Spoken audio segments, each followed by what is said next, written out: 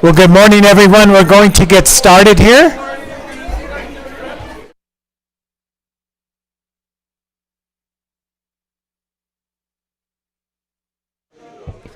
Good morning, Mayor. Good morning, Ms. Prime. Good morning, everyone, and welcome to the presentation of the Mayor's proclamations. This morning, we begin with the Pledge of Allegiance. And the Pledge of Allegiance this morning will be led by St. Clement School at the invitation of City Representatives Lily Limon and Art Fierro.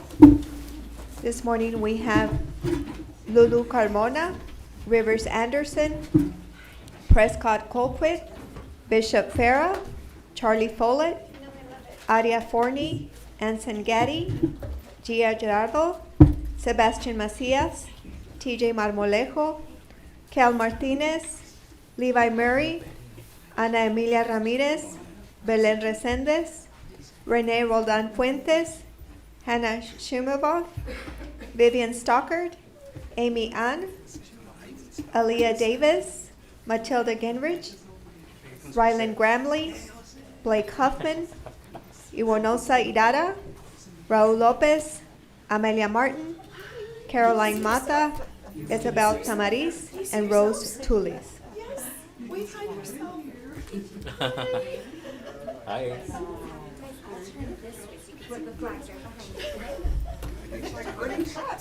To who? Who is? Hold them up. Okay, listen guys, we're looking at the flag, right over here, and move over a little, come this way, come girls, come girls. Levi, where are you? Come on, come to the front. Cal, come on over, come on. Bishop.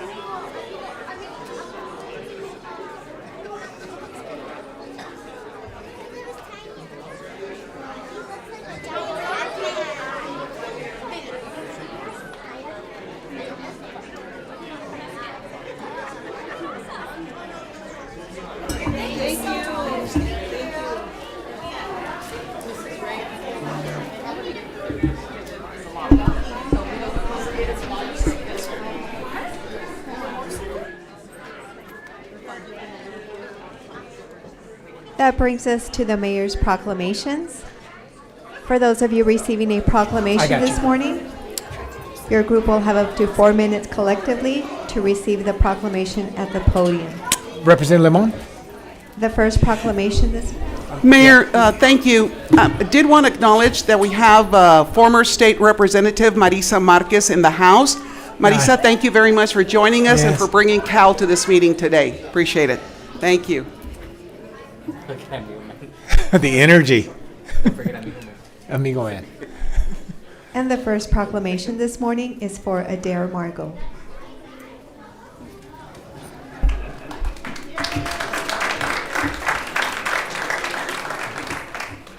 Good morning. Good morning.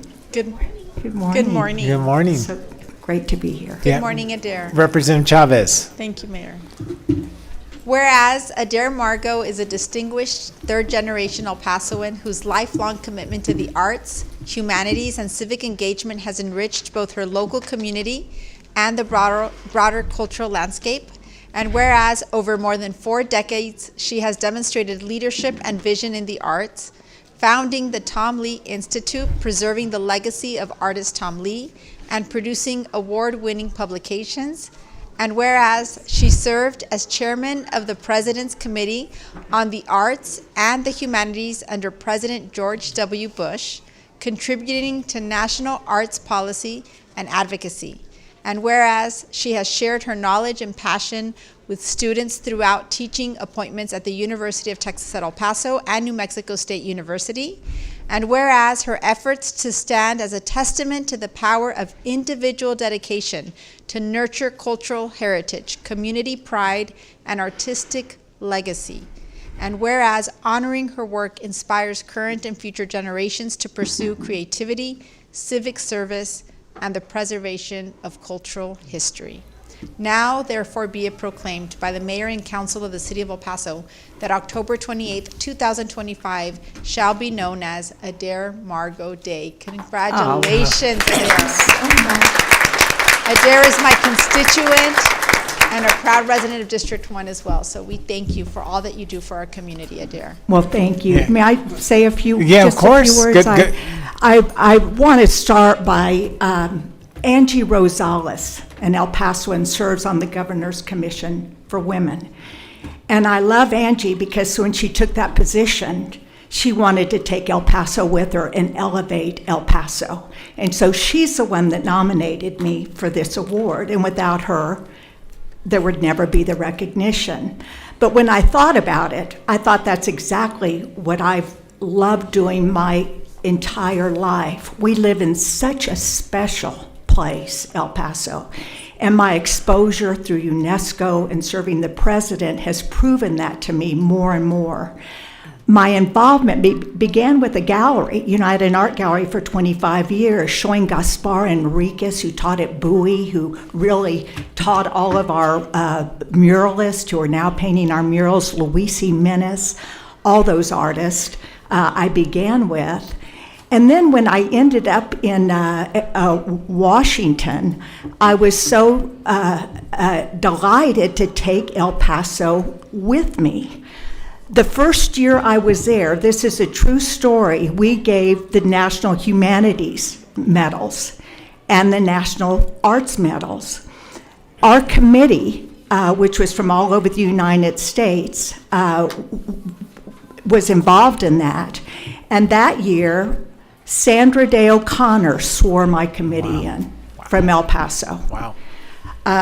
Jose Cisneros won the National Humanities Medal. Tom Lee was hanging in the Oval Office. Jerry Rubin sponsored our reception at the White House. And someone on my committee said, do all roads lead to El Paso? And I said, they most certainly do. And I wanted just a final thing. There's so many, I've never been by myself, but doing the oral history of both Tom Lee and Jose Cisneros at UTEP was an eye-opener to me because it taught me how our community relates to other people and how we like, no matter where you've come from, to be elevated. Tom Lee was working on the most well-known mural, not the most well-known, the finest mural of the New Deal period is our federal courthouse mural called Pass of the North. Jose Cisneros was a refugee from Mexico, from Durango, Mexico, who was working at the White House department store and did drawings on the back of discarded signs because he didn't have paper. And he went to the courthouse to show his drawings to Tom Lee. Tom Lee got off the scaffolding, looked at him, told him it was great. He was depicting his own people.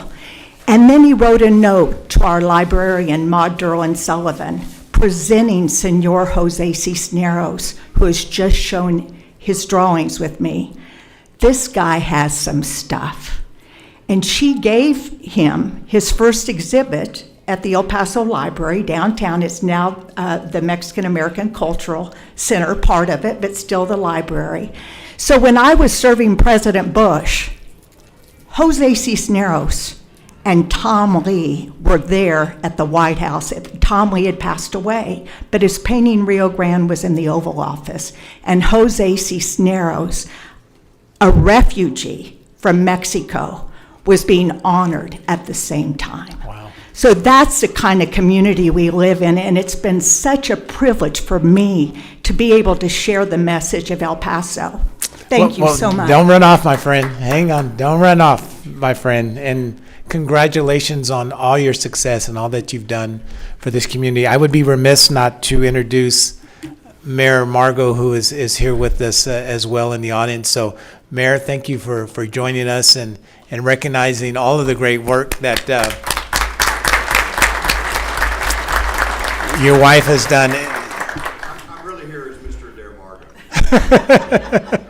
And Adair, you have led so many countless tours by National Walking Tours into Juarez, and so many groups. You actually led a group with the Texas Lyceum when we had a meeting here, and you have truly changed that negative perception about this community by taking people into Juarez and showing them the rich culture of the region.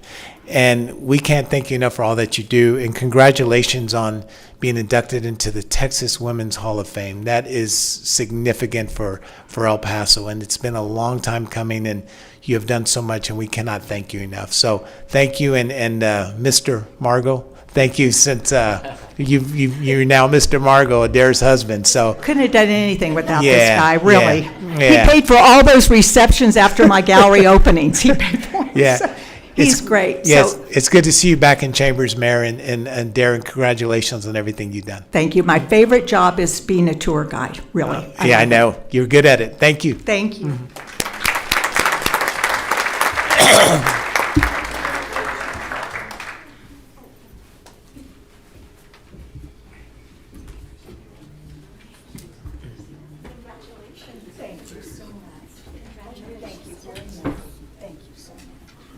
Good to see you. Thank you. It's so nice to see you. The mayor's not going to come up? Oh, there he is. Mr. Dear Margaret.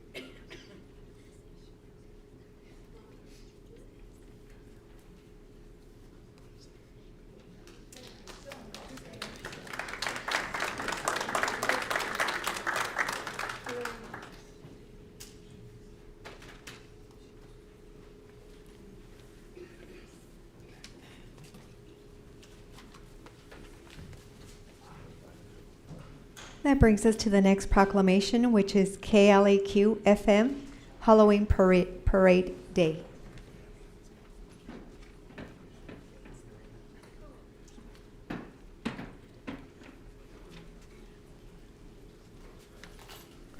Good morning. Good morning. Good morning. How you guys doing? Good morning. Hey guys. Hey friends. Representative Rocha. Thank you, Mayor. And good morning to everyone. Who had a long night watching the Dodger game last night? Yes. Who watched all 18 innings? Yes. Yes, way to go. So thank you for being here this morning. I really appreciate it. And with this, I'm going to start the reading of your proclamation. Whereas on October 31st, 1986, KLAQ 95.5 FM radio station created the annual Halloween parade as a fun and creative promotion to bring the community together in celebration of Halloween annually. And whereas over 40 years, KLAQ FM has entertained families, friends, and children alike at our annual Halloween parade. This community event was designed to create a safe and engaging event that is free to the public and free to participants. Sponsors, high school teams, organizations, and bands, local sports groups, clubs, and community organizations have made the KLAQ Halloween Parade an annual tradition for Halloween fun, whether participating in the parade or attending the parade as a spectator. And whereas this great community event was created to provide entertainment to El Paso families, friends, and children in a safe atmosphere that embodies fun, music, candy, and creativity for the Halloween day each year. And whereas KLAQ has invited thousands of participants and spectators annually over 40 years, that includes special guests and local heroes as grand marshals. And whereas it is an honor to recognize the commitment and dedication from the staff at KLAQ FM and Town Square Media, who have taken the initiative to provide a great community event every year on Halloween for the past 40 years. Wow. Now, therefore, be it proclaimed by the mayor and council of the city of El Paso that Friday, October 31st, 2025, shall be known as KLAQ FM Halloween Parade Day. Signed by the Honorable Mayor Bernard Johnson. Congratulations. Good morning, Brad. Good morning, Mayor. How are you today? I'm good. How are you doing, my friend? I'm doing great. My name is Brad Dubow. I'm the market president for Town Square Media. I'd like to introduce my staff real quick. Sure. Okay. I'm Connie Hernandez. I have worked at the station, I think, as 2 years, a couple years less than Brad has, and this is my 38th parade putting it together. Wow. With the great team of staff at our office. I'm Marina Lee, and I've only been there for 17 years. Wow. And Chad Harris, it's been 20-something years. I can't remember anymore, but. Wow. I'd just like to say thank you for this honor, Mayor, and the entire council. I feel like everyone here is kind of familiar with KLAQ and our morning show and traditions that we've done. Just like to say the Halloween parade couldn't have happened without thousands of different people involved. We've probably given away over 1 million pieces of candy. I'd like to just make sure to remember a couple people here. 3 of them are DJs. One of them was a gentleman named Jerry Wilson. His son now plays for the UTEP. His grandson plays for the UTEP football team. But we were like a little bit younger. We would go to his parents' house at lunchtimes when it was like Disco 95. And I looked at Alvin Park and go, this would be a great place to do an event. And after watching the Doodah Parade before the Rose Bowl out in LA, we said, let's just give this a try. And we, it's easy to say no, everybody knows. So when you say yes, you got to do the work. Yeah. And so bosses and people said yes, and we put the parade together. And we didn't know which routes we were going, so we would block streets, very important streets on Halloween for about 40 minutes, and people would want to kill us because they were unhappy. And we ended up getting the parade route through the neighborhoods, and we've been able to work with the city and the police and thousands of different volunteers to make this event happen. So on behalf of everybody at Town Square Media, KLAQ, the other 2 jocks I'd like to not forget would be Courtney Nelson and Magic Mike Ramsey. They were all both really critical, and even that lamp so critical in like having this parade and this event continue. And without the dedication of like Connie and Chad and Marina here, it would not as well. So it's a commitment from a lot of people. And then afterwards, there's a new part to the parade, the Candy Bash. I'll let you talk about that real quick. Yes, thank you. I also want to extend my thanks. It's a true love putting it together. It's a lot of work, and it's been a great fun. The week of, it's not so much fun because I'm going crazy, but we do appreciate the honor, and thank you very much, Councilman Rocha, for honoring us today, and all your help with Julia and your team. They've been great. We are extending what we do. Normally, it ends right as the sun is setting and everybody disappears instantly. This year, we're actually having a little candy bash in the park afterwards, kind of like a post-celebration. We've got some food vendors and different clients and sponsors that are going to be having games and additional ways for the kids that show up to get more candy treat bags and get more candy. So we would invite anyone that is coming to stay and have a Halloween party there and enjoy the festivities there at the park. But thank you all for your support. We appreciate it. Very welcome. That's it. Thank you very much. Yeah, hey, don't run off. Representative Fierro. Oh, thank you, Mayor. Brad, thank you. Thank you for your partnership with our community, the great concerts you have brought. I was looking at your bio. It said you started at KLAQ in 1964. Is that right?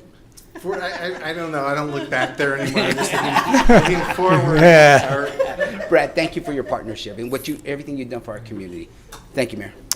Well, I'm going to be a little bit easier on my friend there. I don't think he started in 1964. But again, thank you guys for what you do for this community. A couple things. So I believe it starts at 3:30. Album, can you tell us a little more details of where it starts and Album Park and all the good stuff? It starts and ends at Album Park, and it'll start promptly at 3:30.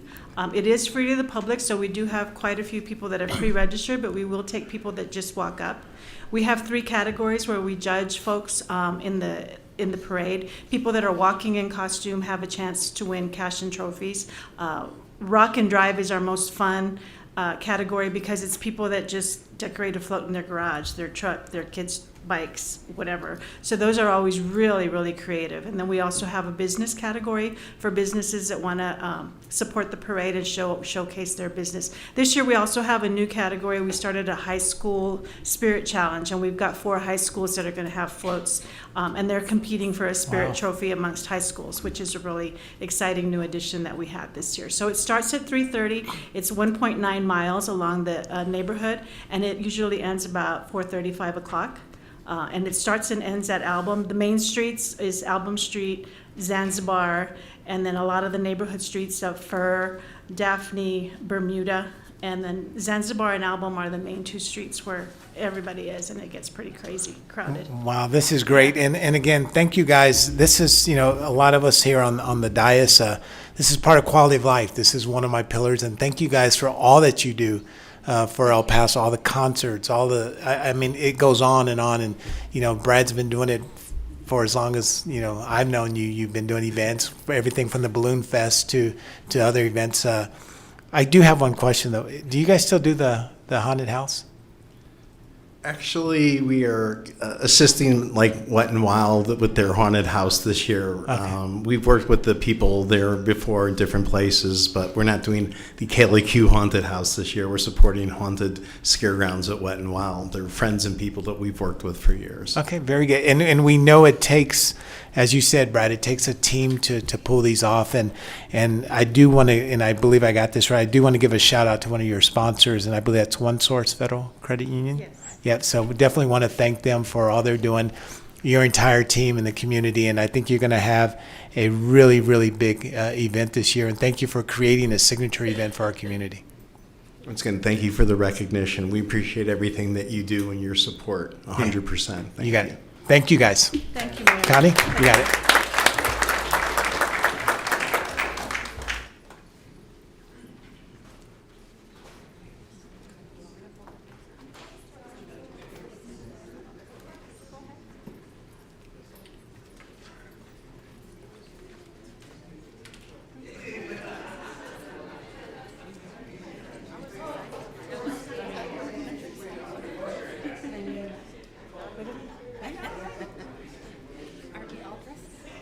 No, I mean.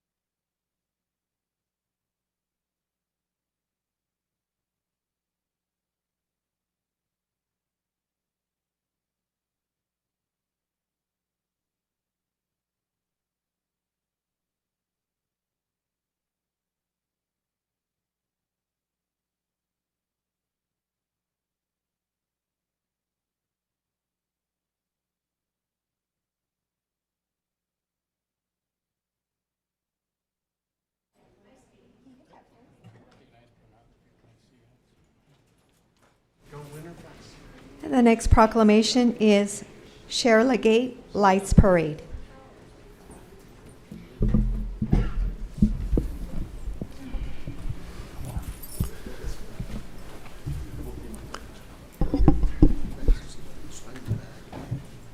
Good morning, everyone.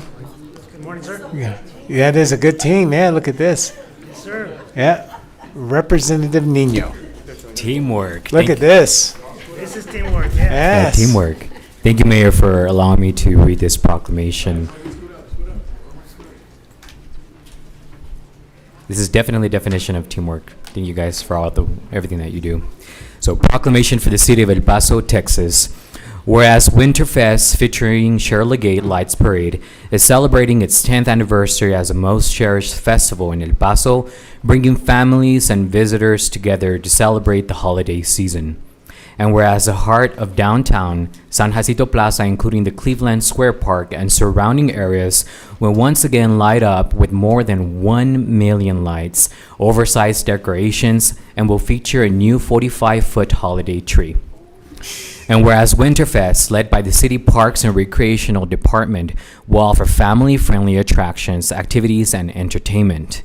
And whereas the 6-week Winterfest season draws more than 550,000 people in our downtown to enjoy outdoor ice rink, interactive holiday displays, weekly local performances at San Jacinto Plaza, a unique tasting experience at the Holiday Food Truck Village, and musical display of lights at Cleveland Square Park.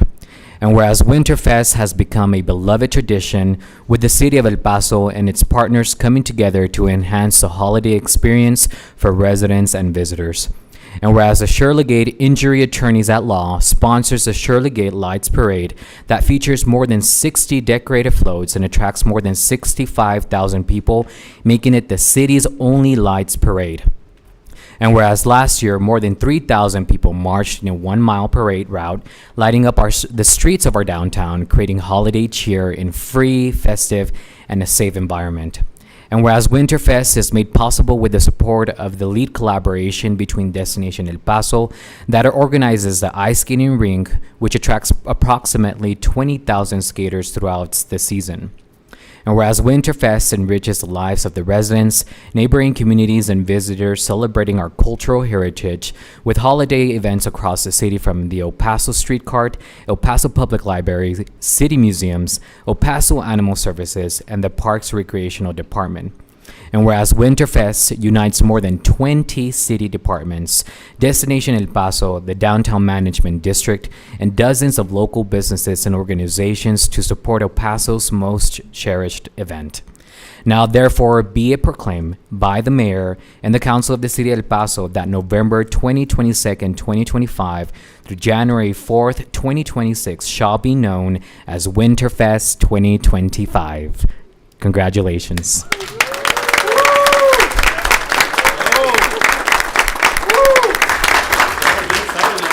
I know. Good morning, Pablo. Good morning, Mayor and Council. How's everybody doing today? Good, good. Perfect, perfect. Well, it's that time of the year now.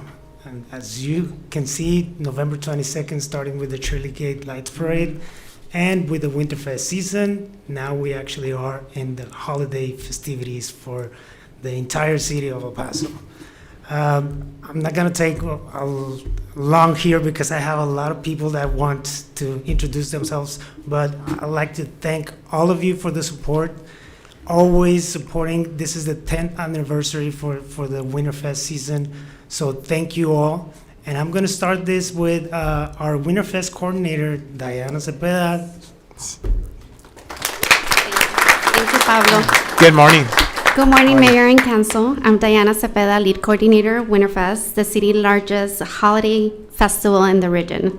And I want to thank you, Mayor and Council, our city leadership, Parks and Recreation Department staff, and of course, our Pablo Caballero, our director, and our Deputy City Manager, Richard Bristol, for all the support we had over the past 10 years. Since it began, Winterfest has grown every year with more than 500,000 people attending last year's season that lasted 6 weeks. None of this will be possible without partners, and I know Representative Nino already mentioned them, but we want to thank Downtown Management District, Destination El Paso, Jose Garcia, and his team, and all the city departments that work together to create the biggest holiday celebration. In our community, we have worked very hard to be able to bring this event every year, and we also want to thank other city departments, Ben Five, Managing Director, as well as all the staff for all the city departments. I want to thank our sponsors, Telemundo, our television sponsor, GECU, for providing free pictures with Sana. They are also the title sponsor for the ice rink this year. Of course, we also want to thank and welcome to a first-time sponsor, Point Homes, as they are a sponsor the holiday fiestas this year. And a special thanks to Shirley Gate Law Firm for once again stepping up to sponsor the Shirley Gate Lights Parade, and they have been our sponsor for the past 7 years.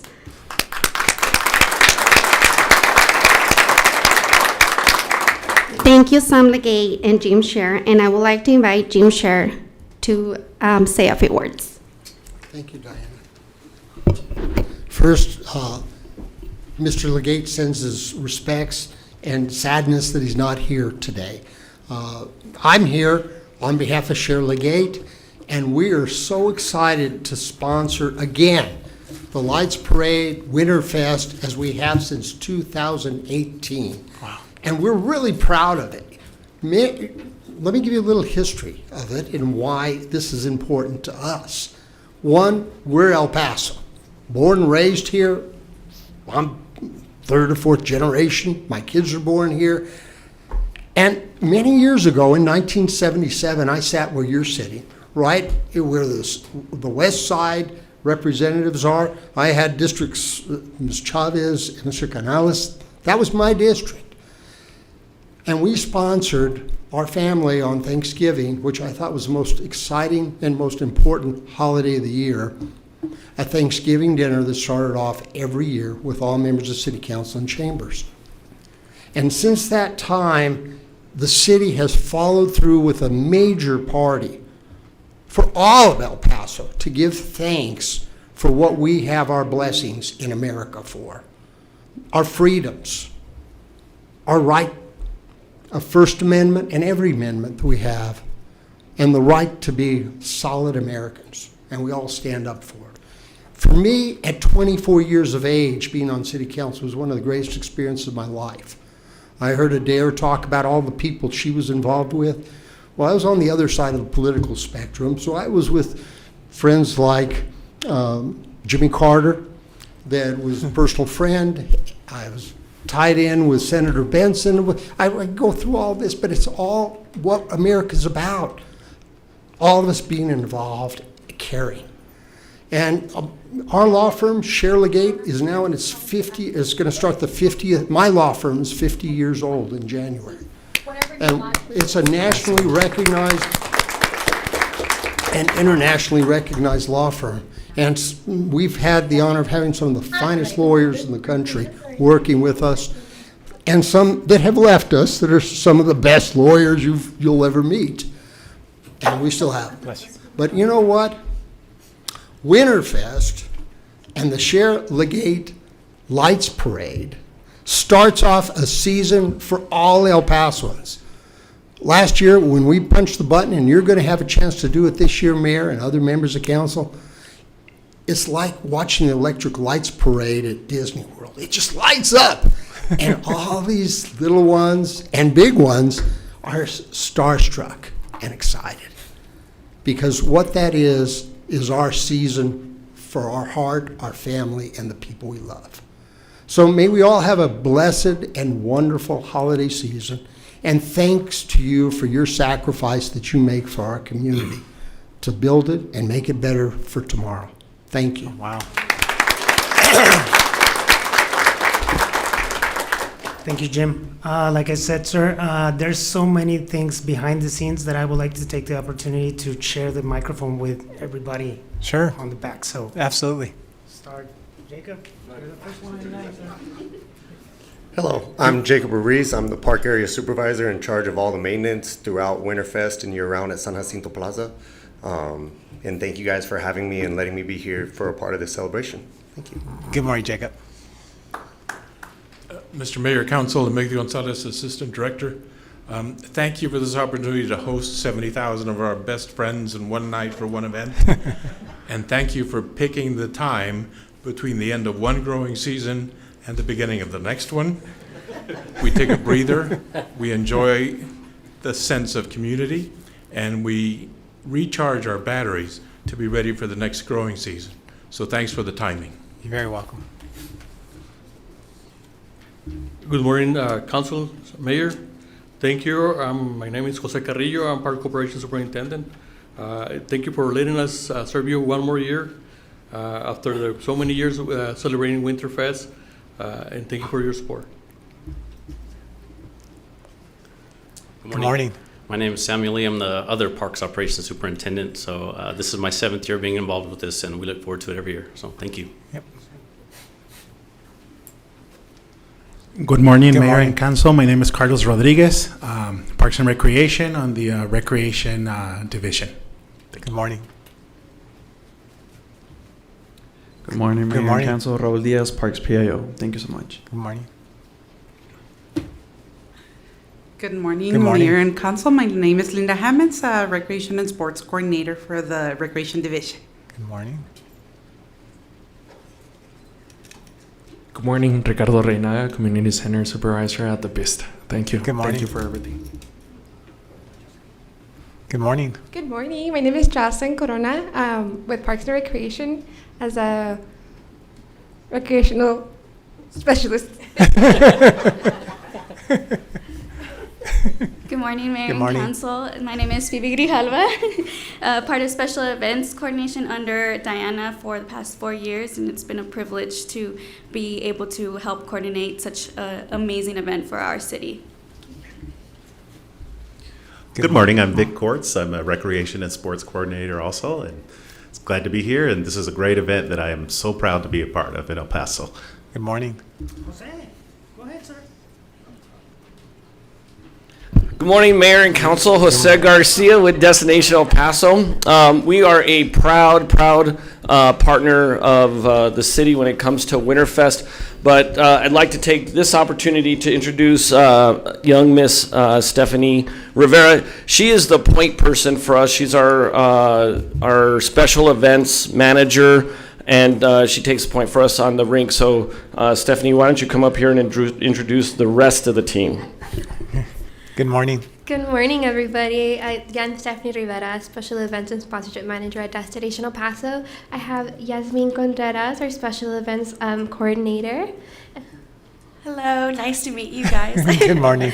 And then we have Marisa La Huerta, our Director of Event Services.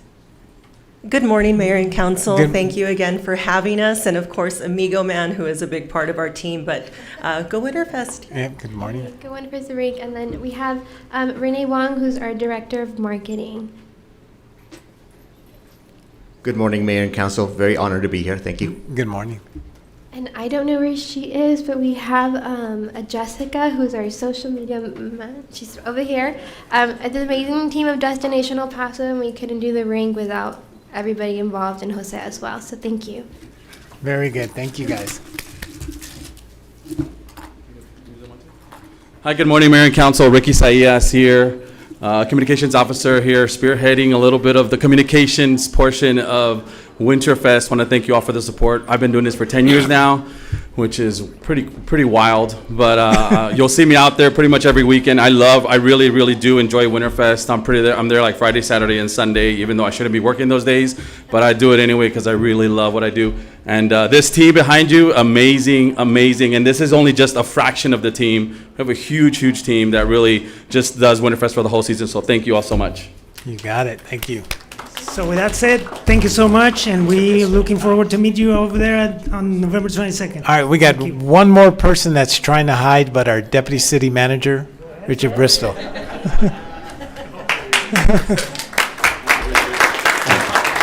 Ben at? Richard Bristol, Deputy City Manager, and it's a great pleasure to work with this group. After 20 years in the street department and fighting traffic and infrastructure, it's a lot of fun to work with the quality of life departments. Thank you. Yeah, and Ben? Good morning, Mayor and Council. Ben Fife. I've had the privilege of working for this event for 11 years because I got tasked to actually come up with a way to create a much larger experience for El Pasoans. Rep. Limon remembers that when we redesigned San Jacinto Plaza. So it's been a pleasure to take it from a very modest display to actually shorting out downtown for a whole night because of how many lights we put on. So thank you so much. Representative Fierro? Thank you, Mayor. Thank you so very much. And, you know, Rick put it best when he said, this is just the tip of the iceberg of all the organizations, of all the people who helped put this together. And I want to thank all the sponsors here, the Parks and Rec, and everybody's here that's going to help us be another successful event. But, Mayor, I'd be remiss if I didn't pull Jim to the front and bring up that you're fourth generation, just for the record, El Pasoan. Your family's still here. But you left out the most important. Oh, you were the youngest representative to ever sit up here. I'm sorry, Representative. You guys are not the youngest. Jim is the youngest. Thank you. But Jim, you're such a mentor. You're such a friend. You're such a great partner in our community. And then between there, I don't know where, but you practice law, I hear. But thank you for everything you do and give back to our community. Thank you, Mayor. Thank you. Representative Chavez. Real quick, Mayor and Council, if I can, I'm going to get in trouble if I don't recognize Ana Sandoval here. You guys see her all the time. Yes. She's our social media coordinator. She's done a tremendous job, thank you, and as well as Laura Cruz Acosta, who's over there too. So they're all involved in Winterfest hardcore, so thank you. Representative Chavez. Thank you, Mayor. And I'm just so excited to celebrate Winterfest, and I want to thank all the departments that are involved in this wonderful event for the community. But I do have to correct you, Pablo, just briefly if I can. I think Diana's not the coordinator for Winterfest. I think she's known as a Winterfest queen. Is that right? So all hail to the queen of Winterfest. Thank you so much for the work you're doing. Thank you. Yeah, thank you guys so much. I mean, this is an incredible event, not only for the city of El Paso, but for downtown and I remember taking my daughters out there, and as Jim said, seeing the smile on their faces, to see all the lights, the hot chocolate that is spilled in my car. But it's been so much fun to witness what you guys have done in transforming our downtown. I got to tell you, no, okay. We were going to say Chris was the youngest council person, but not true. So, We checked his ID. okay, good. Not true. Okay. But there's been more than 550,000 people attend this event. So let's set a record for this year. Let's get that up near 600,000. Okay? Let's do it. Congratulations to, I know it takes a village. I know it takes a village to pull this off, because this is a big event. And when you're entertaining this many people for that long of a period of time, it takes sponsors, it takes the parks, it takes Destination El Paso. I could go on and on and on and on. But most importantly, we got the Amigo Man here to help us celebrate. Yeah. So thank you guys so much. Mayor, they do have Destination El Paso has some gifts for you all as well. And then they'll have a folder right in front of you that has the map, information for Winterfest. So please join us, not just for opening day, but throughout the season. Wow, look at this. We're going to try to take a picture. Picture time.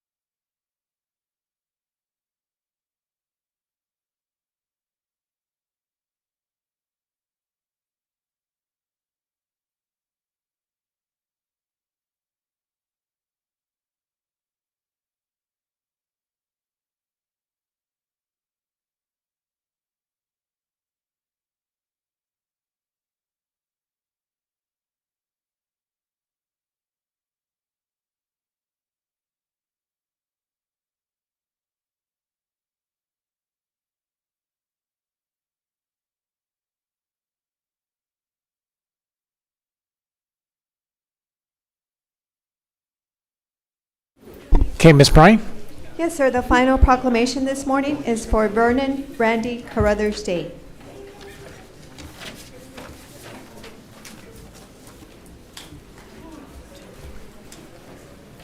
Good morning. Good morning, sir. Good morning.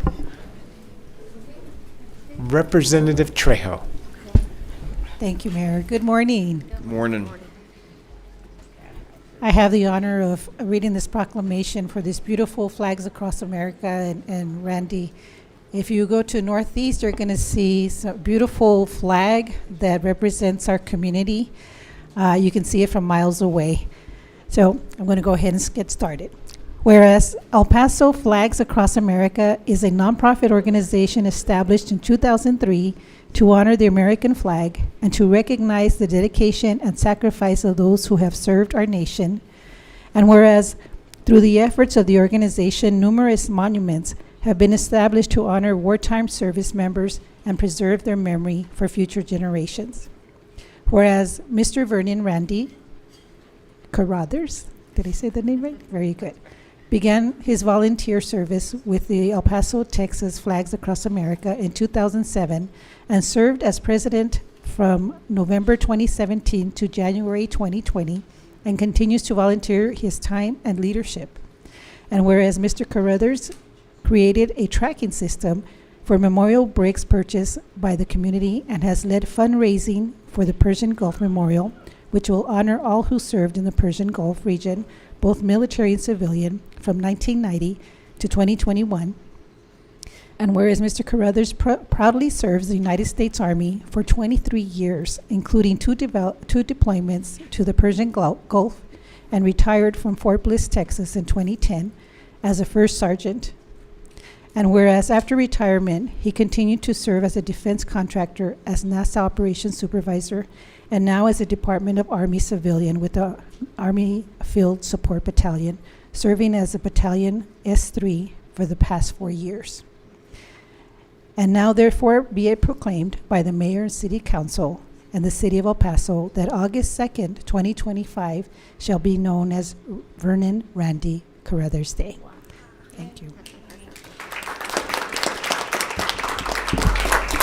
Good morning. Good morning, sir. I just want to introduce, my name is Vernon. Well, it's Randy Carruthers. Formal name is Vernon. I just want to introduce my team here. That I couldn't have done this without them, but I'll let them come up and introduce themselves. Okay. Starting with my wife. Denise Carruthers. Good morning. Good morning. Terry Larby. Good morning. Al Bates. Thank you. Good morning. Gloria Nicholson. Good morning. Betty Halliburton. Good morning, Betty. Cliff Seaman. I'm Vice President of El Paso, Texas Flags Across America, and we are so proud of this guy. He's really worked hard. Yeah. Come see that monument. It's a heart-thumping tribute, and it's beautiful. Absolutely. Thank you, Randy. Thank you, Mr. Mayor, City Council. I just wanted to give you a little back brief on the memorial. We started this project 7 years ago. It took us 7 years to raise the funds, to establish and to install it, and I could not have done it without all the people that standing behind me today. They're the ones that really was out there fundraising while I was working, doing my normal, supposed to be 8 to 5 job, which was not true.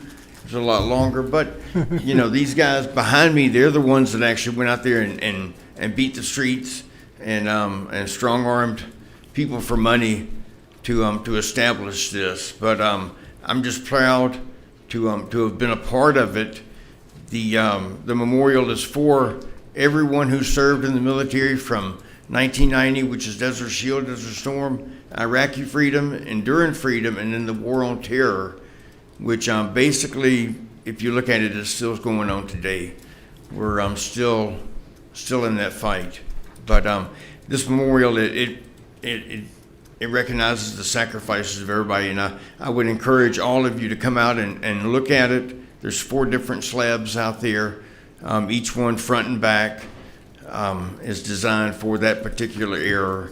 But I would encourage everyone to come out and check it out, and to let the people in your districts know that we're there, because for as long as I've been out there, every week we do the food truck events on Wednesday, which is tonight is our last one, and it'll be held at Sam's parking lot as the grand finale. But people come out there all the time and they say, I've lived in El Paso all my life, and I never knew that I could come to this flag site. You know, and it kind of blows my mind. But when you go over 54, the only thing you see is the flag. That's all you see. But come down there and actually tour the grounds. They are definitely sacred grounds, and I encourage everyone to come out. And I'm just proud to be, a prior president of the Old Glory Memorial, and it's just a great honor for this. Thank you very much. You're very welcome. Well, Randy, thank you. First of all, thank each and every one of you for your service to this country, and thank you for honoring so many that have served, and especially those who paid the ultimate sacrifice. Randy, can you tell us a little bit more about the memorial bricks, and if there's still bricks available to purchase? Yes, there's still bricks available to purchase all over the Old Glory Memorial. Each one, the funds go toward that memorial to help maintain it and stuff. The bricks are a $100 donation. Turnaround time is about 3 weeks on all the bricks. I do all of those myself. Well, I don't engrave them, but I coordinate the in and out process to getting them there and getting them installed. But the bricks are a great way to honor someone, either past or present. You don't have to have served in the military for the bricks to go in certain areas. There's very little stipulations on what you can do if you need help with the bricks, formatting them basically. Because people say, I don't know what to put on there. Well, let's talk about it. And we talk about it, and we start with the rank and the name and the this and that, and lo and behold, you have a full brick. So, I encourage, if you need any help or whatever. We just started the World War II Memorial. Well, we didn't start that memorial, but the memorial has been there for 20 years, and we've just installed the area in front to put bricks in front of it so we can go back, and if you have a relative or someone you want to honor that served in World War II, we can put bricks out there in front of that also now. Yeah, very good. Yeah, we, and as Cliff said, and as everyone standing there knows, it is an incredible space there in Northeast to visit. I've been out there a number of times. I've seen Cliff, I've seen all of you guys out at the Flags Across America. And, whatever we can do as a community to continue to help you guys improve that area, fundraise, and do what we can, I encourage my colleagues along the dais here to go out and visit it. There's a store there. Most people don't know that you have a store. You want to tell us about the store? Store manager is right there. What do you say? The store manager. Oh, yeah, I'm the store manager. What I do is I sell anything flag related, and I have t-shirts, hats, hoodies, windbreakers, and all kinds of flags. So stop by the store if you're up there, and I'll sell you anything. Thank you. Very good. Well, Randy, congratulations on this day, and congratulations to your team that's here. And again, I encourage everyone to go out and visit the facility. It's phenomenal, and we got to go in the store and buy some flags. Yes, sir. Representative Limon? Thank you. Thank you very much. It's always great to see you all. What a beautiful, beautiful site it is out there. Had the opportunity to visit. And Betty, been out there on different projects and activities that you have headed. And so I'm going to take the mayor's challenge, and I will be purchasing a brick that will be, and you will need to help me with it, in honor of Carl Robinson. I'm sure he might already have one, but if he doesn't, if he does, here's another one to add to the walk in the Vietnam Memorial. Thank you very much. Wow, that's great. Representative Fierro. Mayor, I can't be outdone by my desk mate here. Please, I'll purchase a brick too. Thank wow, you. we've got 2 bricks already sold there, Randy. And Representative Trejo? course, I need to do that as well. So yes, I'll be donating as well for the bricks. Yes, ma'am. We've got some bricks sold already, and then we appreciate that. So I appreciate the colleagues stepping up and getting a brick, okay? Yes, Yeah, yes, sir. thank you guys very so much. I appreciate it.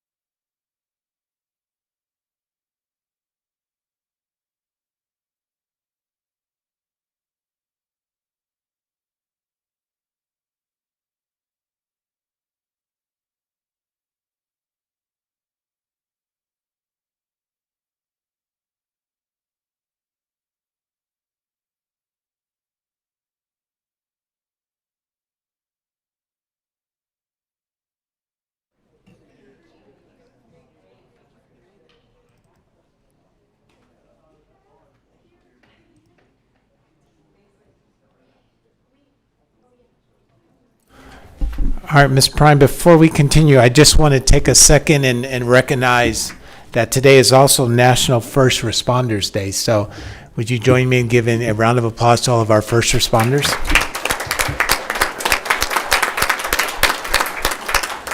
Okay, Ms. Prime. Thank you, Mayor. Good morning. This is a meeting of the El Paso City Council for Tuesday, October 28, 2025. Mayor Johnson is present and presiding in council chambers, along with Mayor Pro Tem Chavez, Representative Acevedo, Representative Maldonado Rocha, Representative Boyer Trejo, Representative Nino, Alternate Mayor Pro Tem Fierro, Representative Limon, and Representative Canales. It is 10:10 a.m. Will everyone please silence their electronic devices so as not to disturb the meeting, and rise for the invocation delivered by El Paso Police Senior Chaplain David Mayfield.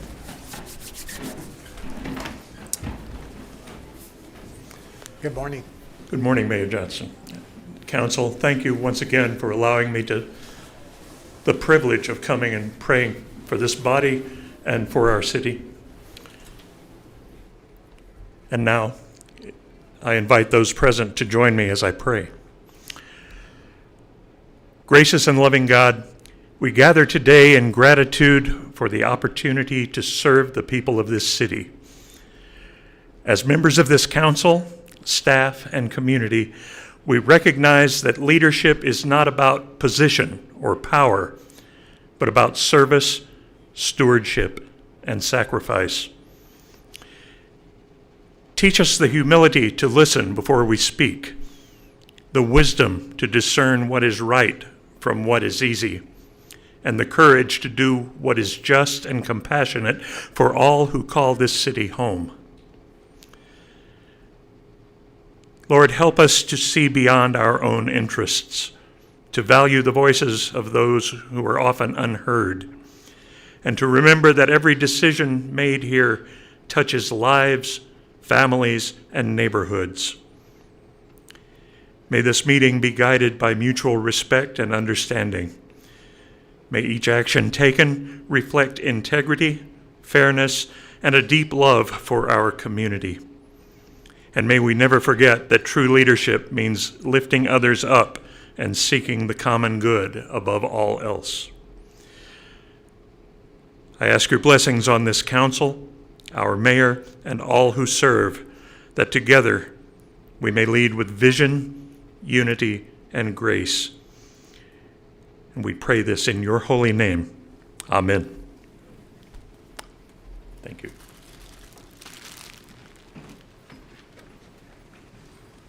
Okay, Ms. Bryan. Thank you, Chaplain. That brings us to public comment on agenda items. This morning we have Mr. Roberto Avalos. Roberto Avalos. He signed up to speak on item number 24. And this is, item 24 is directing the city manager and city attorney to engage collaboratively with the Transportation Security Administration, TSA, and Federal Aviation Administration, FAA, to explore the development of a memorandum of understanding and/or lease agreement regarding the TSA security checkpoint at the El Paso International Airport. Good morning, sir. You have 3 minutes. Good morning. Hi, good morning. I was unexpecting to be first, so I'll go ahead and blow through this since my back is killing me. Thank you everyone for being here today. I really appreciate you hearing me out. I am here to speak against the item being proposed on the agenda on the issue by starting by saying this specific item, while it may sound administrative, actually steps into federal grounds that distracts us from the issues El Paso needs to focus on. This is a distraction, waste of time, and taxpayer money, and I mean this with all due respect to everyone here, but it is not something we should be focusing on. I would like to emphasize on local versus federal boundaries, and pointing out that TSA and FAA already operate under federal law. For example, the TSA checkpoints is a federal security zone, not a city-run operation, and trying to bind a federal agency to city ordinances, especially about political expression, risks creating jurisdictional conflict. It's not our role to manage or reinterpret federal contracts. It is our role to serve El Pasoans directly. I'd like to frame it as a waste of taxpayer time and focus. For example, we are asking our city manager and city attorney to chase federal contracts and clearances. That's hours of legal work, travel, and bureaucracy. At a time when we're still fighting for a faster 911 response, cleaner streets, and a stronger law enforcement recruitment, this is not where our priorities should be. The public expects us to be efficient and people focused, not paper focused. On to my next point, this would be free speech and transparency concerns. This would, what I mean by this is that when we talk about regulating political language, we need to tread very carefully. Governments should not be in the business of deciding what political messages can or cannot be seen, despite of whatever side you may be in. I mean, political messages are meant to be for everyone, free expression, freedom of speech. As our First Amendment states, this is a slippery slope, one that goes against the free speech values we're supposed to protect. On to my fourth core argument, there is no tangible benefit to citizens. Keeping it simple, this doesn't make lines shorter, it doesn't make us safer, and it doesn't make life easier for travelers. I mean, imagine if the delay due to a plane for a meeting, especially you, Mr. Mayor, who are a very wealthy and successful man. I believe we all have to go to important meetings if we reach that status. And if the delay of a plane has to go because of a TSA message being argued because of whatever the reason may be, I think that's a very ridiculous reason to delay a meeting. And to conclude, the TSA and FFA are federal agencies, not city departments, trying to make them follow local ordinances, especially on something like political language, crosses a line into federal jurisdiction. and this does not help the residents directly. Our priority should be towards the residents ourselves, not towards government-owned properties. With that, that's my time. Thank you very much. Thank you. The next speaker is Mr. Joe Gutenrath. He signed up to speak on item 29, and this item is a presentation on proposed amendments to El Paso City Code 20.20, Historic Landmark Preservation. Good morning, sir. Good morning, Mayor. Good morning. Council members, city managers, city staff. I'm Joe Gutenrath, the Executive Director of the Downtown Management District, which includes 2 of the city's designated historic districts. I want to first start off by thanking Tony De La Cruz and Daniela Casada and the rest of the city staff for their efforts to engage the public and seek input throughout the process and review of proposed amendments. I especially want to thank them for attending the DMD board meeting in June to share their presentation. In addition to that meeting, the DMD was represented at a number of the public meetings, and we did help promote the online survey that they conducted. Despite all that effort, I am very disappointed in the levels of participation from the public in this very important code changes.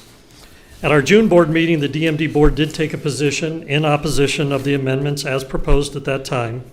The reasons for the board member opposition are reflected in the presentation that they'll provide you later today and in the backup of this item. One of the items that that the board was specifically opposed to was a designation without property owner consent.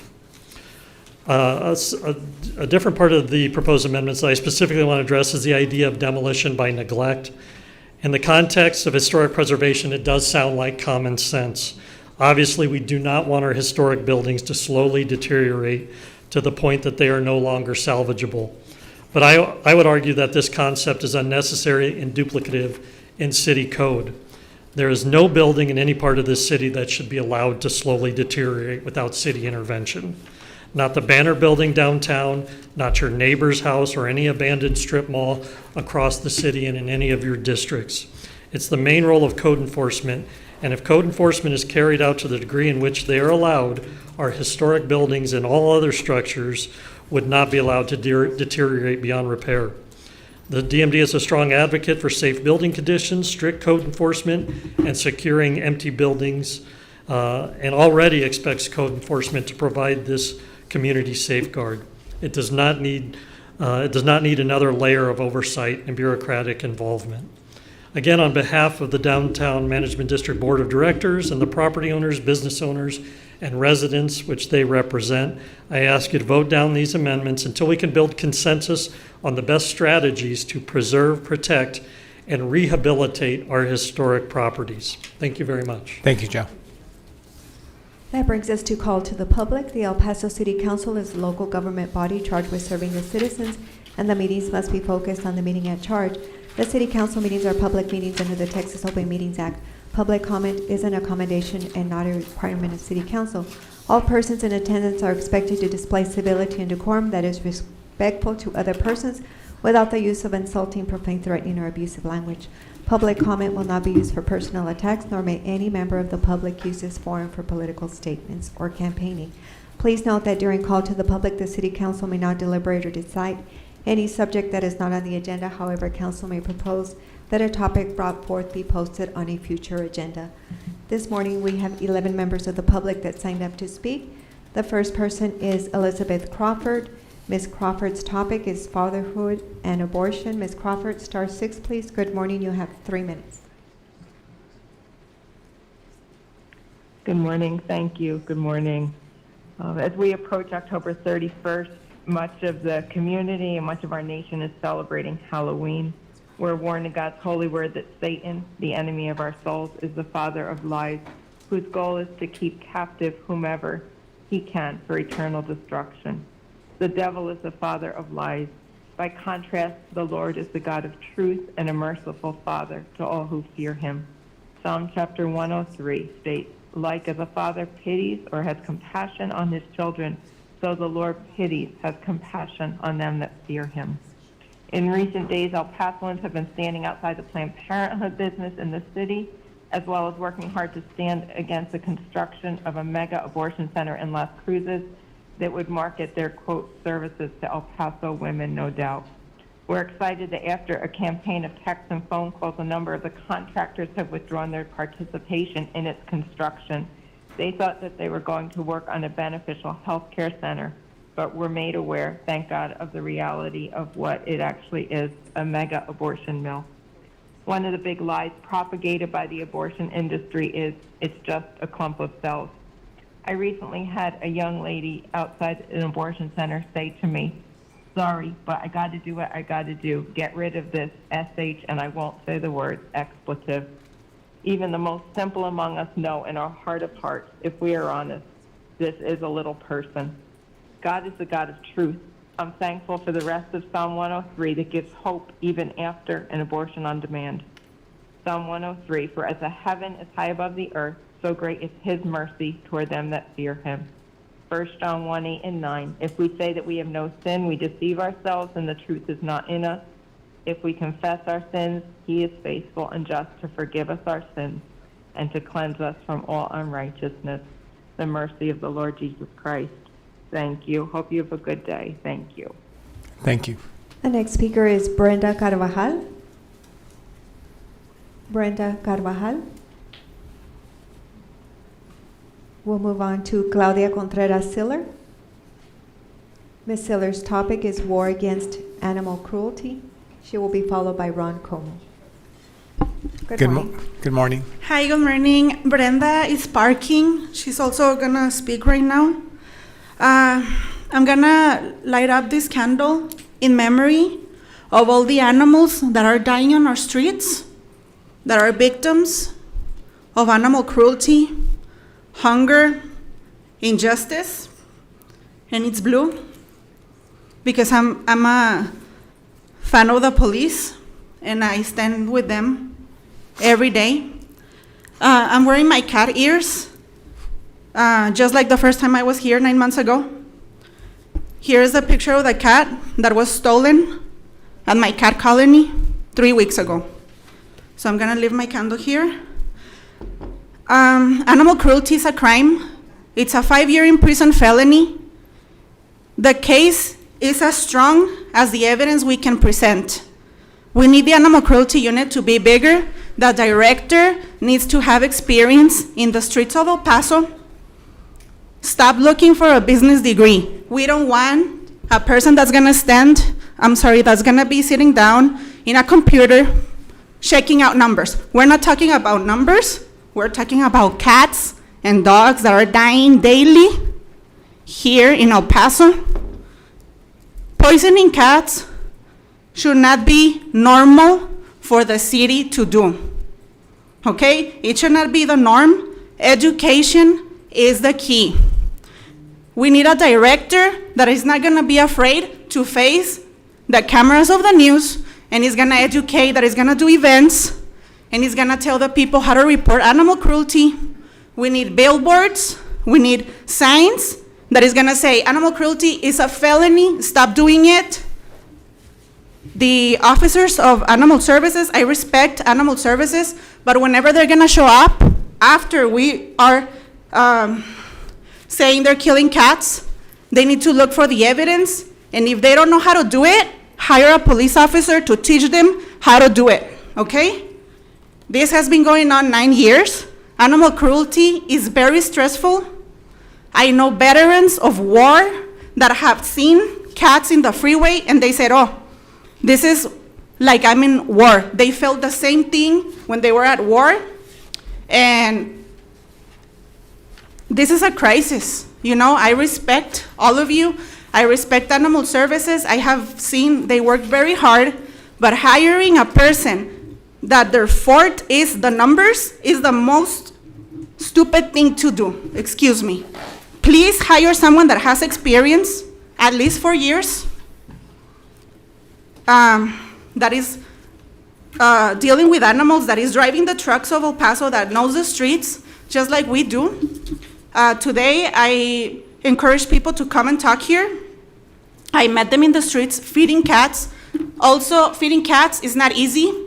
We get attacked by people. Please tell people to do the TNR program. And this is only getting worse.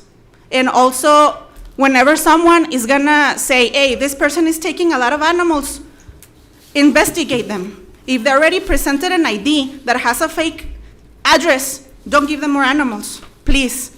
Work on it. Animals have souls, and all of us are their boys. Please hire an expert, not a business person. Thank you. Thank you. The next speaker is Ron Como. Mr. Como's topic is exercising his constitutional rights for rescue of 1983 animal services. He will be followed by Peter Miller Valerio. Good morning, sir. Morning. Good morning, everyone. Good morning. Ms. Lalone, I will apologize for my comments from the last meeting.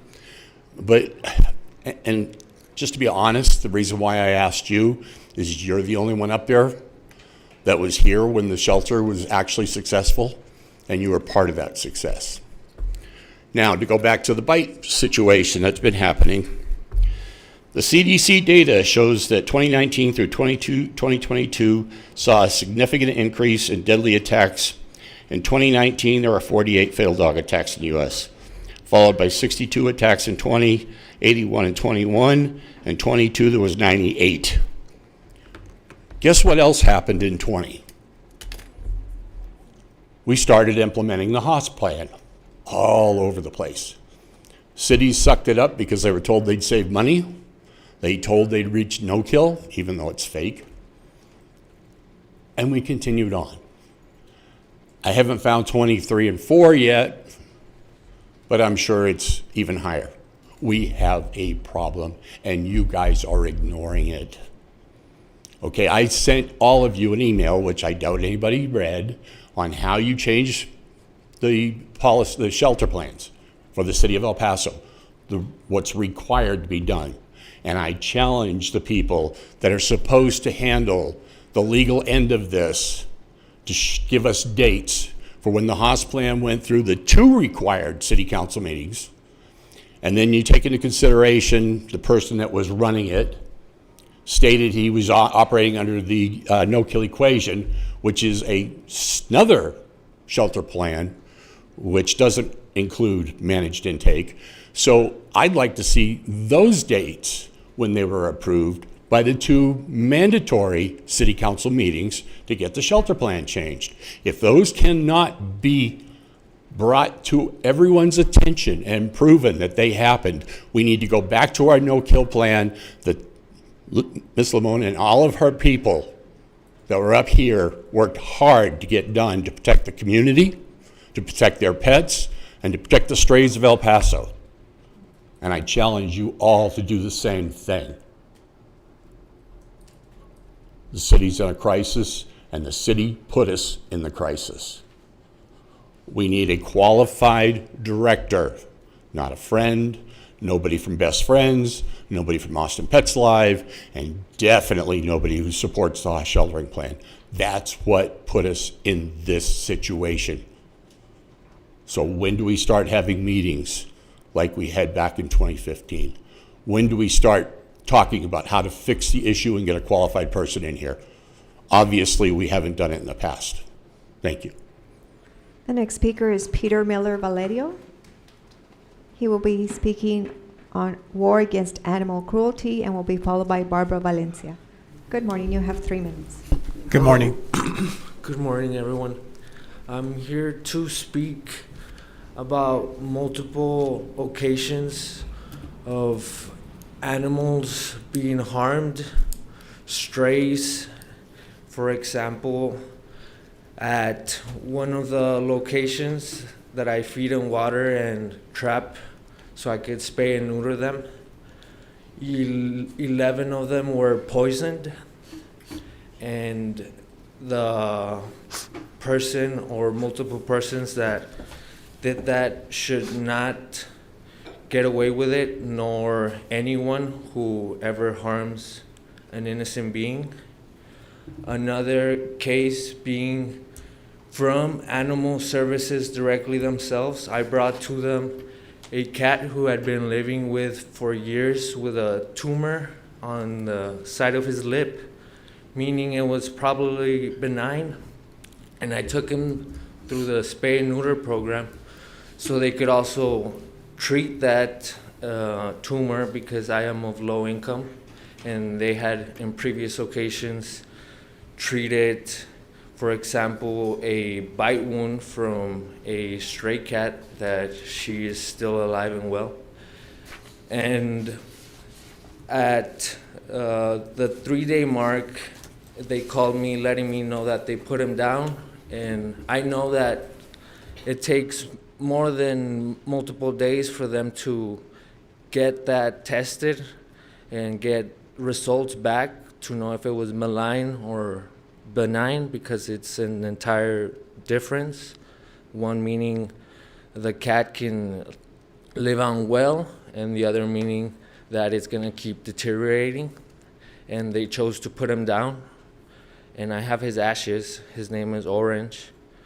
Another case being when I called Animal Services for them to pick up a dog that was roaming, and when the employee showed up in the truck, she was extremely forceful on this dog who did not want to walk when she put the leash around his neck, and the leash was the kind that as soon as you pull, it gets tighter on their neck, and she was choking him. There's no other word for it.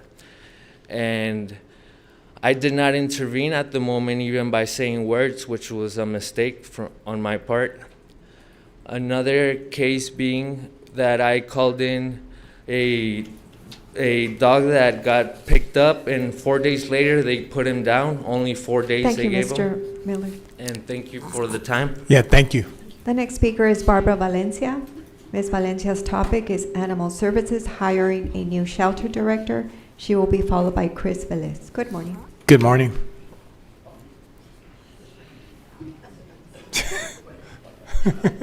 Sorry about that. He might need those. Yeah. Good morning, everybody. I'm Barbara Valencia with Huckleberry Hound Dog Rescue, hiring a new shelter director. According to the city manager, the Animal Shelter Advisory Committee, also known as the ASAC, will be invited to participate in the interview process for a new shelter director. However, the ASAC should not be involved in any aspect of hiring a shelter director due to a conflict of interest. During an ASAC meeting, the vice chairwoman praised Best Friends Animal Society and their in-bed shelter program, claiming it has positively impacted our community. We have been living the nightmare caused by Best Friends for almost 5 years now. It's time for the city and Animal Services to end limited intake, refusing to accept stray and lost animals, leaving them to fend for themselves on the streets. Too many animals have been indiscriminately breeding, suffering, and many died, and will continue to die from starvation, exposure, predation, and being hit by vehicles. Community members are left with the tough decision of either leaving an animal on the street or taking it home, endangering their own families and pets. Meanwhile, local rescue organizations continue to be overwhelmed, frustrated, and financially strained while receiving no support from the city. Despite millions of tax dollars allocated to animal services, this department continuously fails to address the responsibilities as city officials with the power to intervene refuse to end this ongoing animal welfare catastrophe. But that is exactly what the ASAC wants for the animals in our community. In addition to the ASAC promoting Best Friends, that very same vice chairwoman stated at an ASAC meeting, Best Friends has given us $1 million. When asked to elaborate on who is us and how was that money used, she refused to elaborate. When the vice chairwoman of the ASAC states at an ASAC meeting of us receiving a large sum of money, it stands to reason the us is the ASAC. Giving money to influence or curry favor is called a bribe. Our city doesn't need another Best Friends affiliated person as shelter director. The city and the shelter are in a deep enough hole as it is, and it will take years to get out of it because of Best Friends. Bringing in another Best Friend supporter, affiliate representative as the new shelter director will only dig us even deeper into the hole. Having the ASAC involved in any way when it comes to hiring a new director would be nothing short of corruption. Thank you. The next speaker is Chris Velez. Ms. Velez's topic is also El Paso Animal Services. She will be followed by Brenda Carvajal. Good morning. Good morning. Morning. So one thing is I voted for Lily and you, sir, based on accountability. Our new city manager is big on accountability, right? Fiscal accountability. The biggest problem I have with this animal situation is that there's no accountability. There's no oversight.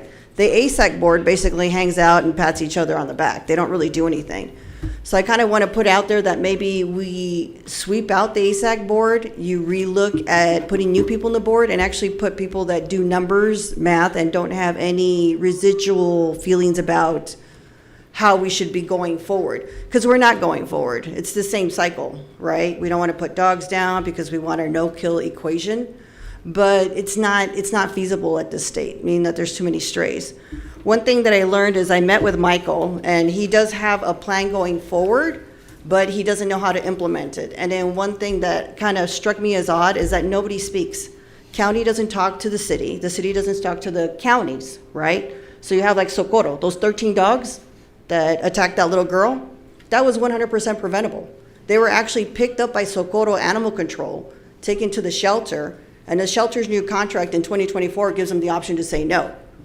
But they're only shelter that has the capacity to accept animals. Socorro hasn't been built up, Horizon hasn't been built up, Fabens hasn't built up. County doesn't even have a shelter.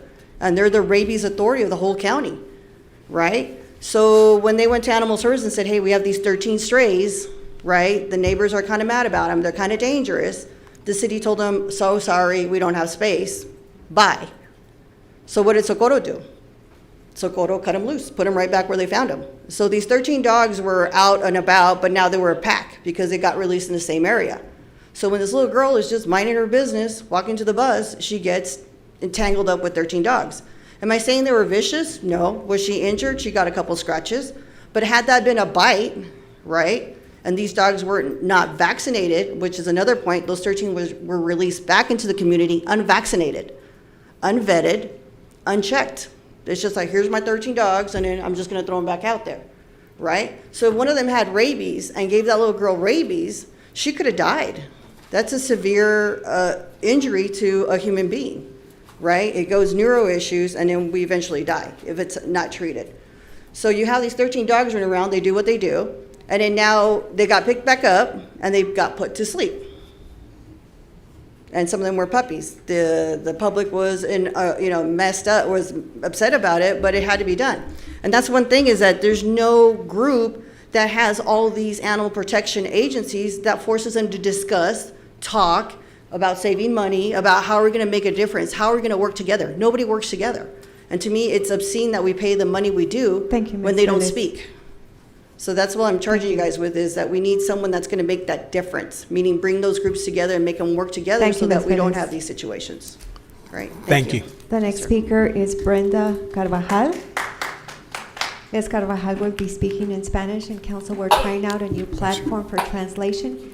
We've sent you a link to follow. You can also follow using the QR code displayed on the screen. Buenos días, tiene 3 minutos. Buenos días, me llamo Brenda Carvajal. Vengo a hablar de la crueldad animal de los gatos. Tengo 4 años dando comida a los gatos abandonados y maltratados. Vengo a proponer que haya gente capacitada, que cuando uno requiera su ayuda lleguen sabiendo qué hacer y que pregunten al llegar a las personas en verdad cuál es el problema que está ocasionando a las muertes de los gatos envenenados que cometen la crueldad animal. A veces no nos pregunta Animal Service cuando llegan, no nos preguntan qué pasó, nomás nos hacen para un lado, le preguntan a la otra persona y le dan más prioridad a la persona que uno está acusando por la crueldad animal que uno que está poniendo al ver que esas personas están envenenando a los animales y al último no nos hacen caso y no investigan como deben de investigar, no ponen, en ese momento no investigan, van y ven que no hay nada y se van y ya no siguen con el caso y se quedan los animales que han muerto, se quedan sin que nadie haga algo por ellos, o sea, no tienen voz. También quiero proponer que necesitamos un director que eduque a la gente de la crueldad animal, que no tenga miedo de parecerse en las cámaras para educar a la gente, que eduque a la gente que no debe de maltratar a los animales, que los debe de cuidar, que no los debe de dejar en las calles, que los deben de poner, si son dueños de sus animales, a ponerlos en un lugar seguro para que los animales no salgan a atacar a la gente ni a otros animales.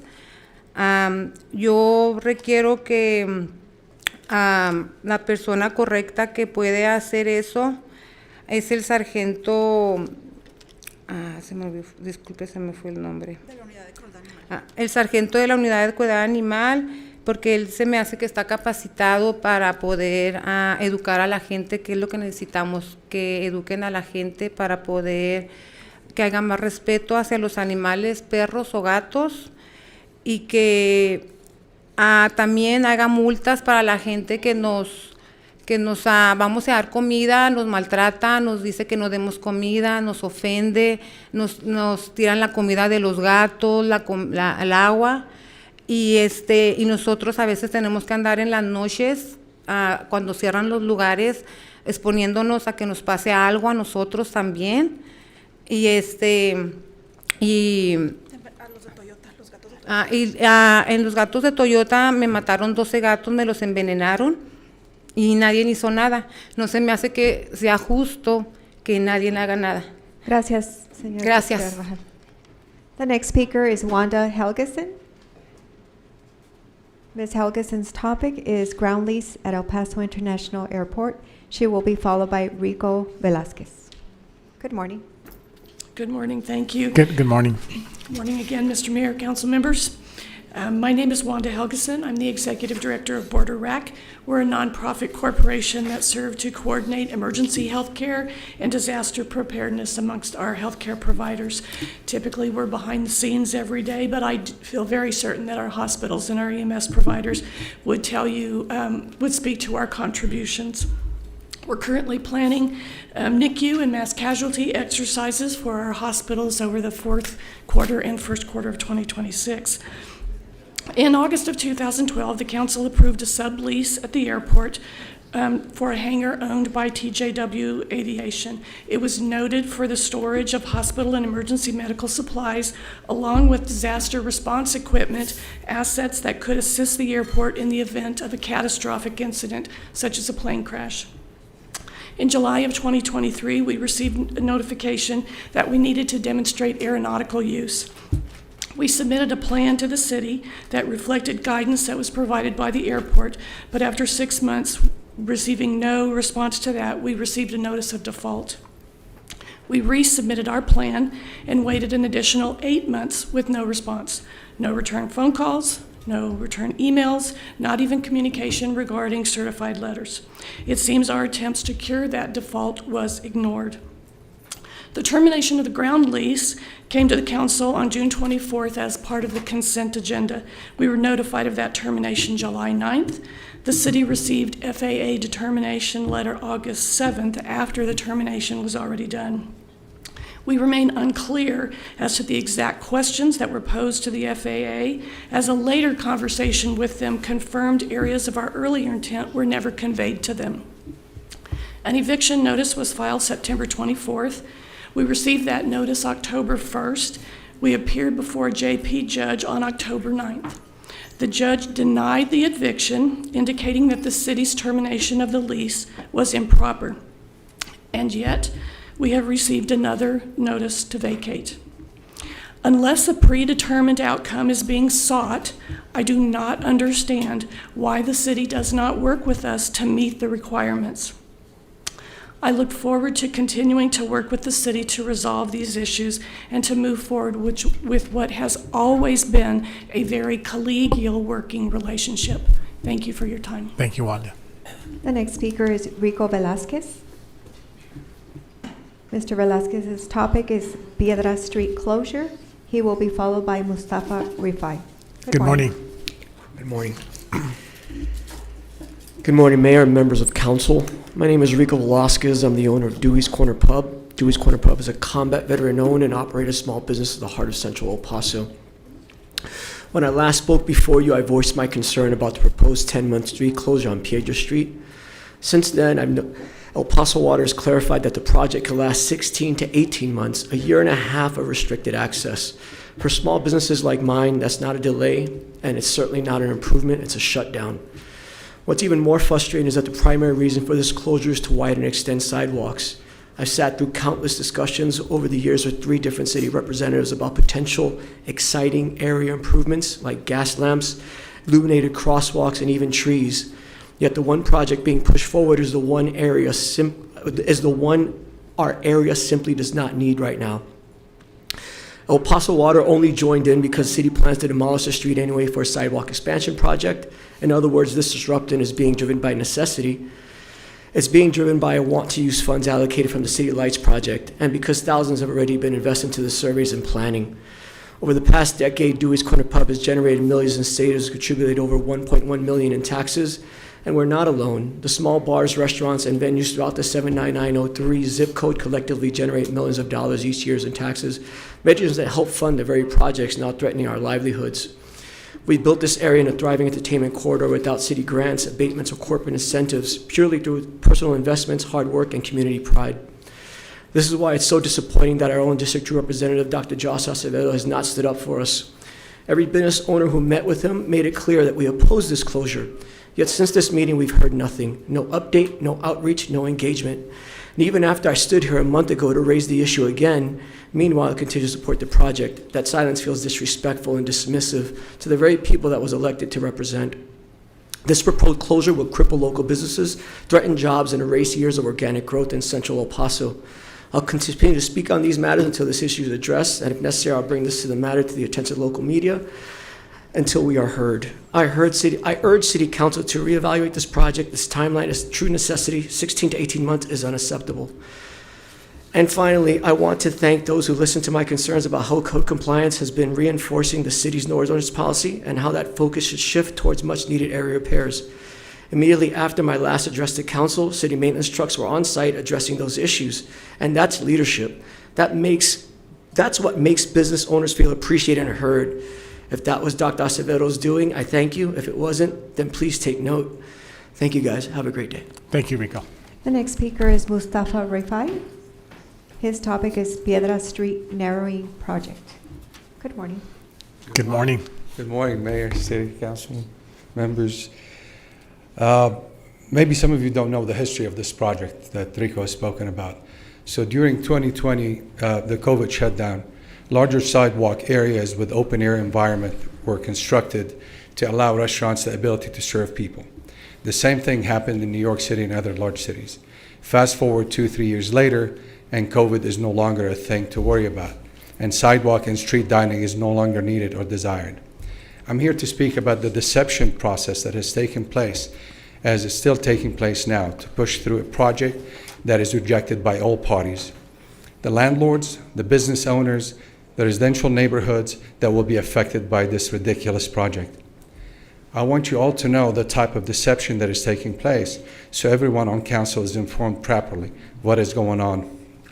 My first point. Proper procedure of informing the public, and more specifically property owners and businesses affected, was not done. When I asked both city reps 2 and 8 about when, how, and who was informed, the answer was, we spoke to the Five Points Association. So we contacted the Five Point Association, better known as Five Points Development Association, to understand who gave them the authority to represent us. Here's what they said. 1, we were never informed of the full detail of the project since 2020. 2, when we requested info from city reps, we were told you cannot understand it even though the person requesting the info on behalf of the association is an architect and teaches at Texas Tech. Number 3, every time we asked for more info and expressed the neighborhood's rejection of this project as it stands, we were told that it's almost 70%, now 90% design complete, and still refused to share info on the project or actually stopping the design process until the public is properly informed. The Five Points Development Association is taking the position that this project is not the best interest of Five Points and opposes it. The business and the property owners in the length of Piedras have spoken out against this proposal. Business and property owners held a meeting with Representative Acevedo, who champions this proposal and strongly voiced their opposition. Every single person in the meeting opposed it. When asked of an example of a similar successful microproject that took place in the city, Joaquin Rodriguez of Capital Improvement spoke on the glowing economic success of the Cincinnati Street project. The room erupted in laughter since many of the room businesses that were there had closed businesses in the area because of that type of project. Today, a drive-through Cincinnati area will show how many buildings are empty, sales and leases, buildings are up for lease, and one of the anchor business, Geodesy, closed last New Year's Eve. At one point, our city Thank claimed you, sir. the water company you, sir. wanted to You've mandatory reached the repair. 3 Thank minutes. you. Mustafa, thank you. Appreciate your help. The final speaker on call to the public is Lisa Turner. Ms. Turner's topic is Supplemental Nutrition Assistance Program, SNAP. Good morning, Ms. Turner. Good morning. Good morning, Mayor and Council. As everybody knows, you've seen everything in the news. Come 1 November, there'll be no money for SNAP. State of Texas is sitting on a $24 to $26 billion surplus, and they're unwilling to spend 1 cent. The United States Department of Agriculture has funds in reserve to fund SNAP benefits, and they have chosen not to. So, in light of this, how many of your people use SNAP benefits? And how many of those are you going to allow to go hungry? What plans do you have in place to at least make sure that your employees are fed? Okay? Now, I haven't seen a whole lot coming from any of the churches or anybody else about kicking off any kind of campaign to help fund. These people are going to be hungry. Even before this, it was 35% of the people in this county, including this city, didn't know where their next meal was coming from. You can't be much of a city or a community and turn your back on that. What kind of city can we be if we turn our back on children who go hungry every single night? And we do it every single day. We don't take action. I'm asking for leadership right now, Mayor, from you and this council to pick up the ball and be the leaders in this. We can't let our neighbors go hungry. So I'm going to ask you all to put a plan together, first to take care of your own employees, and then the rest of the city. Thank you. Thank you. Council, per the rules of order, no use of personal cellular devices, no personal communication should take place on the dais while the meeting is in session. Once you obtain the floor from the mayor, you may speak twice per debatable motion, and please speak into the microphone and refrain from side conversations at the dais while the meeting is in session. For those of you joining us virtually, please make sure your microphones are muted to reduce any background noise. That brings us to the consent agenda. All matters listed under the consent agenda will be considered by City Council to be routine and will be enacted by one motion unless separate discussion is requested by council members. Prior to the vote, members of the audience may ask questions regarding items on the consent agenda. When the vote has been taken, if an item has not been called out for separate discussion, the item has been approved. Council may, however, reconsider any item at any time during the meeting. Mayor Pro Tem. Thank you, Ms. Prine. I move to approve the consent agenda with the following revisions. Page 3, item 4, move to the regular agenda per Representative Maldonado Rocha. Page 4, item 8, move to the regular agenda per Representative Maldonado Rocha. Okay, we have a motion. Is there a second? Second. Is there any discussion on any of the consent agenda items? Mayor, we do have public comment Okay. on item 5. Okay. And item 5 is a request of waiver of penalties and interest in the amount of $2,376.66 for a property owned by taxpayer Chick-fil-A. Ms. Turner signed up to speak on this item. Okay. Good morning. Good morning again, Mayor and Council. I'm opposed to this. Chick-fil-A has its own CPAs, its own accountants, and it has its own lawyers. If they missed it, it's because of their incompetence or they just didn't want to pay their bill. I can barely understand it when an individual messes up, because I account for every single penny I've got, because I have to budget. So I don't think you should give them a free walk. I think they should be held accountable. I think they should pay the bill. I think they should pay the penalties, because they have the attorneys, they have the CPAs, they have the bookkeepings, they have the lawyers. There's absolutely zero excuse for them not to have paid. Thank you. Thank you. Ms. Prime? Mayor? Yes, sir. That concludes public Yeah, comment. Representative Canales? Can I comment on this item in particular? Sure. I just wanted to make clear that in this particular case, this taxpayer was able to provide sufficient evidence to show that it was an administrative error on our side that caused a late payment. And it reads, whereas the taxpayer submits evidence sufficient to show that an act or omission of an officer, employee, or agent of the taxing unit caused or resulted in the taxpayer's failure to pay before delinquency date, and if the tax is paid not later than the 21st day after the taxpayer knows or should know of the delinquency. And so they met that in this case, and that's the reason for the waiver. Okay, thank you. Any further discussion on any consent agenda items? Ms. Prime? Yes, sir. The motion was made by Mayor Pro Tem Chavez, seconded by alternate Mayor Pro Tem Fierro to approve the consent agenda as revised. On that motion, call for the vote.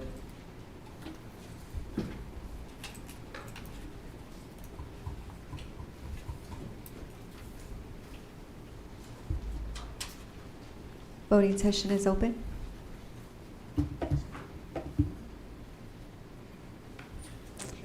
Representative Limon? Thank you. In the voting session, and that motion passes unanimously. Okay, Ms. Prime, let's take page number 3, item number 4. Yes, sir. Item 4 is a resolution with a list of solid waste tax or environmental lease. Okay. Representative Rocha, do you have a motion?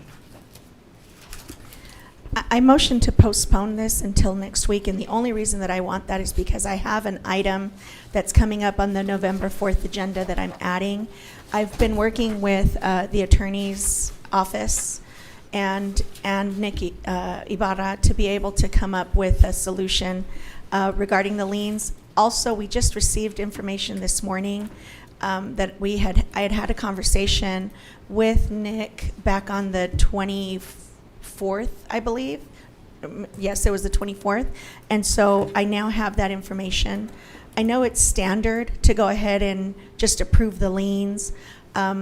This really has to go back and look at the environmental piece of it, which is the trash, the debris, everything else. We're just trying to create a framework for the lien process.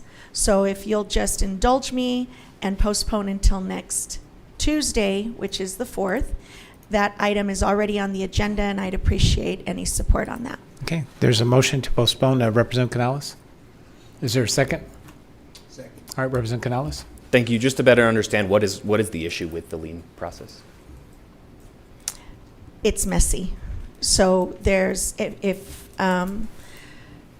there's a framework that really goes from code enforcement to ESD to the finance to municipal court and back again. And we're just trying to just create a tighter framework for the individuals, for the properties owners. That's all it is. It's not trying to negate it or trying to say we don't want them to pay it. It's just trying to create just an absolute framework with a solid time frame in it, because right now there's some time frames based off of what I've seen that are a little loose. And is the intent then for the properties listed for liens today to go back through the whole process again? No, not at all. No, they're just holding on to the liens, just postponing this item until next week. We can vote on it next week to approve the liens to go forward or otherwise, but that's the only intent of this. Okay, I'm just not understanding the connection between cleaning up the lien process and then postponing these particular liens that have already gone through the process. Because it has to do so I'll give you some backstory. Originally, I was requesting to go in and say, okay, well, let's not do code enforcement on trash and debris, weeds mainly, and that was simply because of the fact that we, the city, had a huge problem in our own backyard. And so that's not possible because that would be considered, there's a health and safety aspect to it, which would mean that my neighbor would not be able to call and get the other neighbor cited, or there's an issue, or whatever the case is. Then the next step was, well, let's go ahead and look at waiving those costs for the citations once it's already been cleaned. That's considered a gift of public funds. So then the next piece is now, let's look at the lien process. Let's look to see, is there a way to create a payment plan? Because that's part of what the issue is. And part of what we provided, which is not in the backup, and I apologize for that, we received it this morning right before council. There's about 435 properties that were cleaned by Clean El Paso this year so far.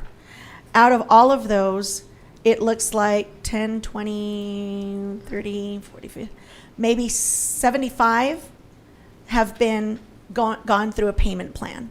So it's just trying to create a payment plan where it's more visible to the property owners, to let's get more people into that payment plan versus requiring a lien or moving them to the lien process. So there's still an opportunity before they get approved by council to go into the payment plan.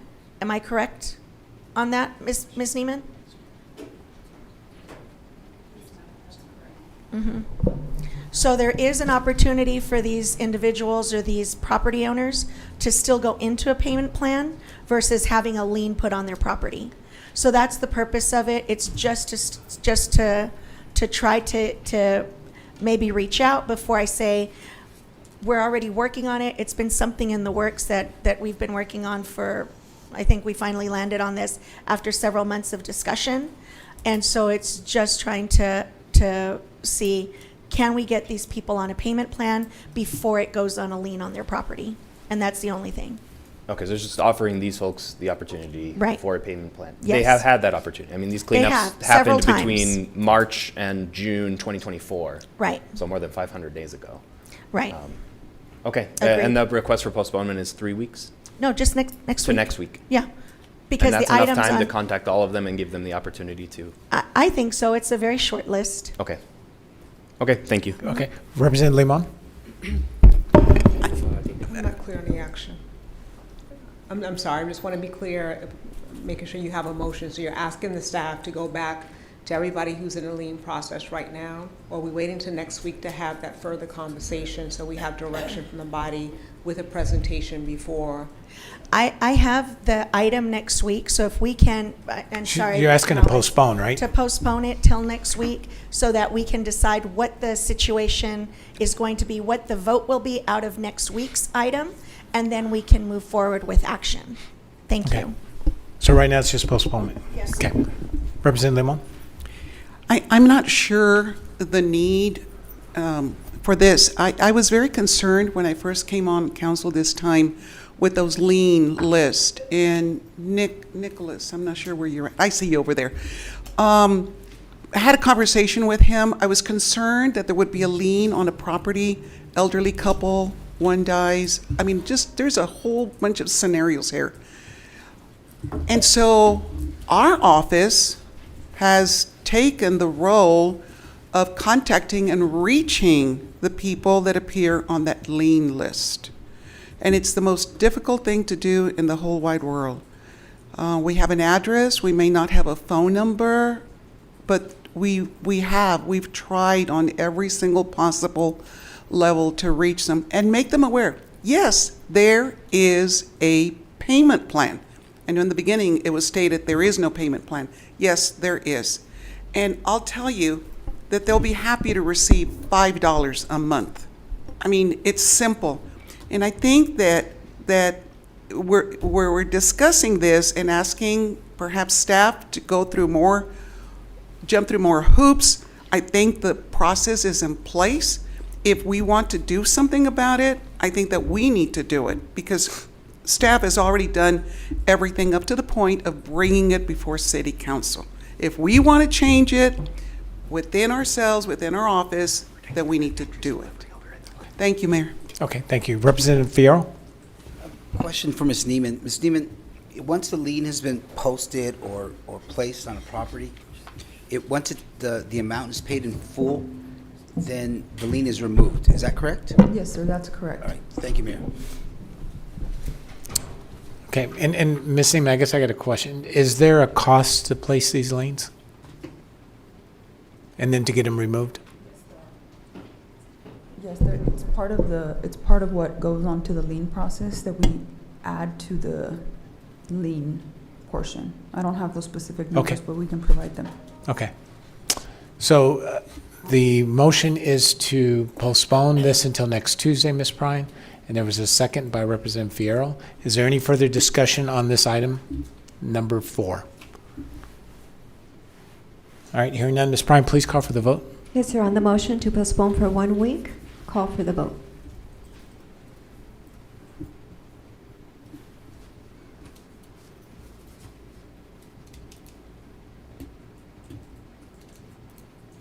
In the voting session. And the motion passes 6-1. Representative Limon voting nay. Representative Canales not present. Okay, Ms. Prine, let's take page 4, item number 8. Yes, sir. And item number 8 is a resolution authorizing the Director of Purchasing and Strategic Sourcing to notify Aztec Contractors, Inc. that the city is terminating contract number 2025-0398, EPIA Terminal Roof Repairs pursuant to Attribute 18, subsection 7, liquidated damages for failure to enter into contract of the solicitation documents, and the termination shall be effective as of October 28, 2025, and that the city may take all necessary steps to seek forfeiture of vendor's bid bond as liquidated damages. Okay, Representative Rocha? Want to make a motion? Thank you, Mayor. I make a motion to, I've tried to. Give me one. I make a motion to deny the approval or deny the termination of the lease. Okay, is there a second to this motion? Second. There's a second. Okay, discussion? Representative Rocha? Thank you, Mayor. And I know that we had, I had conversation with Claudia. Thank you for taking my call. I had a brief conversation with Claudia regarding this. I had a more extensive conversation with Aztec Contractors last week, late Friday. And I just have a couple of, well, actually I have a few questions, so bear with me. So I understand that part of the contract or the reasoning behind the termination of the contract is because there was a failure to provide a payment and performance bond that was part of the packet or the award packet. Is that correct? Good morning, Claudia Garcia. Yes, that is correct. Okay. And then I understand that that process of having, so but let me back up. The contract had not been executed, correct? That is correct. Okay. Now, my understanding from speaking not only to Aztec Contracting, but to other contractors within the world of federal contracting, Department of Defense contracting, or even public contracting, that it's not particularly the norm to have a payment and performance bond executed prior to the contract being executed. So I did a little digging, and I went back and I looked that the Miller Act is the one that provides the federal projects. We go based off of that federally. In Texas, we have what's called the Little Miller Act, and that's the state of Texas and any municipal properties and projects that go regards to that. So more specifically, Texas Government Code 2253. Now in there, what I could find was that all it said in that code was that the payment and performance bond had to be provided before beginning work. So it did not state anywhere in the code, and I scoured it, it did not state that it needed to be provided prior to contract execution. So can you explain to me, Claudia, why the city has that stipulation in its award packet when I can't find it in the code that goes directly to projects and contractual projects with the municipalities?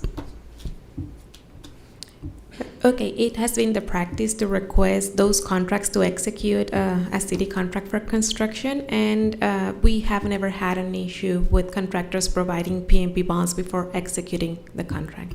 Okay, so then the next thing is that where is that in the city code? Is there something that says that in the city code, or does it only exist in the packet of the award? To my knowledge, there is no regulation in the city code. It is just standard practice for the city. So then how does the city has a layer which seems to me that is a layer above what the state provides or the state requires. Is that typical? And I believe there's a hot mic somewhere.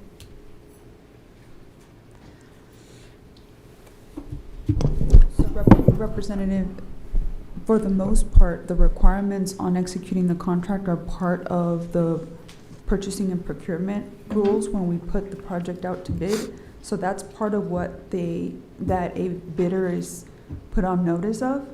And then the city is allowed to have more stringent items or procedures than the state procurement statute. So we have had a longstanding practice of requiring these deadlines prior to the execution of a contract. So let me, I guess, restate it then. If it's in the award packet and I can find it online regarding the state, where can I find it when it comes to the city, other than the award packet? Because I don't have access to that award packet. So where would I be able to find that? So the information, it is included as part of every solicitation that we procure for construction. Mm-hmm. So the requirement of the PMP bond insurance for contract execution, it is part of the documents that are in the solicitation. But nothing that I would be able to find as part of city code or contractual obligations or requirements? Not to the extent you're looking for. Okay. So then, Representative. Yes, ma'am. If I could just interject for a second. When an awardee is granted the award and they've submitted the package, they are committing to comply with the terms and conditions of the bid award. Right. Right. So when a bidder comes forward and says, I want to submit a bid for X, Y, and Z, they are obligated to be put on notice that they are going to meet those certain requirements. Mm-hmm. So it's part of our process in the procurement process that we put them on notice. We don't codify it or put it in a separate area because every contract has specific deadlines based on the needs of the department. Okay. So it's on a case-by-case basis, and they decide that before it goes out to bid.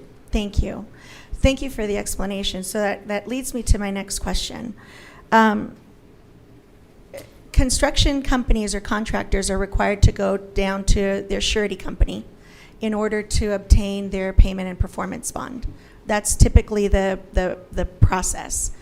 In my conversation, not only with Aztec Contracting, but with other contractors that do local projects, public projects, federal projects, DOD projects, it's not standard to have the payment and performance bond prior to contract execution. So I don't know if that's, if you'll allow me. When I spoke to you last night, Claudia, you said that you had spoken with somebody from the surety company to confirm that they would not provide the payment and performance bond to Aztec Contracting. Is that correct? So we met with the surety company from this contractor, and they indicated that they were not going to provide the PMP bonds after meeting an explanation of our process as included in the solicitation. Do you remember the date of that conversation by any chance? It was October 7th. October 7th? Correct. And who did you speak with from the surety company?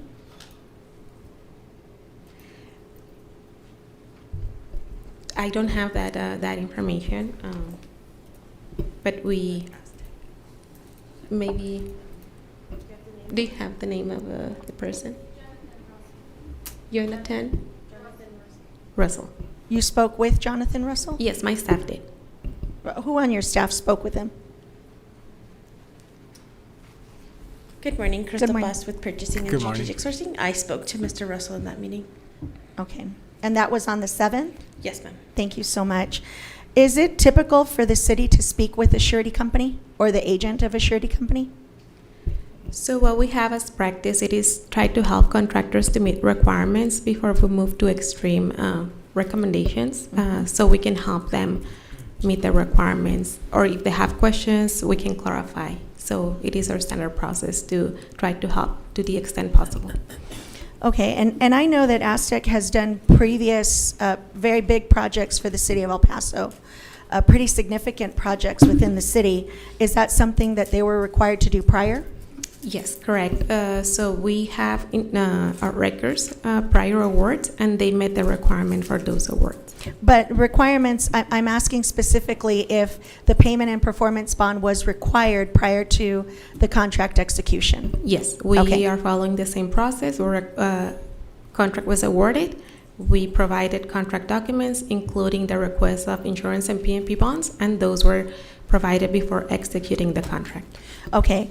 Typical so I went in and I dug a little bit more with the surety companies.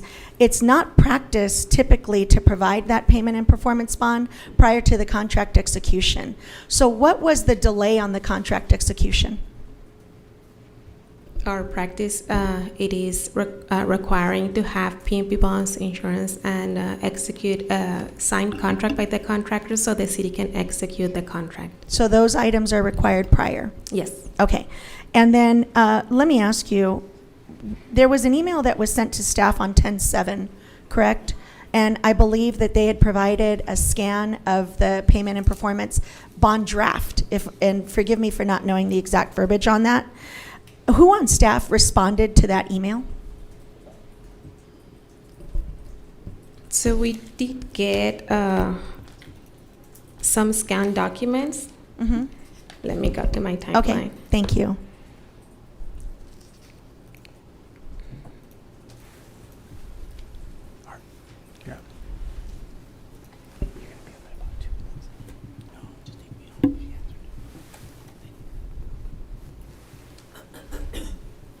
I know it was last week. I just don't have it in my notes.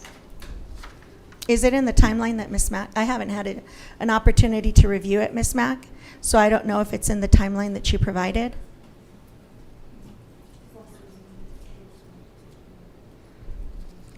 So we received an email with some scanned documents yesterday, last week. Right. I got notification yesterday. I show 10/7. So on the 10/7 date, I'm asking who on staff responded to that email specifically, please.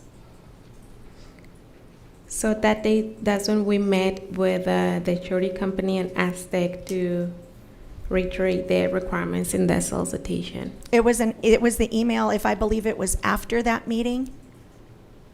So they sent the email? I sent an email yesterday to them when they were requesting confirmation the receipt of the PNP bonds, but I don't have the original completed documents. So on 10/7, am I understanding that there was no response to them? That's in when email? we met with them. I'm sorry, in email.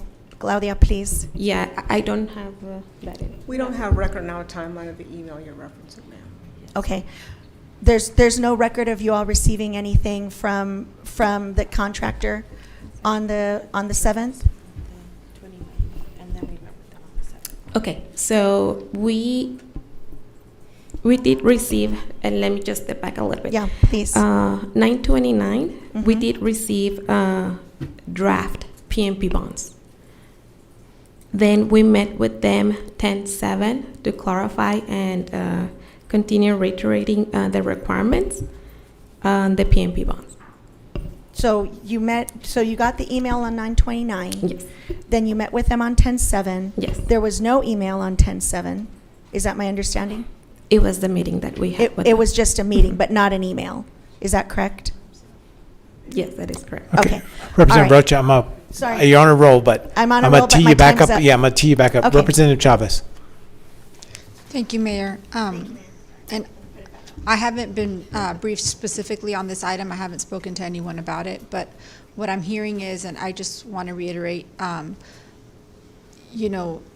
the community that we have to be really careful about city process, or what we've typically done versus what we legally need to do. So there's maybe a fine line between those two things. I would, encourage staff to review those things, and I know that we're going to be working on that in the future.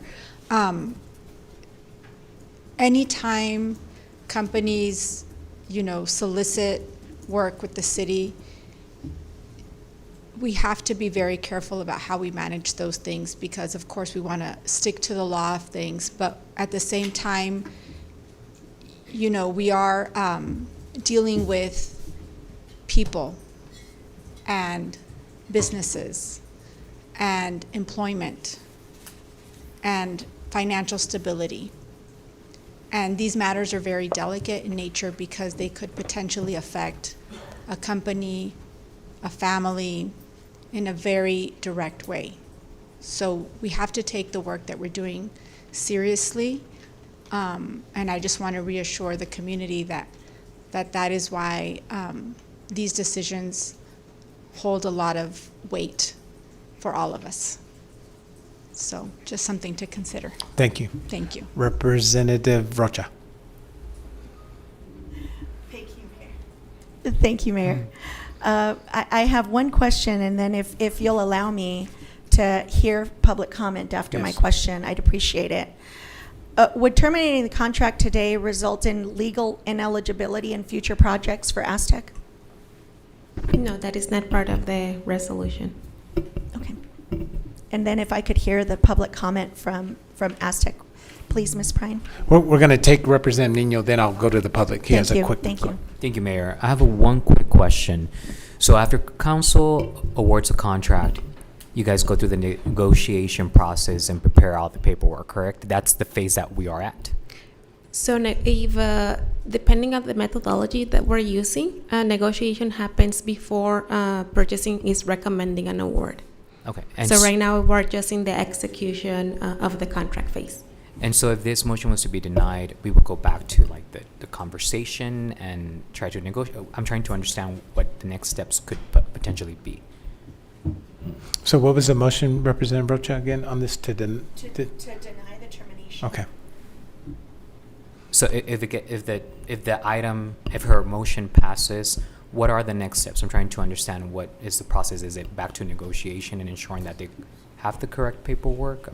I also didn't get briefed, so I'm trying to really get all the picture together so I could understand further. So after that, we would, I guess, try to get the missing documents to execute a contract, and then once the contract is executed, start the project. Okay. Thank you, Mayor. No Okay. questions. Ms. Prine, can we have call to on Yes, the sir. consent agendas? We have the first speaker is Frank Spencer III. He will be followed by Nancy Camarena, Adrian Reese, Jonathan Russell, and Jeff Parkhurst. Good Okay. morning. You have 3 minutes. Good morning. Good morning, Mayor, members of council, City Manager. My name is Frank Spencer III, President of Aztec Contractors. Today, I'm here to address a serious lack of communication and responsiveness from the city regarding our awarded contract, bonding requirements, and material cost savings proposal.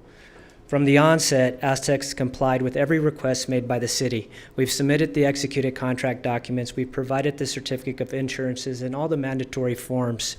We began background checks process with our subcontractors. We submitted the draft performance and payment bond showing full surety capability. And we submitted a compliant material proposal designed to save the city money while meeting all specifications and warranty obligations.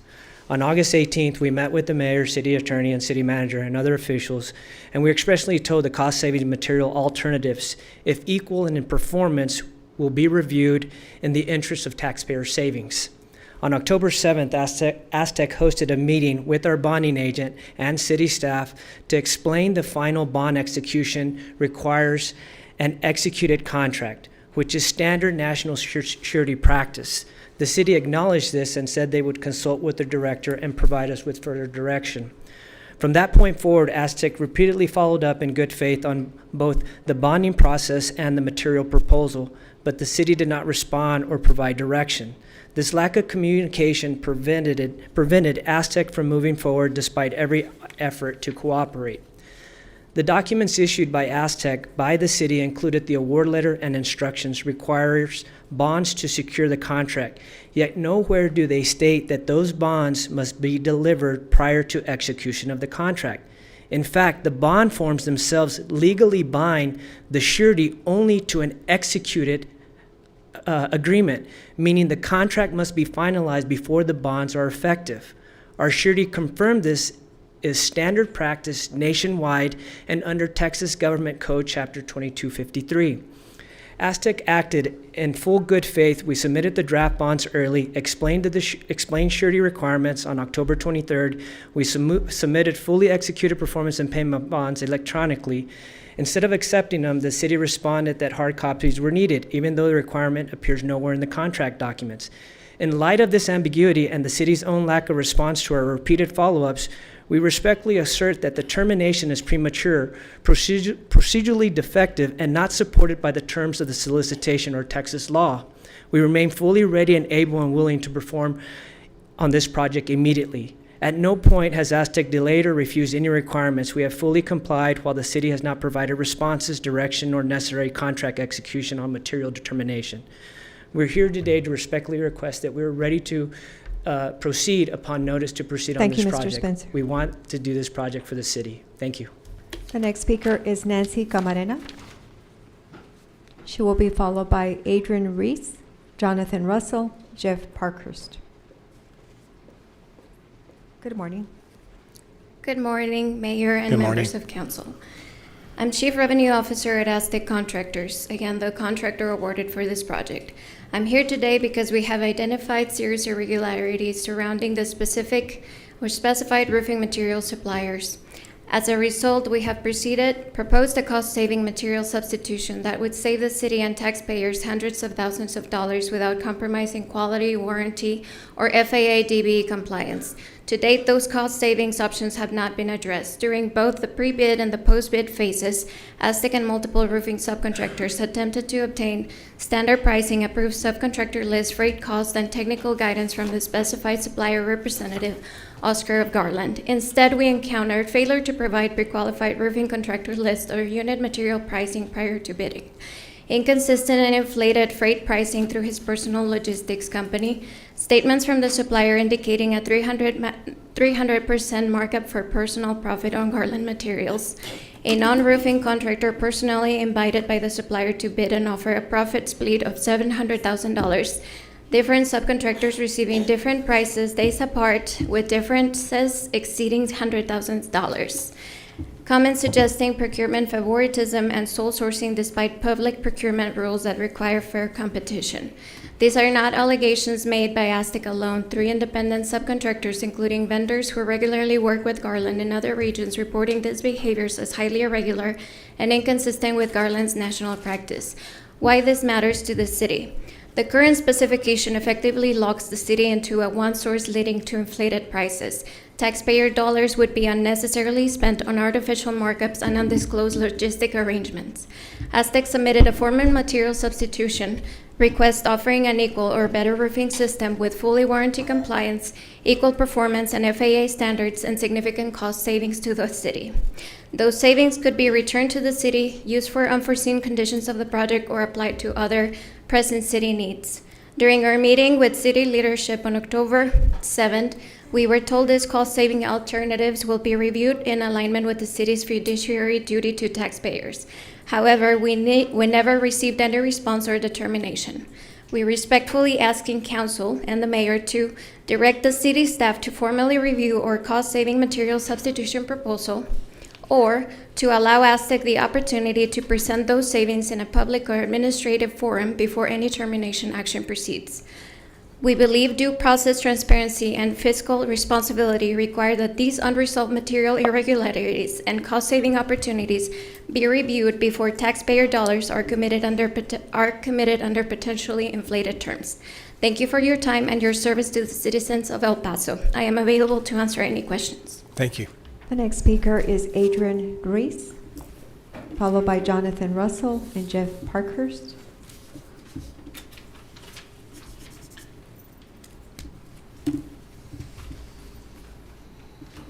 Good morning. You have 3 minutes. Thank you. City Council, I think you all are tasked with a very, very difficult job. From the onset of this meeting, as the chaplain spoke, you all are stewards of this community. You are leaders of this community. We are asking for fairness as a small business, as taxpayers of this community as well. We ask that you all do not revoke this contract. If you're going to revoke this contract, you're looking at possible second place bidder, which is roughly $800,000 above our pricing. $800,000 with the potential cost savings that we've offered the city for about $500,000. You're talking about $1.3 million that could be used for other projects as a change orders, contingency, for other things that are necessary for this project or for other things that are necessary for the airport. We really ask that you consider not revoking this contract. We have provided the documents stated. We're asking for clarification and communication through the city through the proper forms, through the project managers, through the architect, but we have not received that information. We ask kindly that you do not revoke this contract. Thank you. Thank you. The next speaker is Jonathan Russell. Mr. Russell, *6, please, to unmute your telephone. Jonathan Russell, good morning. You have 3 minutes. Good morning. I'm Jonathan Russell with Epic Brokers, the surety agent for Aztec Contractors. Appreciate the opportunity to speak with you on behalf of them regarding the bonding for the EPIA Terminal Roof Repairs Project. As a surety agent, our role is to serve as an intermediary between Aztec and surety carriers. While sureties focus on underwriting and risk assessment, they often don't have full visibility into the specific context of a particular bond request. That's where agents like myself help bridge the gap by managing communication and facilitating the bond execution process on their behalf. Typically, a surety will not issue performance and payment bonds without a fully executed contract, meaning both parties must sign the agreement. On September 29th, at Aztec's request, we provided draft copies of the required performance and payment bonds for this project. These included all required principal and surety details except for the bond number. It also had a watermark noting they were draft copies. The intent was to demonstrate bond availability and Aztec's commitment to meeting the bonding requirements, pending contract execution as a standard. Following the providing of those bond copies, we participated in a Zoom call on October 7th with Aztec and the City of El Paso. On that call, as an agent, we explained that it's standard industry practice to wait for a fully executed contract before issuing bonds, as the surety's obligation is tied directly to the contract terms, which should be finalized before they approve release of bonds. There was no final decision made on that call, and we offered to be available for any follow-up questions, but received no further communication from the city. The next communication we were made aware of was the termination notice dated October 21st. After Aztec informed us of this notice, we immediately approached the surety to request approval to release the performance payment bonds despite not having a fully executed contract. We provided the contract copies that was signed by Aztec, and the surety was comfortable proceeding with the release of bonds under specific conditions given the urgency of the matter. We provided the electronic copies of those executed bonds on October 23rd and sent the original hard copies out via mail.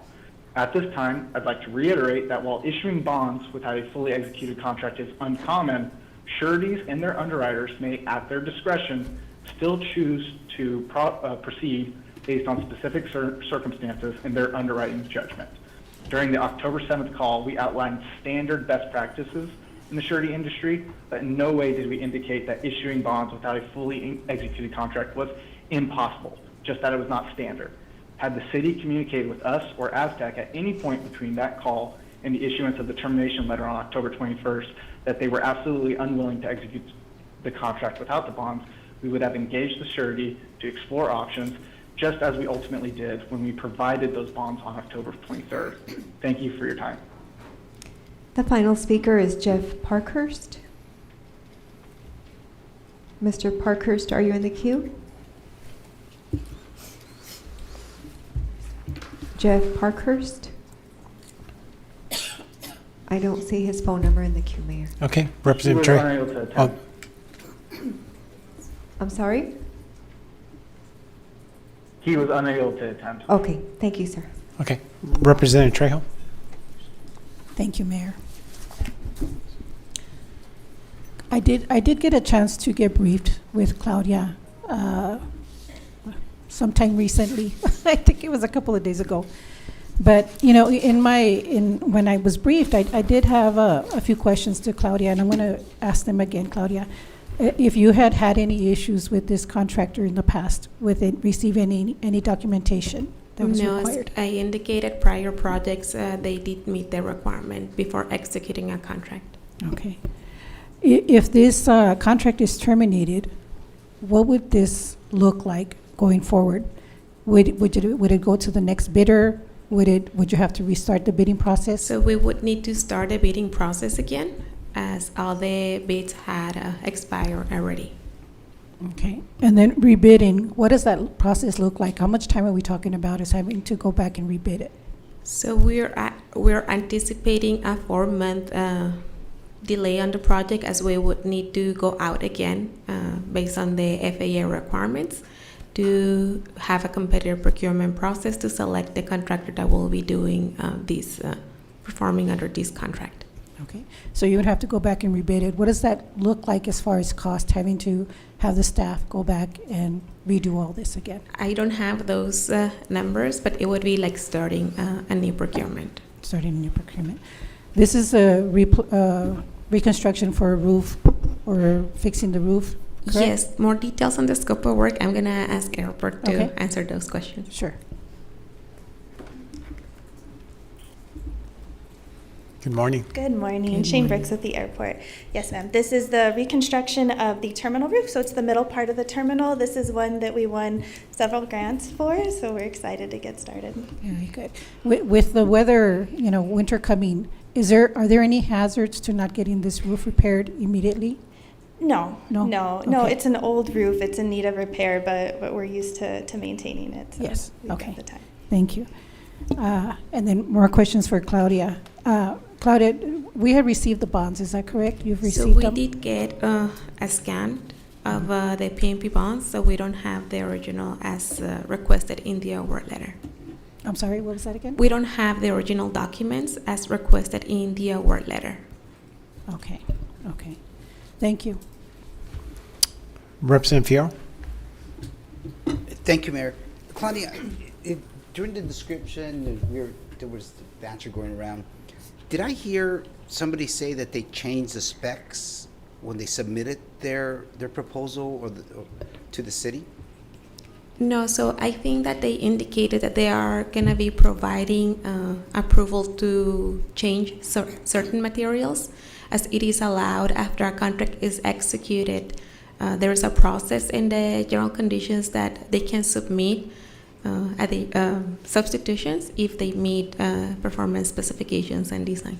Okay, and then we're talking about a practice that we usually do from your office. That's the whole conversation. So that today. is after the contract has been Yeah. executed, and that is managed by the user department. In this case, would be airport.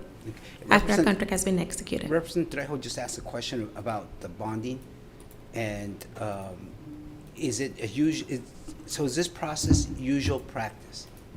Is that what The PMP bond request? what we're going through today? Is it usual practice for a company, a construction company, to supply the bond to the city as you're requesting? Correct. As you're describing? Yes. For the past 15 years, I've been here with the city. That has been the practice. And when a contract has been awarded, we do request the contract signed by the contractor, PMP bonds and insurance, and we receive them so we can execute the contract. And this company has done lots of great work for the city in the past, and they've always complied. But what I'm Correct. hearing is this time it was different. Yes, it has been different based on our experience. Thank you. Representative Acevedo? Thank you, Mayor. I am trying to get clarity. I just feel like this is really messy, to say the least. And I want to understand, okay, what is missing right now? It's the PMP bond? So we are pending the original payment and performance bonds. That's it? That's it. Okay. And I'm seeing that there was a meeting that was held on October 7th with Aztec to reiterate the requirements in our solicitation, which means you were asking for the PMP bond at that meeting. Correct. Okay. And they told you we're not going to provide PMP bonds until the contract is executed, signed, correct? Yes. Okay. And then on October 15th, 8 days later, you created termination documentation. So what happened between October 7th and October 15th? As soon as you walked out of that meeting, you said, okay, we're terminating it because they don't want to give us this? Or I'm not very clear there. So we started coordinating with the airport to see what was the plan of action. Then they got in touch with the FAA. So we provided our recommendation to FAA. So we were waiting on concurrence from FAA. And we did get that concurrence, and that's when we placed the item in the agenda. Okay, so, but as soon as you walked out of that meeting, you knew that you were going to do this? Because you were at a stalemate. They said, no, you wanted the PMP bond, and then you said, okay, well, it's time to terminate, and you started doing it 8 days later? So we coordinated with the airport based on our documents in the solicitation, and that is one of the notices that we're including in the solicitation, where we can provide this recommendation if the contractor fails to provide the contract documents required. Yeah, it's still not super clear, but okay, let's ask something different. So, ASTIC has done work with the city before. There's been different projects. Correct. And they've done a PMP bond before, every single time before the contract is executed? Correct. For sure. Yes, I have a note of 2 of those projects. It was 2021 1445 Grandview and Nolan Richardson renovations, and 2021 1422 Penguin exhibit. Okay, can I ask ASTIC if this is true and what's different this time? Somebody from ASTIC could come up. I can do Ms. that. Prine, can we do this? Can Yes. they come back up for? I could give some of my time It's, to. it's still his time. If he Sure. wants, he can Okay. use his time to ask Okay, a question. sure. Thank you, Ms. Prine.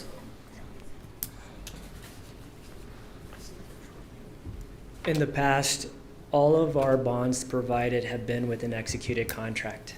We've always had an executed contract prior to submitting our performance and payment bonds. And what it stands is, within 10 days of execution, it's our responsibility to provide a performance and payment bond.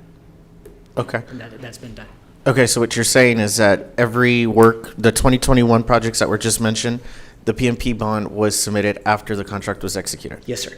Okay, Yes, sir. not before? Not before. Okay, and Claudia, you disagree? Okay. Nicole Cody, City Manager's Office, if I may, Representative. I think that the thing that we're confusing is when it's awarded by council. And so many of times, once it's awarded by council, you've already approved it. You've approved everything to move forward. It's our responsibility in purchasing to ensure we do, make sure all of the paperwork is completed. And so when the contract, even the solicitation goes out, just to take a step back and really reiterate what Ms. Neiman said, is that's the contract. So council's already approved the contract, and so I think we're interchanging words. Where here it's very important on how we use these words. And so once council has approved it, we've got the documentation, and we get the PNP bonds very easily because it's been approved by council. And who needs anything else, really, right? And so with that, then we get the documentation, and it's in the solicitation, which is our contract. So it was really important when you said our contractual obligations, when they submit their proposal, they're agreeing to those contractual obligations. That's why the solicitation itself becomes the contract that council approves. And so that way that we avoid any confusion, and we avoid what you all want to avoid, right, is having it different every time. So we actually have standardized the template with our help of our city attorney's office to be able to do that. And so if you want, do you have the paper? So in the contract itself, it's part of the solicitation. The solicitation, the contractor won, and it specifically states under item 8, the bonding requirements. And everybody gets to see this. This isn't just someone who has been awarded the contract. This is anyone who is interested in submitting a bid. And so that's really important, right? We're always talking about a fair and competitive environment and ensuring that everybody knows up front what the expectations are. And so with that, thank you. Then we have item 7. Right before the requirements in item 8, it states, liquidated damages for failure to enter into contract. In the event the successful bidder fails to refuse to execute and deliver the contract insurance certificates, bonds, and resident agent designation as required herein, which is the contract, 14 days after the bidder has received notice of award. So the notice of award is your approval. You are providing that notice of award when you approve at council. So, did we try to work with this vendor? Of course. Does it make sense that it went beyond 14 days? Maybe we should only leave it at 14 days. Contractually, that's all we had to do.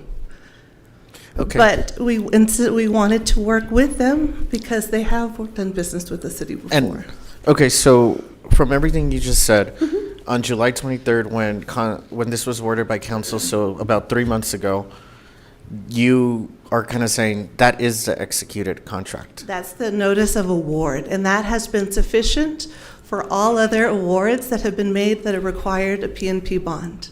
Because council's the ultimate deciding authority, are. so the contract's done at that point, even You if it's have not awarded. signed on the dotted line, but We have to verify all the other documentations that are required per the contract have been signed.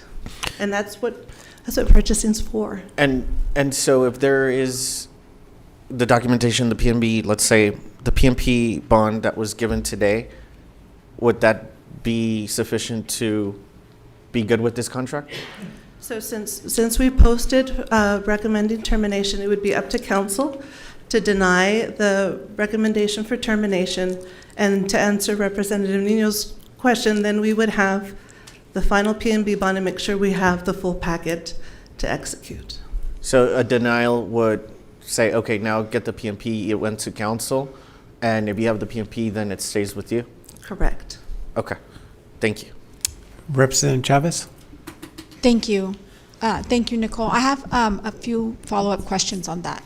So council approves of a bid, but then there is a lapse of time between council approval and the actual start time of a project. Is that correct? So if you're saying that when council approves, it's synonymous with execution of a contract, is that what you're saying? I want to be very clear.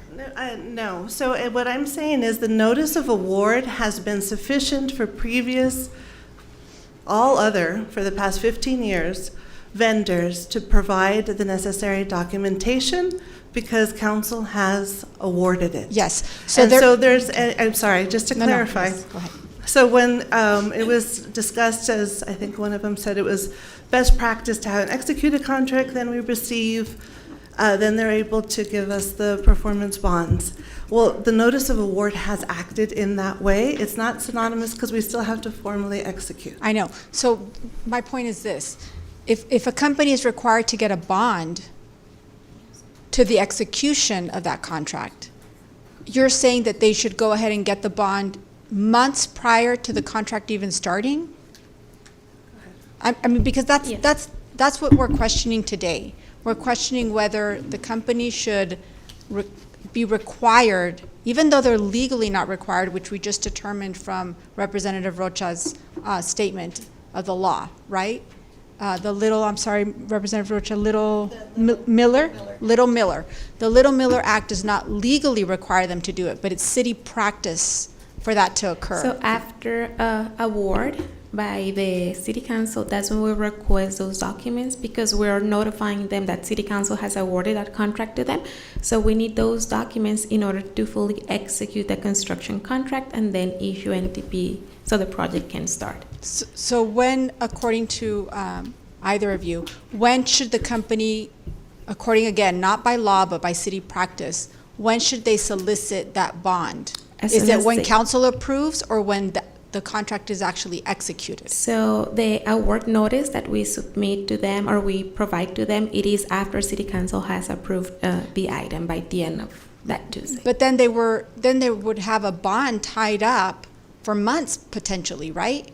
Because the contract might not be executed, so they would just have to have a bond ready to go potentially for months before it's actually started. So it is my understanding that contractors use that award notification or award letter to provide to the surety company, so the surety company can provide the PMP bonds for the contract amount. But if there is a delay in the start of a project, for example, then that contractor, that company would basically have to sit on that bond till whenever the city decides to move forward. So it is taking capacity of with their surety. And I think that's where I have an issue with, because if they're not legally required to do it, the city is, basically binding them to something that they don't legally have to do for however much time, right? We don't know, because sometimes projects are delayed for whatever reason. So I think I have an issue with this. The second question I have is, in terms of the FAA termination, we received notice that the FAA had already agreed to terminate this contract. So what happens now? I mean, if we deny the termination, the FAA already agreed to terminate it. What happens next? So they concur with our recommendation to City Council, and they were going to take the determination made by. But Council by City Council. hasn't voted on that yet. So they concurred with what exactly? With our recommendation to City Council. It's So- not that they approved the termination, they just concur with purchasing presenting the recommendation to City Council. So what happens next? Did you go back to FAA and say Council didn't approve of a termination? And You then vote, ma'am, you vote, and then we'll make sure that we let the FAA know exactly what the determination was by council. Okay, so why does it have to go back to bid then if we deny termination? If you deny termination, our next steps will be to try to get the performance bonds in place for this contract. If that is the case, we would then go back to the FAA. We will let them know that we're moving forward with this. And then hopefully, we would have a successful project there. Okay. We would thank go you. back out to bid if you were to move forward with termination. That would be our next process. Okay, thank you. All right, Ms. Bryant, no further discussion on this item. Would you call for the vote? Yes, sir. So the motion was made by Representative Maldonado Rocha, seconded by Representative Boyer Trejo, and this is to deny the termination on item number 8, to deny the action requested. On that motion, call for the vote.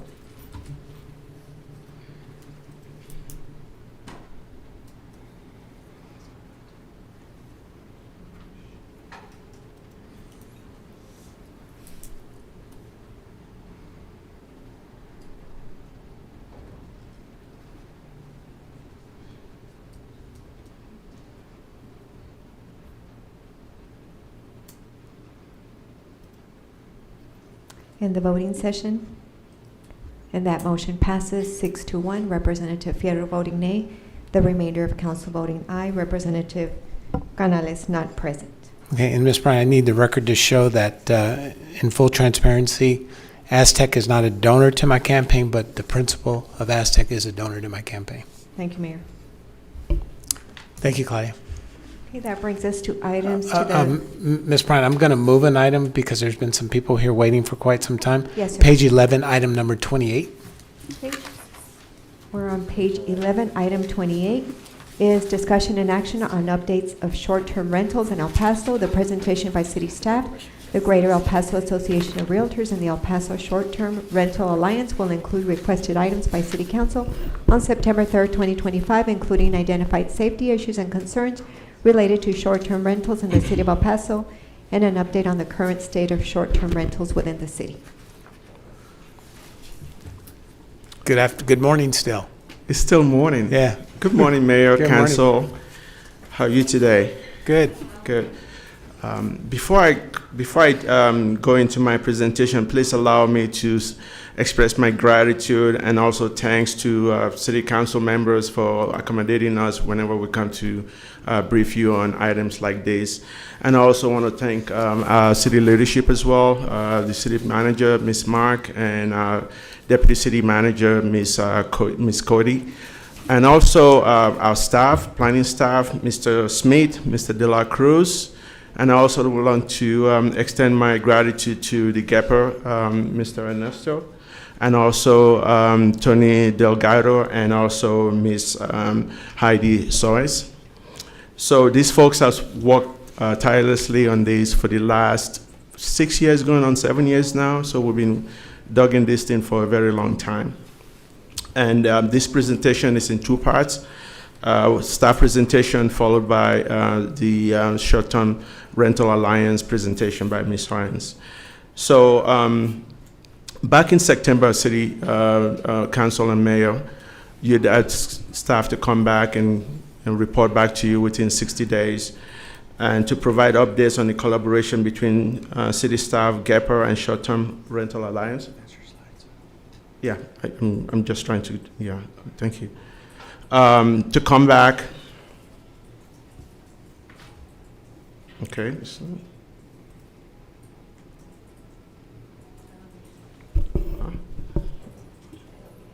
Okay, so.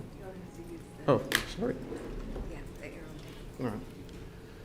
Yeah, so like I was saying, you asked us to come back within 60 days to specifically identify issues and concerns related to short-term rentals in the city, and also to provide an update on the current state of short-term rental within the city as well. So this is just the update. Here's a snapshot of the current state of the short-term rental here in the city of El Paso. These numbers do fluctuate, so these numbers are not really tied down, they're not nailed down to anything, but they do fluctuate. And here you have, in 2023, you have about 1,700. 2025, you almost have about 2,000. The occupancy rate dropped a little bit in 2025. Most of these are listed on the Airbnb platform, so we have different platforms as well. The entire home rented 88% in 2025. Locally owned, so we wanted to distinguish because the issue came up during our briefing that some city council members wanted to know which one of these are corporate owned or which are individually owned. So this is why we have this number there. So you have locally owned 93%. And also remember, some of these locally owned can just be under an LLC, or even the corporate ones can be locally owned but under LLC just to protect their investment.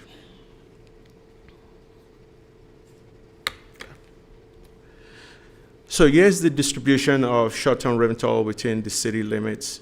As you can see, 2 and 8 are the largest share of the distribution, and this is no surprise because the downtown is in District 8.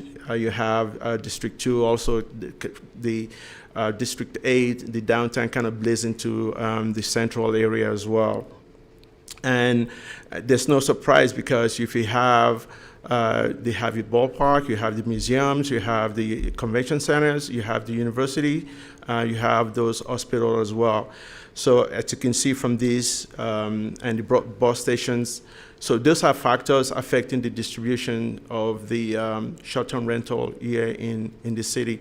Again, 8 takes the largest share of this because it's the downtown and everybody coming to your city wants to be in your downtown. D1 is also trending, and because of close proximity to the downtown area and also all the facilities and the activities in the downtown area.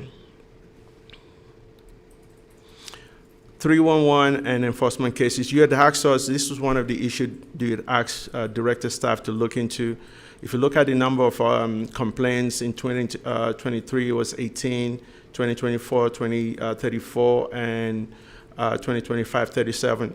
I want to caution council members because these numbers, when we looked at our Acela, which is where we used to track all the cases that come in through complaints, those numbers may be accurate, but they are not showing that these are short-term rentals because in the code, we really don't have a definition for short-term rental. So those numbers could be just calls for a vacant house or for somebody just having parties. And when we cross-reference these numbers with Granicus, which is a platform that we use to verify this information, as you can see those numbers, 5 in 2023, 8, kind of ramped up a little bit, but less than the 37 that you were currently showing. Okay. Again, short-term rental is really not defined in our city code at this time. So this particular use, if you want to look at it in a strict sense, is an illegal use. What we may consider close to a short-term rental is the bed and breakfast, which again, the classification actually doesn't match the actual use. It requires a special permit, council approval, CPC, public hearing. So it goes on and on and on, and it requires a lot of staff time and also fees associated with that. The art tax, there's a reason that we have this in there, just to demonstrate to City Council the amount of revenue generated by this, and also for City Council action in the future or now. So today, our ask is just a simple recommendation that after about almost 7 years, that we need to have something in our code that defines short-term rentals. So we have to amend our city code, especially Title 20, to include the definition and also amend the permissible use table to make sure that whenever we get a call, we can actually properly, at this point, once we have that definition in the code, so when a call goes into our seller or to 311, we can say, yes, this particular use or this particular property is a short-term rental. So we can classify that, and whenever you ask for the report, we can tell you that out of 60 calls, 40 were all short-term rental. But right now we can't do it because there's no classification for that. So there on the screen you see a proposed definition, and we're also going to be working with our legal team, to clean up the definition and come back to you at some point when we go to CPC. Then we'll come back to you. Then we'll have an adoption of the ordinance to our Title 20. Again, the next steps, prepare the ordinance, schedule CPC meeting and all that. So unless you have any question, Mayor, Council, I would like to pass the next presentation on to Ms. Hoyens. Do you want to talk now, Representative Fierro? Representative Fierro? Thank you, Philip. Thank you, Mayor. One simple question. Yes. What happens if we don't move on this or pass this today? So the definition is a must. We've been going about this for the last 6-7 years. The definition is a must. If you want to allow short-term rental in your corporate boundaries, you have to have a definition in the zoning code. This is a must. Okay. And then I guess the next steps would be, if this passes today, we would ask Ms. Mack and her team to come back with the proposed ordinances. That's correct. And I'm assuming that up to this point, we've had stakeholder input and involvement, that there would be stakeholder input and involvement along That's that correct. process too. So part of the directive you gave staff back in September 3rd was to work closely with the Alliance and GEPR. So last 60 days, we had Friday meetings that we had with them, and we've been meeting with them. So the last meeting we had with them was about 2 weeks ago. They invited their state reps to come, so they were here with us, and we went through this entire presentation. We made it known to them that a definition is a must, and we had to move forward with that. And you had Friday meetings? Correct. Well, wow, yeah, Mayor. it's not Monday. Mayor, how do we get on this Friday calendar? It's Thank not you, Mayor. Monday. Philip, one quick question on slide 9. Yes. The key assumptions in the upper left-hand corner, or my left-hand corner, it talks about the occupancy rate at 45%. Are these 2024 numbers that were? What year are we looking at? 23 or 24? Do you know? Mayor, I'm not smart enough to talk numbers with you, so I think this probably is an assumption for maybe 2025, or maybe from 2023 to 2025. Okay, fair enough. Representative Chavez? Thank you, Mayor. Thank you, Philip, for the presentation. I have a couple of questions. Yes, The ma'am. first is the draft definition. Is that labeled draft because you're still working on it? Correct. So you have to give us direction. Once we get the direction from you today, we'll work with our legal team to make sure that we have a better definition. Look at some other cities, have a better definition that fits exactly what the use is, and then amend the code. Yeah, and I do agree that we need to clearly define what a short-term rental is. The only thing that I would ask for consideration is, it says here that overnight persons, sleeping areas are rented to overnight persons. But if you look at the slide, and it's occurred in my district quite frequently, like slide number 7, sometimes short-term rentals are rented for parties, right? Or for events in some cases. That's why there's excessive noise, parties, trash, and not necessarily people sleeping there overnight sometimes. So I don't know if other cities have defined it a little bit more broadly.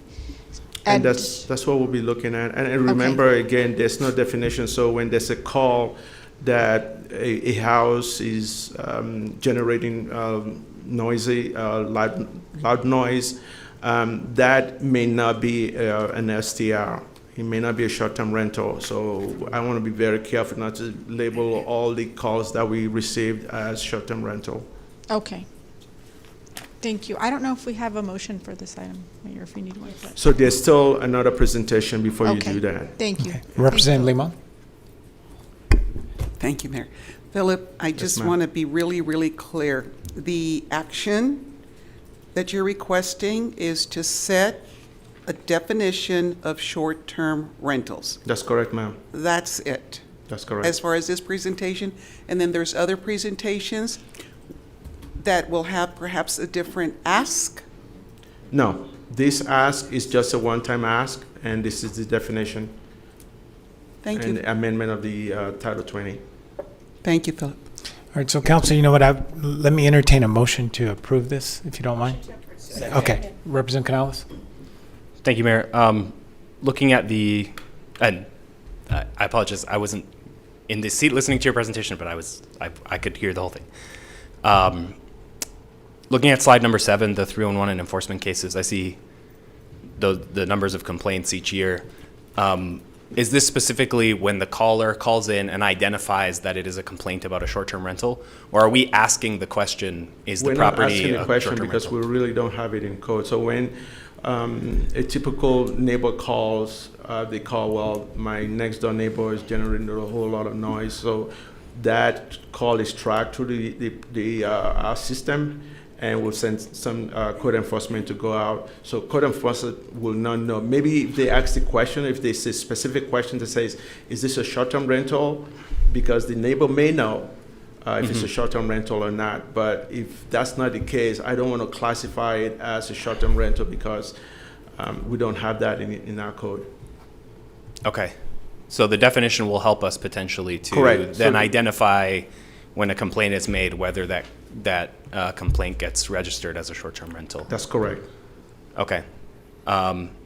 Because, I mean, I recognize that we entered into the pilot program and wanted to track these complaints. I'll say, I mean, I think my office has received more complaints about specific short-term rental properties than the numbers that I'm seeing here. Okay.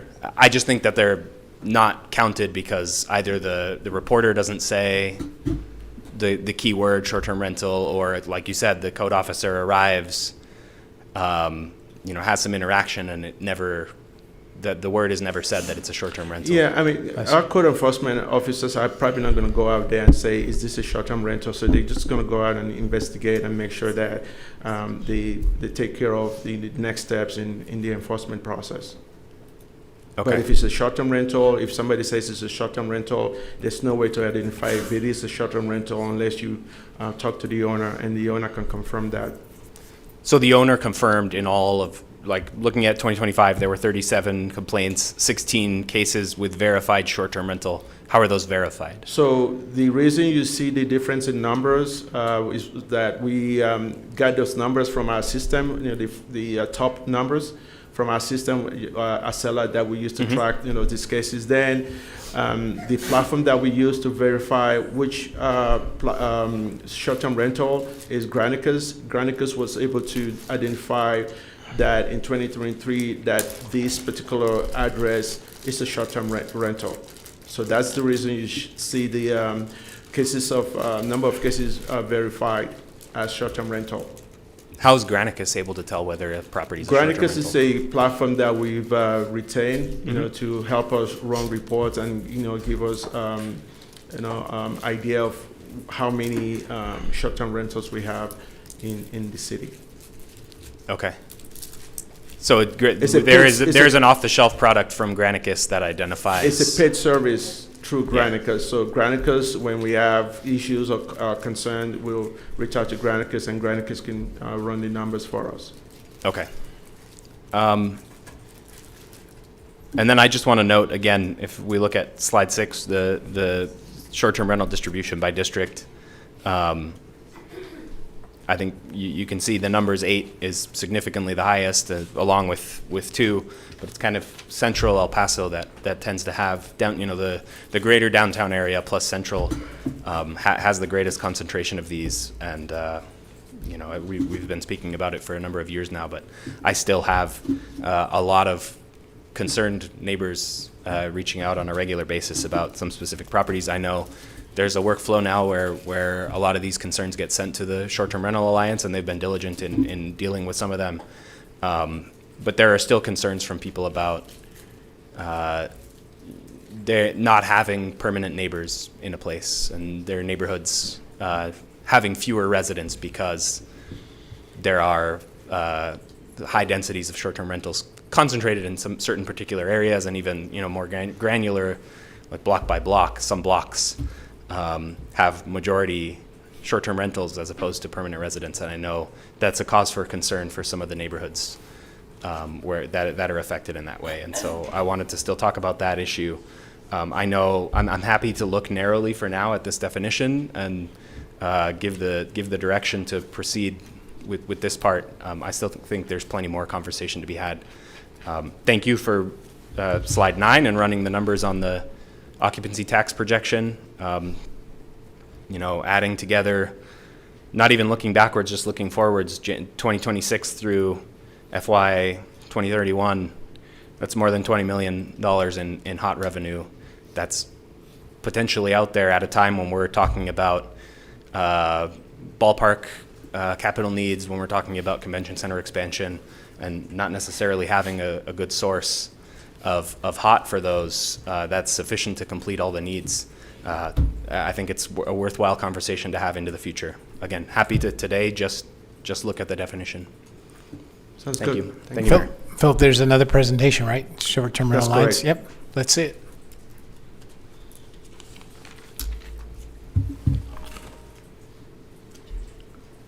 IT, could you bring up the next presentation? Yeah.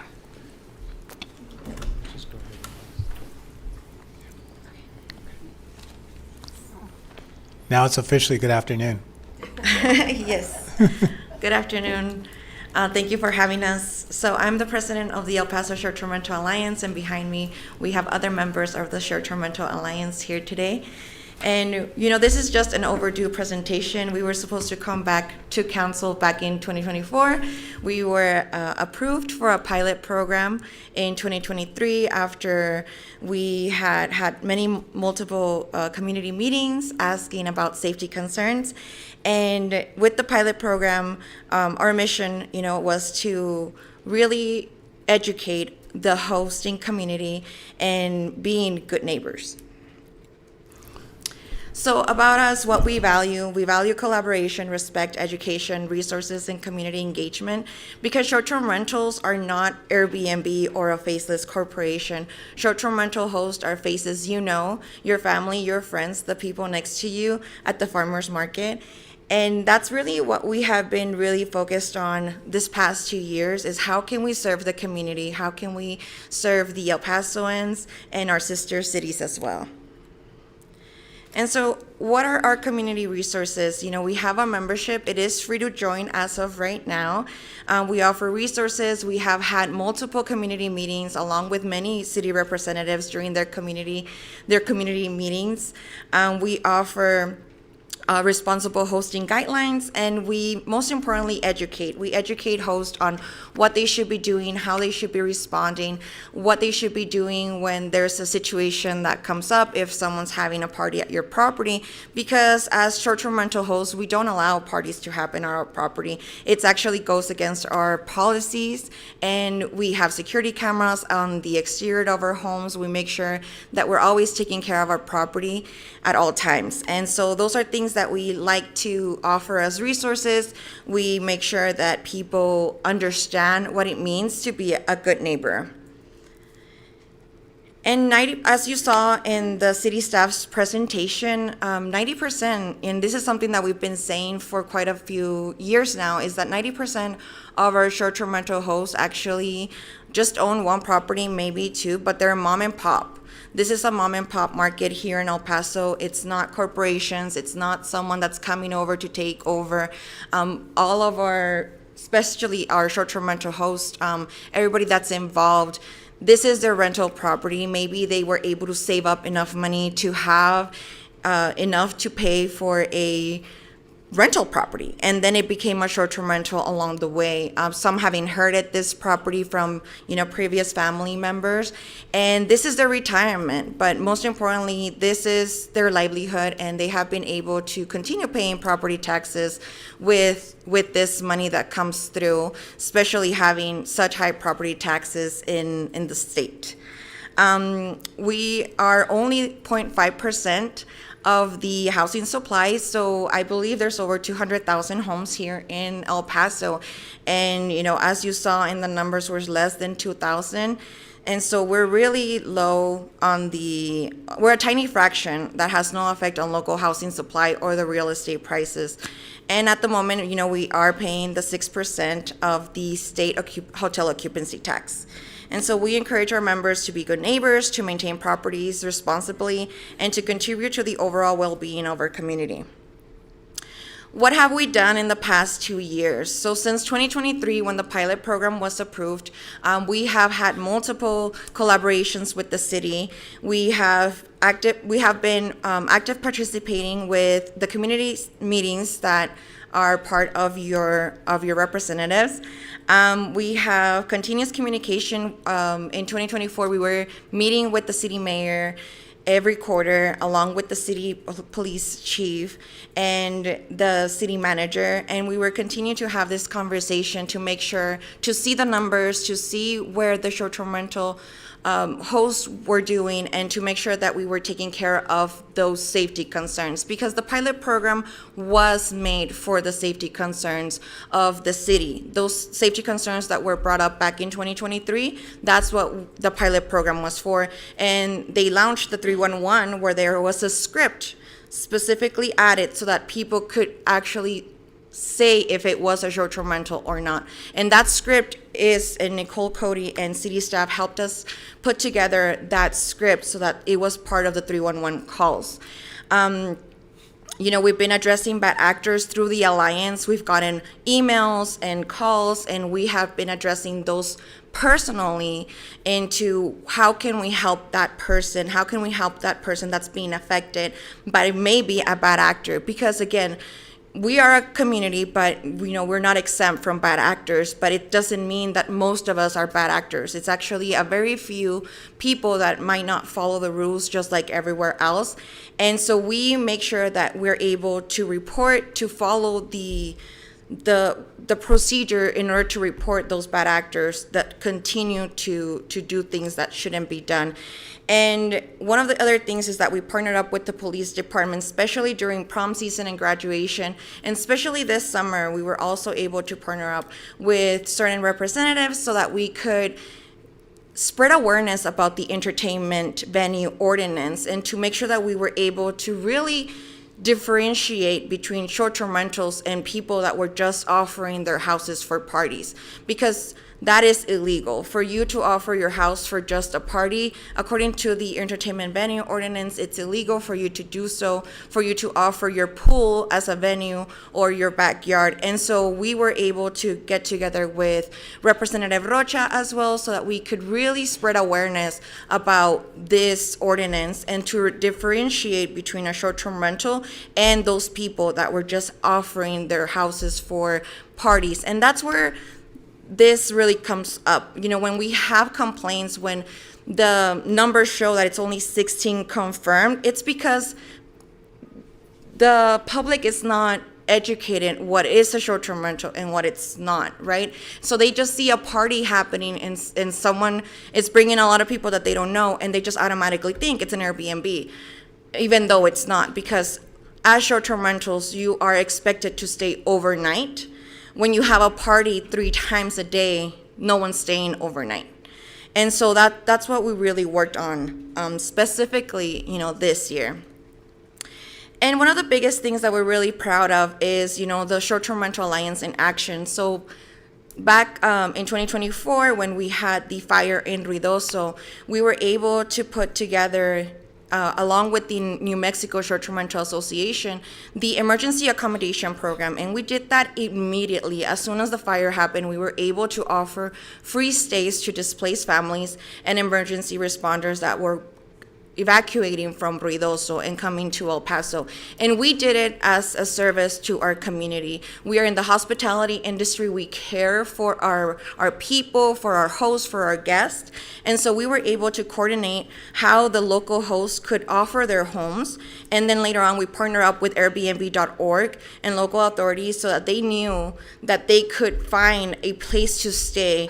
And one of the biggest concerns was pets. You know, during the time that they were coming, a lot of people have pets, and it's very hard and very expensive to find a hotel that will let you bring 5 pets with you.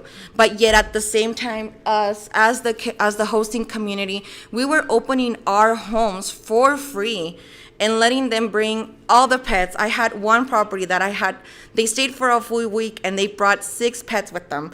And it was fine. I never charged them for anything. I also never charged them for the pet cleaning fee. But not just like me, there were so many others in that list that were offering their places up for free so that we could help our sister cities. And that's what the El Paso Short-Term Rental Alliance is.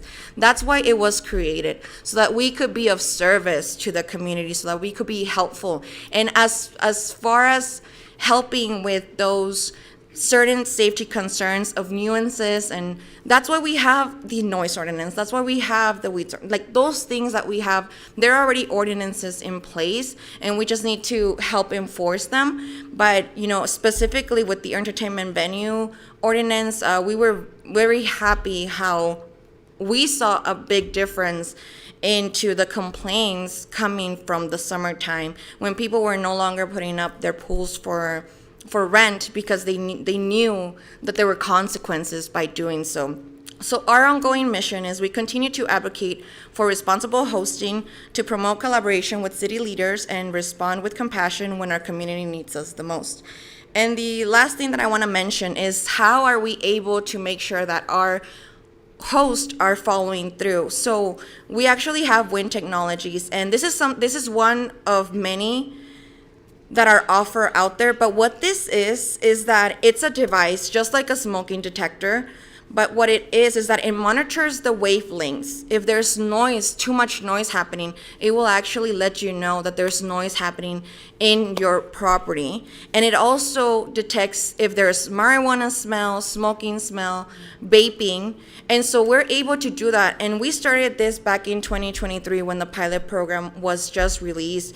We were able to offer this to our hosting community and to let them know that this is a device that we highly recommend for them to use. Again, there's other brands that are also available, but this has been a game changer for us because, again, we don't want those things happening in our homes, and we want to protect our community, and we don't allow those things to happen. So, but it's like everything, right? Maybe someone's gonna break the rules. So how can we make sure that we're able to find a solution? It's like immediately, as soon as I get a message saying that they detect a marijuana smell, I'm able to contact the guest, and I'm able to take measures. If I have to cancel a reservation, I have to charge them.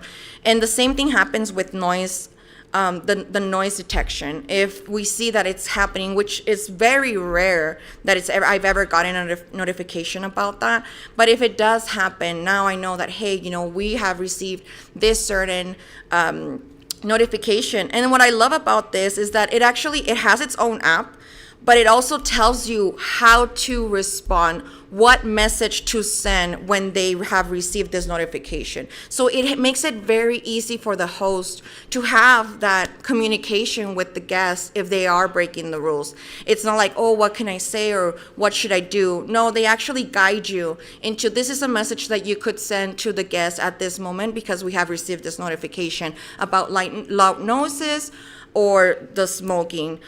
So this is what, the Alliance is all about and what we have been doing for the past 2 years. So I thank you so much for your time.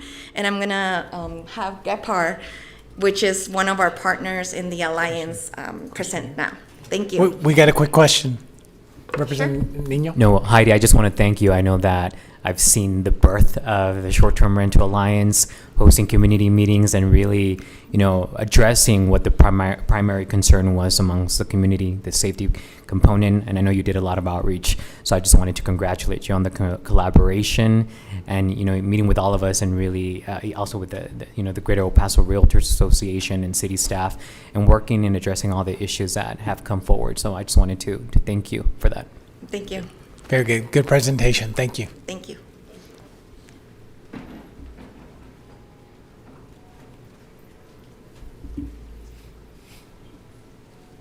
All right. Good afternoon. Good Mayor afternoon. and Councilor. Good Ernesto afternoon. Garcia from the Greater El Paso Association of Realtors playing cleanup hitter like Kirk Gibson did in 1988 for Tony Delgado, who decided to visit all your offices yesterday and ended up probably eating more chocolate than he should have. So he was supposed to speak. And by the way, we love the designs on everybody. I'll get started.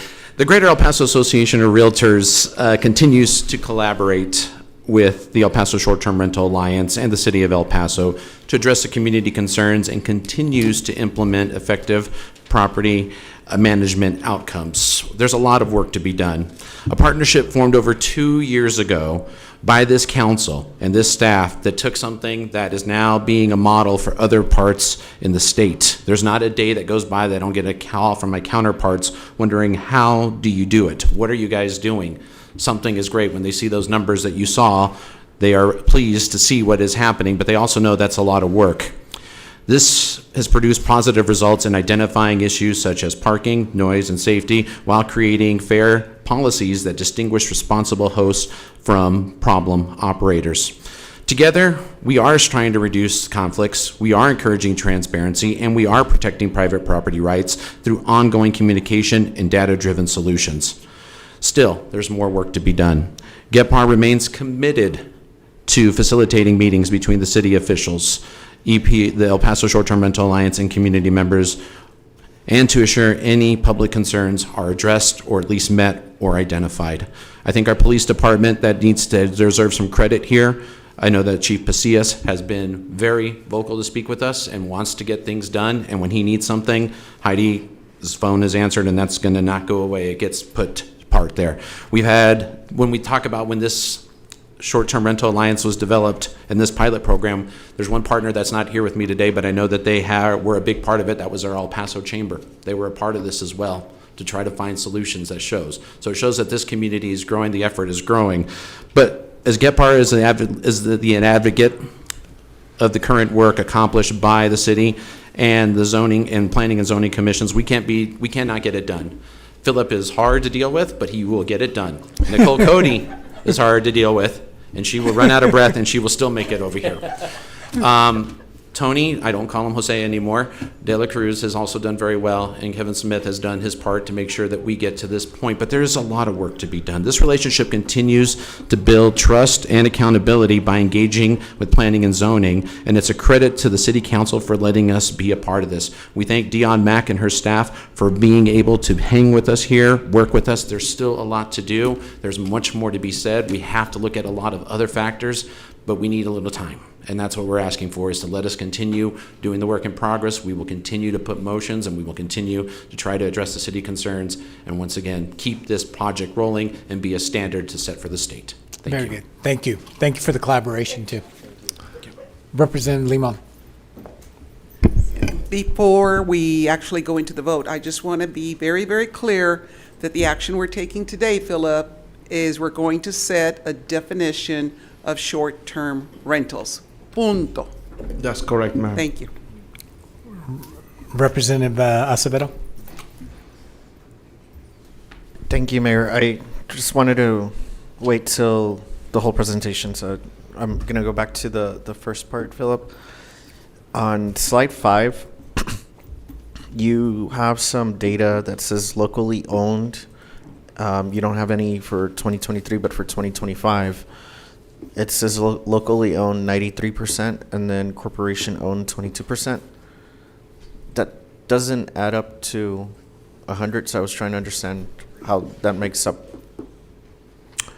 Well, like I said before, I'm not smart enough to debate numbers with you. If you look at the number, these are numbers that we generated from that Granicus gave us. So these numbers may not be accurate or may be accurate. Again, if you look at what I explained. Philip. Yeah. He asked the same question, sir. Okay. And we recognize that the corporation-owned could be also local. Correct. So those are people who have set up corporations to protect their property versus people who are registered as an individual. Yeah. Okay, perfect. Yeah, just like I explained before, like Ms. Mark just explained. So if you want to protect your personal property from your investment property, so you can go into an LLC and keep that separate. So that's, you asked this question before, and that's one of the reasons this is included in the slide. Okay, perfect. Yeah, so they may not be up to 100, but again, locally owned. I mean, if you don't want to be safe from any other lawsuit, so you can keep it the way it is. Okay, so it's some double dipping, some are locally owned and Correct. corporation owned, and okay, that makes total sense now. I appreciate the clarification, and just overall, I know we're voting on the definition today. I'm supportive of that, and I think it's great, and I appreciate all the people that presented and gave us some great information. I think just as we move this forward, I think we need more data, right? And in just different areas. And I've had that conversation with Gephardt just to kind of say, get us more data. That's going to help us with economic development, which economic development is very important. And we could have more Coldplay concerts rather than every 5 to 10 years have some major event and then everything is booked and no one could find anywhere to stay. That's going to be really vital. I think the convention center expansion and trying to figure out what to do with the convention center in terms of renovating it, I think that is long overdue because a lot of this is going to go hand in hand in my opinion. So I'm just hoping that we could have more data, pair it with economic development in order to move us forward into what comes next for short-term rentals. That's all I wanted to say. Representative Canales?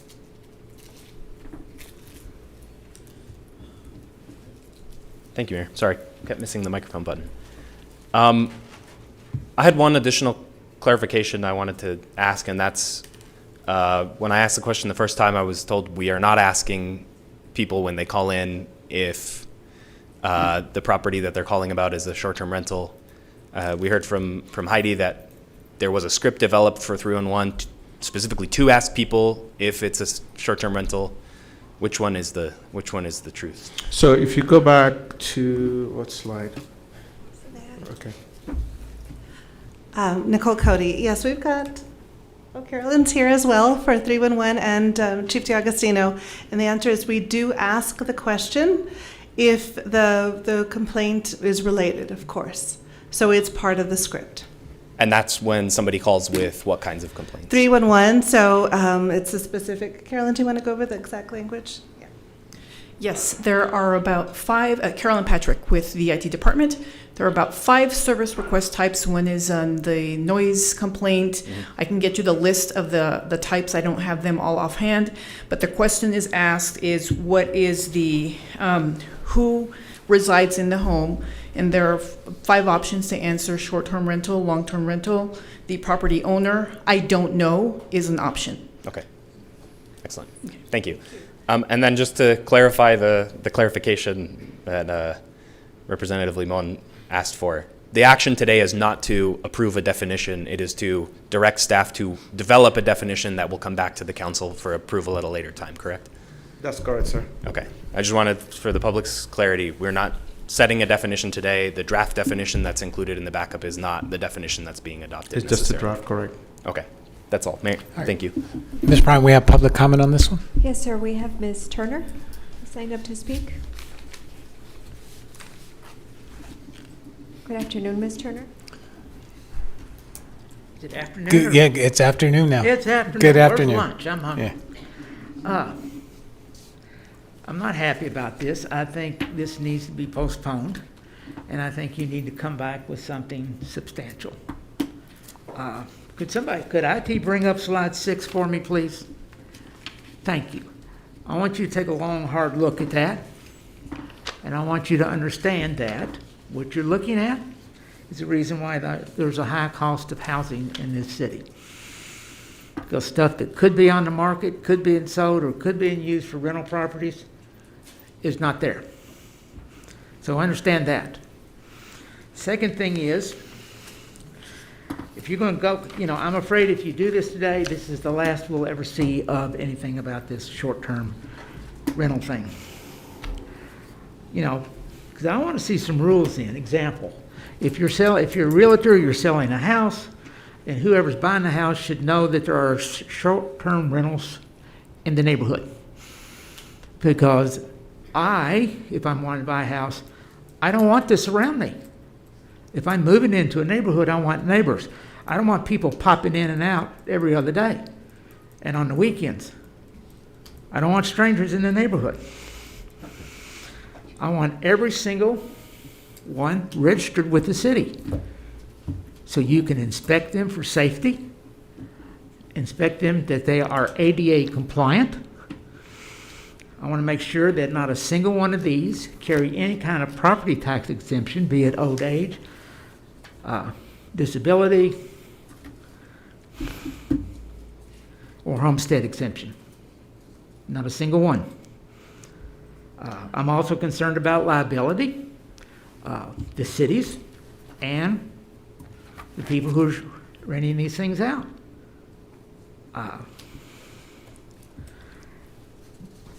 I think you need to postpone and bring us something back, something real.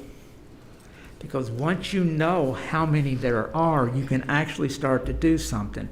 There may be 2,000 short-term rentals in this city and only 100 with the short-term rental alliance, which leaves you a lot of people unregulated. So I'm only asking for some clarification and some straightening out. I don't think it's too much to ask of you. Thank you. Thank you. Any further discussion on item number 28? Hearing none, seeing none, Ms. Prime, please call for the vote. Yes, and Representative Maldonado Rocha, can you restate the motion? The motion to approve?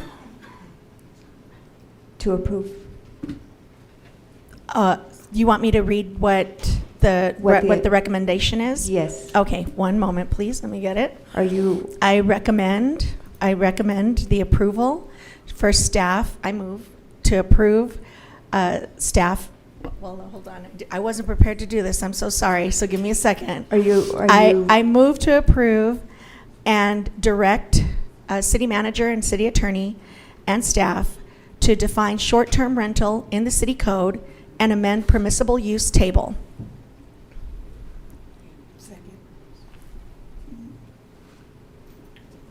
I thought we already had a motion and a second. There was a motion. Yeah, But There was a she motion wanted in a me- second, but she didn't state what she was. Oh, okay. motion- You're just What the motion clarifying it. was to Yes. approve. Okay, good. Just to What the clarify, motion so was. staff Just knows exactly clarifying what the original you're motion. Okay. directing. Thank you very much for your clarification.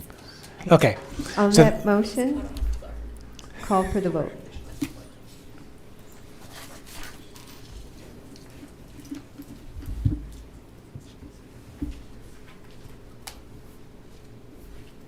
In the voting session? And that motion passes unanimously. Okay, council, it's 12:40. It's up to you guys if you want to break for a lunch. Mayor, I'd like to make a motion to go to lunch and return at 1:40. 1:42. Okay, there's a motion and a Mayor, second. Can we do 30 minutes? Oh. It's up to you. It's up to you guys. Yeah. There's a motion and a second to recess the city council meeting for 1 hour. All in favor? Anyone opposed? The Let me take roll call because I hear no. This is to recess for 1 hour. Correct. Mayor Pro Tem Chavez. Representative Acevedo. No. Rocha. Trejo. Niño. Fierro. Limon. Definitely aye. Canales. No. The motion passes 5-3. We're in recess until 1:40. Don't worry about me, Ms. Prine. There wasn't a tie.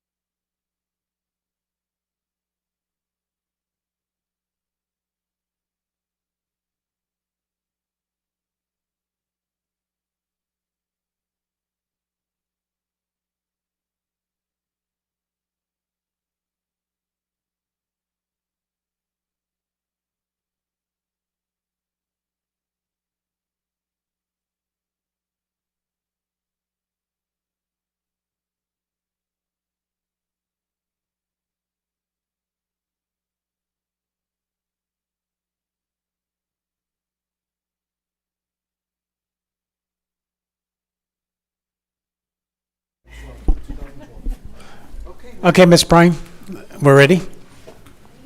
Council, is there a motion to reconvene? Second. There's a motion and a second to reconvene the city council meeting. All in favor? Aye. Anyone opposed? The meeting is back in session at 1:43 p.m. All right, Ms. Prime, I believe we're on page 7 of 13, the first reading of the ordinance, number 15. That's correct, Mayor. These are items 15 to 19, the introduction of ordinances. Mayor, I make a motion to move on the first reading of the ordinances. Okay. We have a motion and a second. Any discussion on the first readings? Ms. Prime? Yes, sir. The motion was made by Representative Limon, seconded by Mayor Pro Tem Chavez to approve the first reading of ordinances, items 15 to 19. On that motion, call for the vote.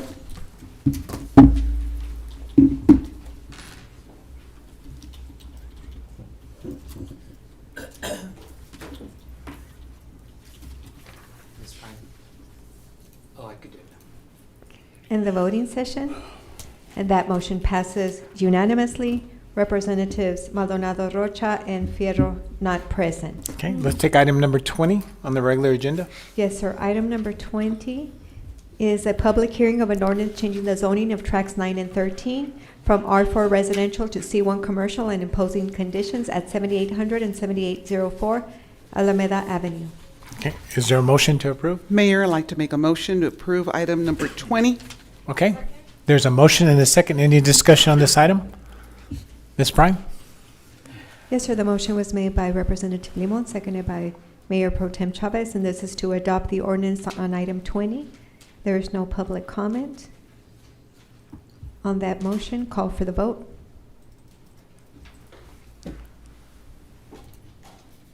In the voting session, and that motion passes unanimously. Representatives Maldonado Rocha and Fierro not present. Okay, Mayor Pro Tem, would you take 21 for me? Item 21 is a public hearing of an ordinance changing the zoning of lots 15 to 20, block 13, from C1 SC Commercial Special Contract and SD Special Development to GMU General Mixed Use and approving a master zoning plan with a 32% parking reduction. This is north of Arizona Avenue and east of North Oregon Street. Thank you. Is there a motion? Move to approve. Ms. Prime, we have a motion and a second. Yes, and we do have public comment from Ms. Turner. She left. Okay. Can we call for the vote? Thank you. The motion was made by Representative Canales, seconded by Representative Limon, and this is to adopt the ordinance on item number 21. On that motion, call for the vote. In the voting session, and that motion passes unanimously. Representatives Maldonado Rocha and Fierro not present. All right, Ms. Prime, let's take item number 22. Yes, sir. Item 22 is discussion and action on a resolution that the City of El Paso adopt to the Camino Real Regional Mobility Authority Christopher Linder to position 5, whose term will expire on February 1st, 2026. Move to approve. Second. Okay, there's a motion and a second. Any discussion on item number 22? All right, hearing none, seeing none, Ms. Prime, please call for the vote. Yes, sir. The motion was made by Representative Limon, seconded by Representative Boyer Trejo, and this is on item 22. To approve, on that motion, call for the vote.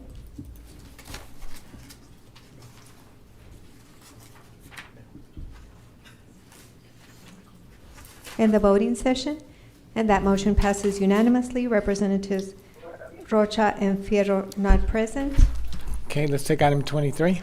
Item 23 is discussion and action on a resolution approving the use of District 2 discretionary funds for payroll of the part-time administrative specialist and authorizing the city manager or designee to take any and all actions necessary to effectuate such expenditure. And this is Representative Acevedo's. Representative Acevedo. Thank you, Mayor. I move to approve.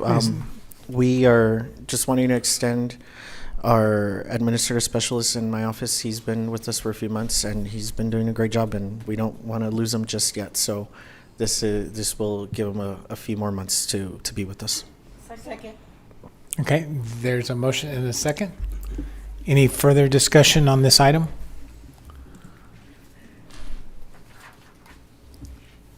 All right, hearing none, seeing none, Ms. Prime, please call for the vote. Yes, sir. The motion was made by Representative Acevedo, seconded by Mayor Pro Tem Chavez to approve item 23. On that motion, call for the vote. end the voting session, and that motion passes unanimously. Representatives Rocha and Fierro not present. And Ms. Prine, I apologize for jumping a little bit out of order, but we have somebody that's been waiting most of the day. We're going to take number 29. Yes, sir. Item 29 is discussion and action on the presentation on proposed amendments to El Paso City Code 20.20 Historic Landmark Preservation. The presentation will provide council an update on the input received from the community and staff recommendations. Okay, is there a motion? Oh, there's no motion? What number am I on? It is correct. It does say fraction. Is there a motion? Can we see the presentation first? Is there a motion on this item? Okay. To discuss and Yeah. bring the items for discussion. Correct. Right. There can't be a motion to discuss. We've been doing that all along. We take a motion, then a second, then we discuss it. Right, but the Mayor, I motion would has to be like- to take an action. It can't be to I would like to discuss make a the motion to delete it. Second. Can we please see the presentation, folks? There's a motion and a second to delete. Any further comment on this item? Yes. Representative Canales? I would ask the council to vote down the motion to delete so that we can see the presentation. And then this is an informational presentation that I think will be helpful. We're not, there's no action here today to approve anything, to adopt any changes to the code. Correct, sir. This is an update on the results of the public feedback process, and then a change in the staff recommendation, a small adjustment to the staff recommendation. Yes, sir. That staff wanted to use today, I think, to present that potential change to the public. Yes, sir. And so that to- we can receive additional feedback before the time when this comes back to the council. If Is this that comes correct? back, yes, sir. All right, so there's Representative Chavez? Mayor, I just wanted to, so council asked that I provide an opportunity for us to bring forward to you before items are going to be brought forth for a vote, for consideration, any feedback we've gotten on ordinances, an opportunity to talk about what we've heard from the public. This really gives the opportunity for you all to decide what we do next on this. And so this is really following what I heard during my evaluation process, that you wanted me to bring those items in a way that were very public. So I would ask that we be allowed to understand what the action is, whatever that action is, so I know if I'm posting, if it's gone, if we're still doing outreach. I want to just have really clear direction on what we do with this item next. Okay, Representative Chavez? Sorry, Mayor, I wasn't finished. Oh, you're still going? Yeah. So again, I just asked the council that we allow staff to present their updated recommendation from what went to the public initially. They have an updated recommendation that I understand is based on the feedback that came out of the public outreach. So I'd love to see, I went to some of the meetings. I wasn't able to attend every one of the public feedback meetings. I'd like to hear what the public feedback was from those additional meetings and then understand how staff's recommendation is shifting in response. Okay. So I'd ask that we not postpone. Representative Chavez? Thank you, Mayor. I was briefed on this item from staff, and I stand by my motion to delete. I know that motion was seconded already. I do not oppose to a presentation. I've already seen the presentation, and I would like to take a vote on my motion to delete. Okay. Thank you. Representative Limon? Mayor, I've had actually 2 presentations, and I attended our 2 community meetings, and this is very confusing. Tony, I apologize. I think this is not a place that staff should be put into, that you all work and then come forth to do a presentation and then we delete it immediately without information. My apologies for me and my office for doing that today. On the same route, though, I think that the amount of work that you all have done is good. This is outreach update. It's what it is, outreach update. And if we had been able to go along, I would have some input onto other possibilities of a much deeper dive into outreach. But I can discuss that with you at another time. And thank you again for being here. Thank you, Mayor. Appreciate it. Representative Fierro? No, Mayor, I was just going to ask that we're allowed the opportunity to vote on it. Okay. So there's a motion to delete this in a second. Ms. Prime? Yes, sir. The motion was made by Mayor Pro Tem Chavez, seconded by Representative Nino, and this is to delete item 29. On that motion, call for the vote.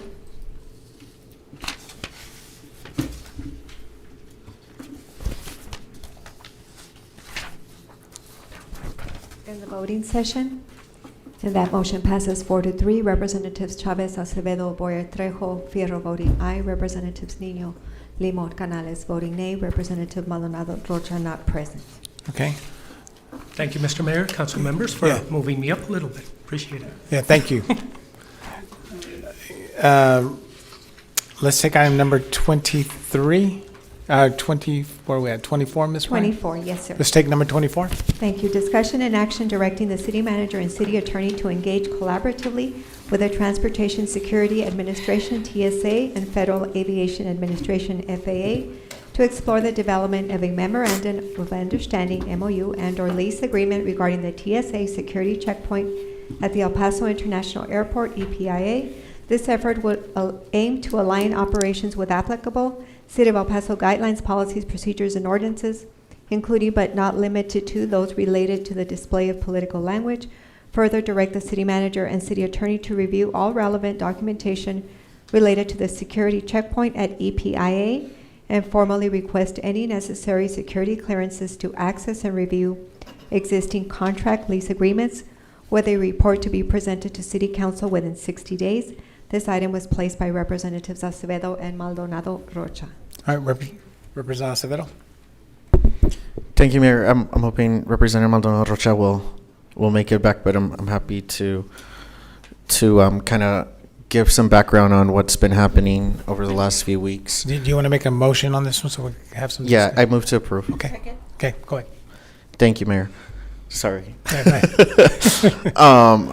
October 14th, I went by the airport after hearing things on the news, hearing stuff from constituents about a video that was playing. You know, there were airports across the country that were saying that they were not playing it, and then a Texas Tribune article came out and we confirmed that we were playing it at the airport. So I needed to see this for myself. And so around 8 p.m. on October 14th, I went to the airport, and there were no more flights for that day. So TSA had just left, and I went to the police officers that have an office at the airport. I asked them to escort me up to the TSA checkpoint, and they were under the impression that nothing was playing. The airport wasn't playing it anywhere else. And then as soon as we got up there, I saw the screen on the right side of the checkpoint. I took a video of that. I posted it on social media.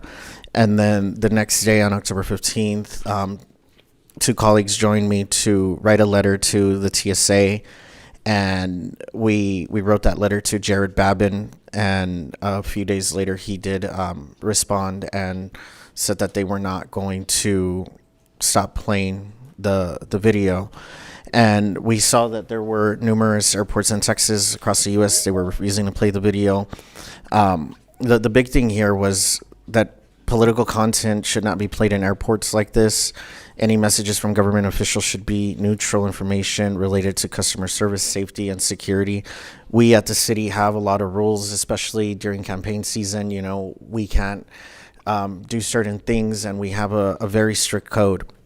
And something that we realized also is that the TSA has a lease at the airport for offices, but that space is in a really gray area that has quote unquote governance by the federal government. And so as we're looking through this, we realize that we cannot, tell them to stop playing the video, even though it's the airport. People are seeing the airport as the city of El Paso, and it's just really difficult to explain.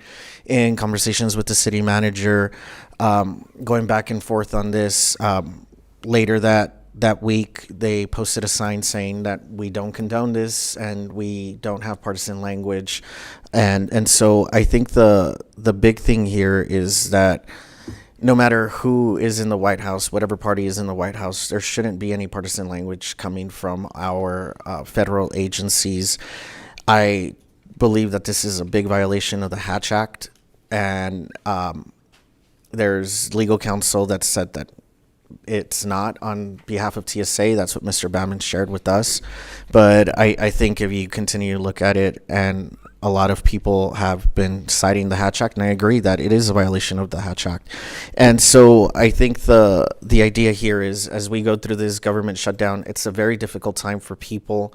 A lot of people are hurting across the country, and we need to focus on getting the government open. Congress is at a standstill. They're at a big impasse. I don't know when it's going to open. This will likely become the longest running shutdown that we've had in history. And so looking through on, okay, we can't tell them to stop playing, but what we can do is show a spirit of collaboration on behalf of the city and try to engage in an MOU so we're not blindsided by this, because we did not know that this was coming. They didn't tell us that they were going to play this video. They just kind of did it, and now we can't tell them to do anything. So what the idea behind this this item is to try to get into an MOU with TSA, so they're looking at our policies, our regulations, open a line of communication. We've done other MOUs in the past where we're sharing that information, that we're knowing that these things are coming, and there's a collaborative effort at one of our biggest properties. And the other thing with the shutdown, as people are hurting, one good thing is that here in El Paso, our credit unions have really stepped up to help people with low interest or no interest loans, and they'll give them those loans for people to access, and then they could pay them back when they get their back pay when the shutdown finally ends at some point. And so I think that I'm asking for your support on this, to direct the city manager and the city attorney to engage in these conversations, to have a collaborative effort with TSA and see if we could come into an MOU. And then the other thing is also, we realized that there was no real direction that the city manager had, so this gives her direction to go out and try to get that security clearance. Because the other thing that came up in the questions that I was posing to the city manager was that this is a very secure area, so even the documents that govern this have a security clearance, and we're asking to get that security clearance, so we're also in the know and we have an idea of what is happening here. And those are the documents that are really running this area, and that way we have a lot of information sharing, and it's a better partnership. I think TSA does an incredible job. They keep us safe. They keep our airport in great shape, and it's really just coming in and saying, hey, let's be more friendly, let's share information. So happy to answer any questions that anyone may have. Representative Fierro. Thank you, Mayor. You know, Mayor, first I want to start with my compliments to the airport director. I think he did an excellent job in reminding us and reminding the public that the airport is not showing this video. This video is not being shown by the airport or any part that belongs to the city of El Paso, first and foremost. The city manager went above and beyond to keep us all informed via emails, via information on what was happening, pictures of signage, and her communications with the director. I hope Ms. Turner, if she's not here, is watching, because I totally agree with her. Our focus shouldn't be on trying to be rational with a federal government that is unrational and who does not care about the health and security of our country. Instead, they're worried about doing petty things like this, putting things on internet on HHSC and certain things. Our focus should be on is, again, this is, Ms. Turner brought this up, is on the food security of people who are needs, who may not be receiving their checks in the near future, of focusing on health concerns. But in my opinion, Mayor, this is a non-issue. The airport is not running this.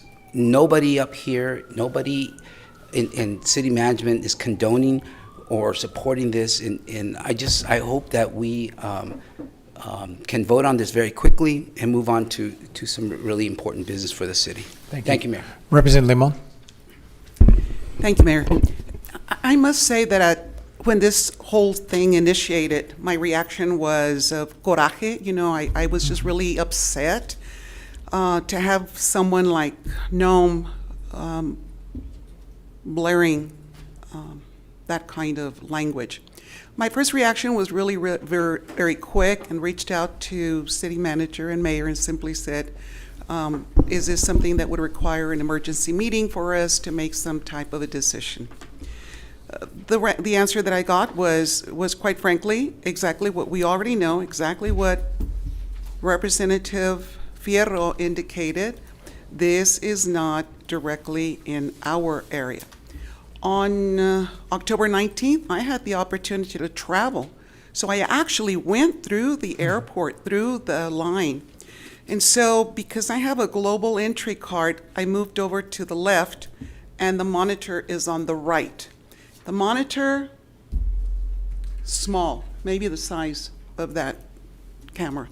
On the extreme right, when I was traveling, there was a whole line of people. Not one person, Mayor, was looking or listening to that video. Not one. The line was moving. And if people are like me, I want to make sure I've got my ID, my wallet, my boarding pass. That's what I'm thinking about as I'm boarding onto a plane. When I did get through TSA and I asked the young man who appeared to be a reasonable person, and I said, does it bother you that that monitor is over there? And he said, quite frankly, we can't hear it, and no one has commented on it. And so it was a busy day. It was on a Sunday afternoon. I was departing. And so I'm thinking like, we've gotten the best information. This is not ours. We're leasing. They want to put it there. This is old news. Ya pasó. I mean, let's move on to other things, bigger and more important. Thank you, Mayor. Representative Canales. Thank you. I'll be super brief because I think I share this opinion for the most part. I'm happy to support this because we can ask the question of the TSA, but you know, we've already asked the question to the TSA and their answer was no, we're going to do what we want in our space. And I think if we ask them again formally through the city manager, their answer will probably again be no thank you, if they're polite enough to say thank you along with their no. Again, I think that Rep. Fierro put it very very succinctly when he said it's not prudent to focus on trying to be rational with an irrational actor here. I immediately condemned the video. It's very clearly a Hatch Act violation. But again, only the Office of Special Counsel in the federal government can enforce the Hatch Act, and we don't even have a special counsel in that office confirmed by Congress at the moment. And so, with that level of dysfunction happening, I just don't anticipate that we'll be able to enter into any kind of agreement with the TSA that's going to make any difference to a situation like this. Again, I appreciate it being brought forward, and I'm happy to say yes now, but I just don't anticipate that this is going to be fruitful for us. I hope that most El Pasoans and visitors who use the airport, like Representative Limon said, simply passed through the security and didn't pay this too much attention. It really isn't a message that belongs in our airport or any airport within the United States. But TSA is going to put on their monitor what they want. I hope in the future they're willing to enter into agreements like this, to collaborate with us on the operations that they have going on at the airport. But I'll hold out hope for that one day. Thank you, Mayor. Representative Rocha. Thank you, and forgive me, I'm a little out of breath. So I appreciate it, and I've been listening to the comments, and this was really brought from a place of wanting to be able to, to Rep. Canales' point, I understand where what he's saying, and we do hear that. We have heard that. But in the grand scheme of things, there are memorandum of agreements that do exist between federal and municipalities to some extent. Now, I understand that this one, we pass through and we may not see it and all of this. And really the intention of this is never, it's not to be, to impose our will onto the TSA by any means. This is more of a collaboration to say, if something like this were to happen in the future, would you just be able to give us a heads up, and then we can appropriately pull our resources to provide an answer, instead of what took place, unfortunately, that week, which was we're scurrying to try to figure out how to address the constituent concerns. So that approach really provides a more comprehensive way of showing that, yes, we know it's the federal government that's going to do what they want to do, and now the city understood, we know our place, but we can also, within our city facility, address that same situation to a certain extent. And the other thing that I wanted to also point out is that when it comes to this particular situation, I've heard from constituents that have said, keep your nose out of it. It doesn't belong there. Local politics is local, federal is federal. And that constituent has every right to have that opinion. At the end of the day, the city is an apolitical body.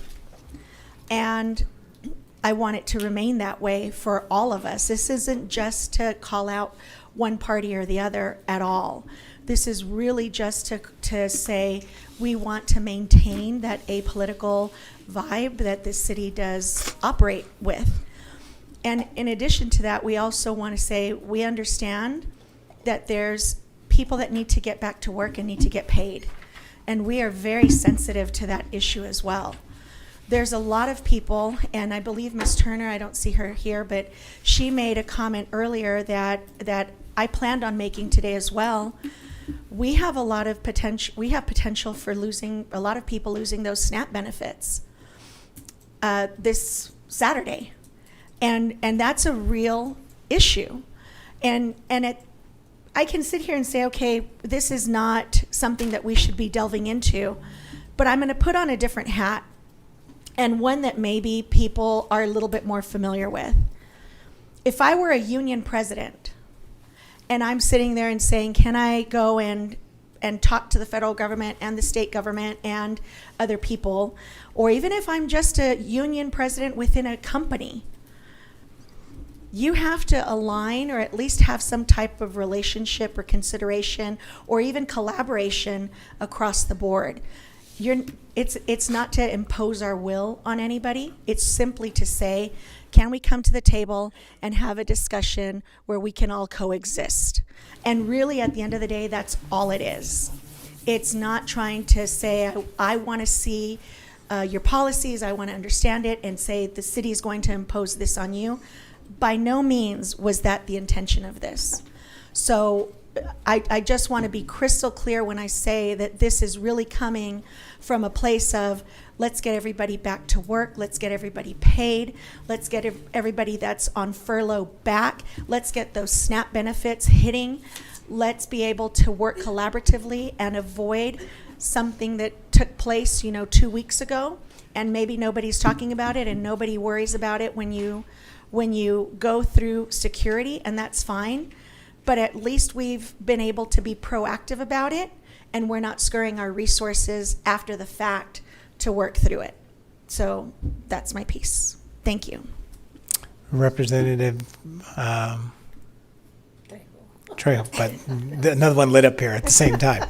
Okay, that was you. Okay, see? That was my fault. Okay, Representative Trejo. I'm just going to be short here. When we have a violation of federal laws, it's important that we speak up. And so one of the things, many times I say, silence gives consent. And so this is not something we should be silent about. And I'm going to be voting with you all on this. Thank you. All right, before we have Representative Chavez. Thank you, Mayor. Yeah. And I'm just wanted to ask Ms. Neiman, as our city attorney, if she could weigh in on what she knows about the agreement we currently have with TSA. If you could speak a little bit about that. And how maybe this item would change that in any way, I'm not sure. So currently, we have lease agreements with TSA for the use of the airport facilities where they keep their administrative offices. Under federal law, no airport is allowed to charge for the use of the security checkpoints that the council is discussing. And you heard from some of the council members, we have discussed having more of an ability to have a say in regards to what happens in that space, but as a result of the conversations that we had because of the video, we learned that we have no ability to have any say in regards to what takes place within the security checkpoint. So potentially what would change if we were to engage in a conversation with them, or even, request an MOU, what could potentially change? I don't believe that we would be successful simply because the law is very clear about what areas of the airport the law says they have to compensate us for, and then also the jurisdiction of the federal government, specifically the TSA at ports of entry, like the airport, so they have total jurisdiction in that space. Okay.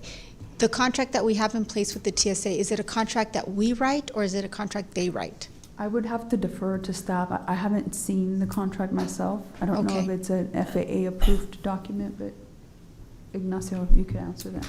Good afternoon, Ignacio.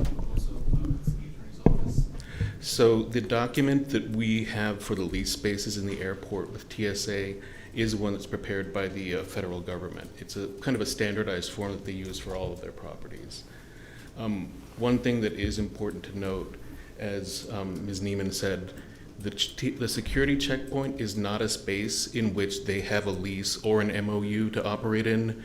And from a federal regulatory perspective, we're not required, we're not allowed to charge them for that space, and they aren't required to get any sort of operational agreement between the city or the TSA as a federal agency in order to occupy that space, because it's part of the airport's overall security, and TSA is the agency that signs off on the airport security. So it's kind of sort of a circle. We can't operate the airport properly without TSA signing off on our security, and they won't do that unless they have a part in our security. So just to reiterate, they provide the contract. Yes. They have complete authority over the space that they are utilizing. Yes, that's correct. And from what you know, they will not engage in any other type of coordination or agreement, from what you know. From what I know, it would seem very unlikely because, they aren't in any way obligated to have to do that. And at most airports, they, operate the same way. We've spoken to outside counsel that we use for complicated airport matters like this. And they've said they have many airport clients across the country. They have said that most airports are dealing with this situation the same way that we are, in which the video is not being displayed on like city or airport owned like displays within the facility. But if TSA has their own displays, they can't do anything to stop them from using them to show it. Okay. I don't have any further questions. Thank you. Representative Canales. Thank you, Mayor. Just one bit of clarity for the public, and it's getting in the weeds just a tad, but the public was very interested in this and asked a lot of questions about the city's authority and what it means and who has jurisdiction where. And so the portion of the Code of Federal Regulations, it's 49 CFR Chapter 12, Section 1542.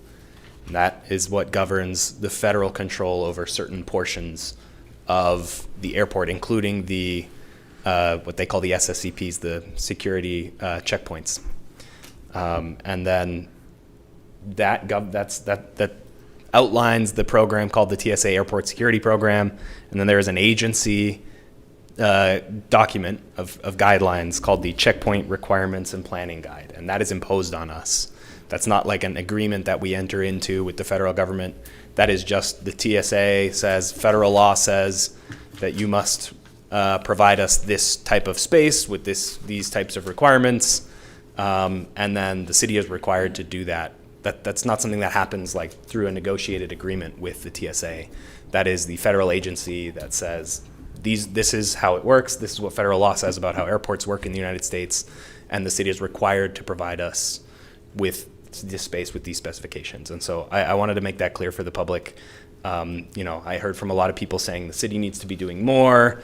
You need to change the terms of your agreement with the TSA. That's not something we can do. There is no, there is a lease agreement for their administrative offices. There is no lease agreement proper for the security checkpoint. That is something that is guaranteed to them through federal law. So just wanted to make that clear for the public. Thanks, Mayor. Very good. Representative Acevedo?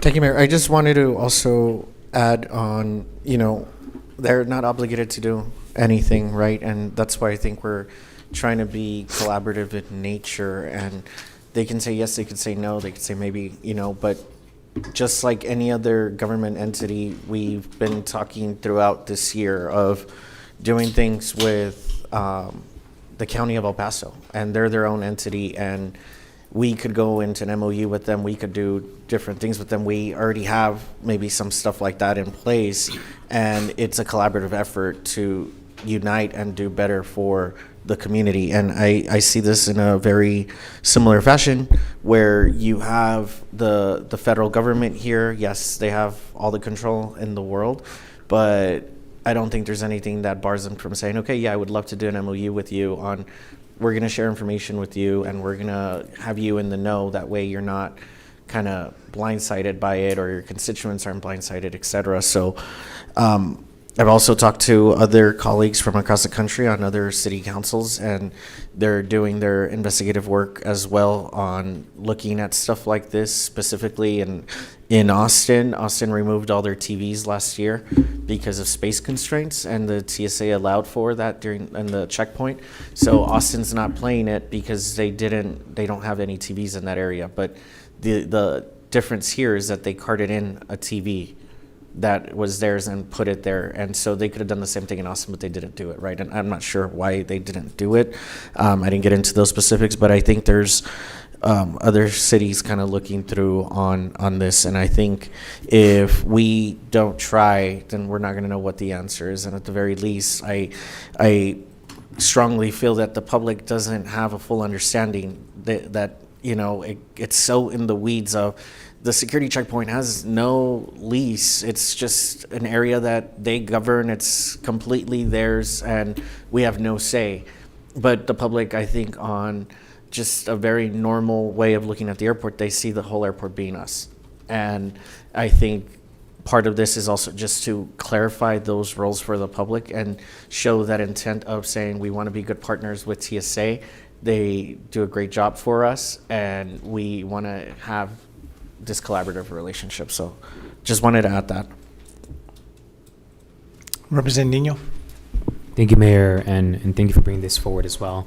I know when the video was shared and it became a viral story, I had also reached out to Ms. Mack and Ms. Neiman, just trying to get clarification of what exactly was happening. I think there was a lot of misinformation that was shared because it said that TSA was playing the video at the El Paso International Airport, but other communities were not. So I'm grateful that Ms. Mack did put up a sign saying that it's not the city itself who's taking a stand on this political video. And I know that I had also asked Ms. Mack and the team if we knew if other municipal airports were also playing the video within the TSA area that has no jurisdiction over the municipal government. And I think someone mentioned, do we know if any other municipal governments have any sort of agreement or MOU with TSA across the nation? I don't know if anyone could answer that. No. So, based on the research that we did when all this happened, it's our understanding that what Ignacio just presented is correct. We have the standard lease agreement, and that's what all airports use. Under federal law, the security checkpoints at all airports are mandated by federal law, and you cannot charge for that use. So there are no MOUs. They have lease agreements for administrative space. at airports, I but know not for the security checkpoints. And I know that we say charge, but in regards of the actual security checkpoints, we don't know if there's a specific MOU or agreement that is needed in order for them to operate. But according to federal, they don't, right? Because they have full jurisdiction over that. Yes, that's correct, sir. Okay. No, I think overall, however this item moves forward, I think we've kind of also made it clear that it's not the city of El Paso who is sharing this video, and I think it's important to reiterate that as a whole, because I think there was a lot of, again, miscommunication amongst members of the community, and I want to ensure that we clarify that. So, thank you. Thank you. All right, Ms. Bryant, let's take the public comment. Yes, sir. We have Mr. Michael Apodaca. Michael Apodaca. We have Jocelyn Avila in the queue. Star 6, please, ma'am, to unmute your microphone. Good afternoon. You have 3 minutes. Ms. Avila, go ahead, ma'am. Your microphone is ready.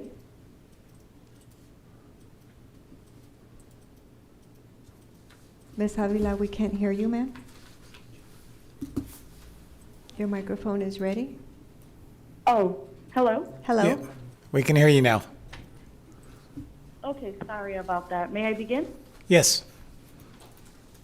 Yes, good afternoon, Mayor and Council. My name is Jocelyn Avila, and I am a District 4 constituent.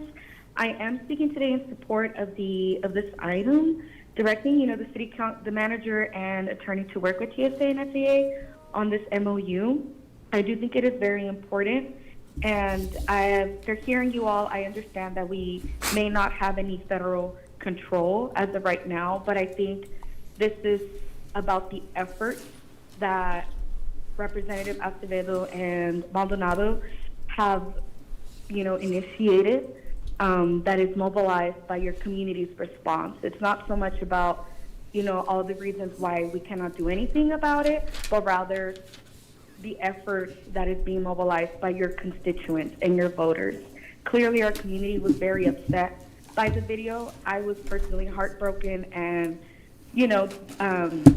couldn't believe that this administration is trying to politicize and further polarize here locally in our own airport. And so I think that this is a reasonable action about good governance and transparency, to ensure, like Representative Acevedo said, that we're not blindsided in the future and that these federal operations, if possible, align with the standards of nonpartisanship here in the city of El Paso. So I do think, once again, that you should be mobilized and inspired by your community response to it, which was overwhelmingly negative to it. And we shouldn't see it as, being silenced by it, because that's exactly what the presidential administration does, is trying to capitalize off of all the reasons why we cannot do anything about it, to suppress and silence the American people. So I think as a representative, you can do something about it. I do strongly urge you to support it. And once again, just follow through with this act to ensure that there is good governance and transparency in the future.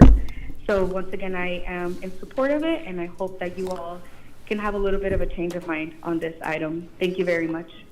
Thank you. And Ms. Turner? That concludes. Public Okay. Comment. Ms. Turner, I believe, has left. All right, so just a couple quick comments on this item. So this is a prime example of when you have conflict between federal, state, and local groups, and this is clearly a conflict that we are having. I can tell you that, Ms. Representative Limon is correct. I flew in the airport, and there is a monitor to the far right. The volume's not on, and you're trying to get through security, so not many people are paying attention to it. I think with the request that we're seeing today, where it says have the city manager and city attorney to review all relevant documentation related to the security checkpoint at El Paso International Airport and formally request any necessary security clearances to access and review existing contract lease agreements with a report to be presented to City Council within 60 days. I can tell you that's a lot of resources that's going to take to get the city manager and the city attorney to do that.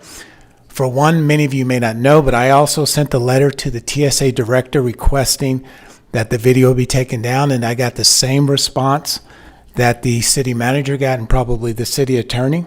So we did make a number of efforts trying to get the video taken down.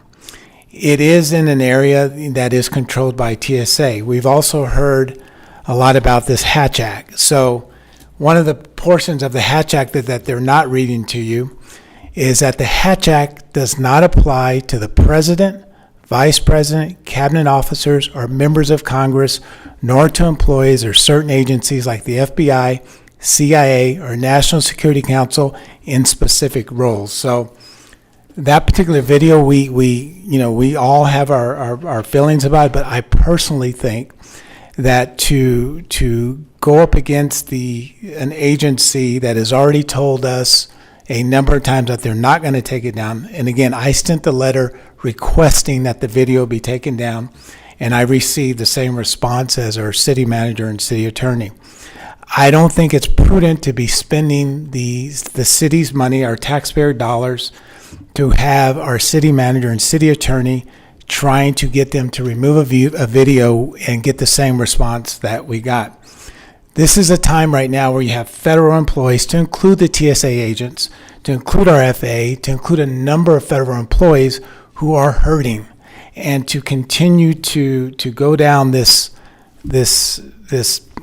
path that we're attempting to go down with no result that we're going to get, to develop an MOU. And Representative Nino asked a very good question: is there any other city that has an MOU? And the answer was no. So I'm not sure what this is going to cost the city, but I would rather spend some of these resources on fixing potholes and pulling weeds and doing those things. So I think we've got our answer from the TSA, but Ms. Prine, with that said, please call for this vote. Yes, Mayor. So the motion was made by Representative Acevedo, seconded by Representative Boyar Trejo, and this is to approve the direction listed on item 24. On that motion, call for the vote.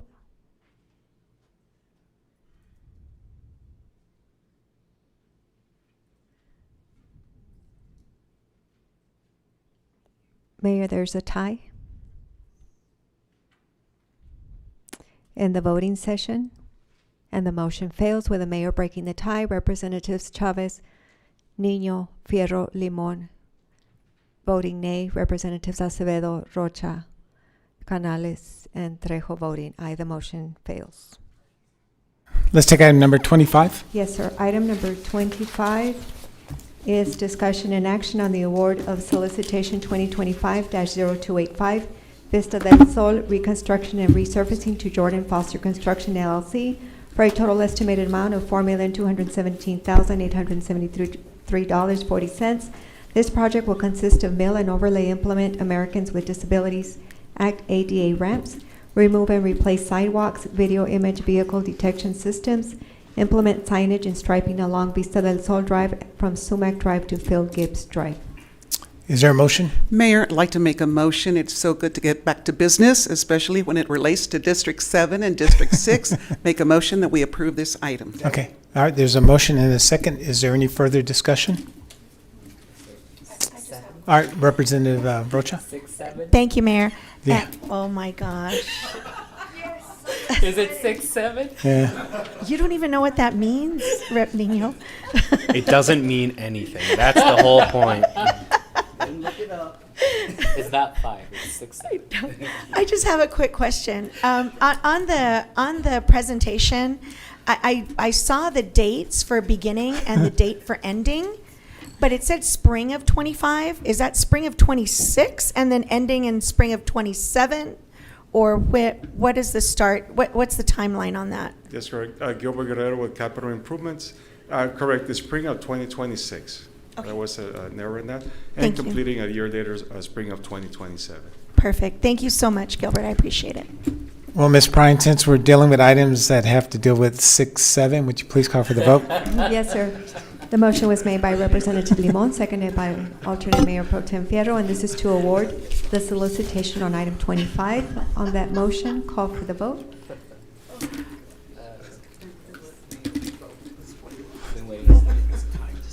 in the voting Sure. session, and that motion passes unanimously.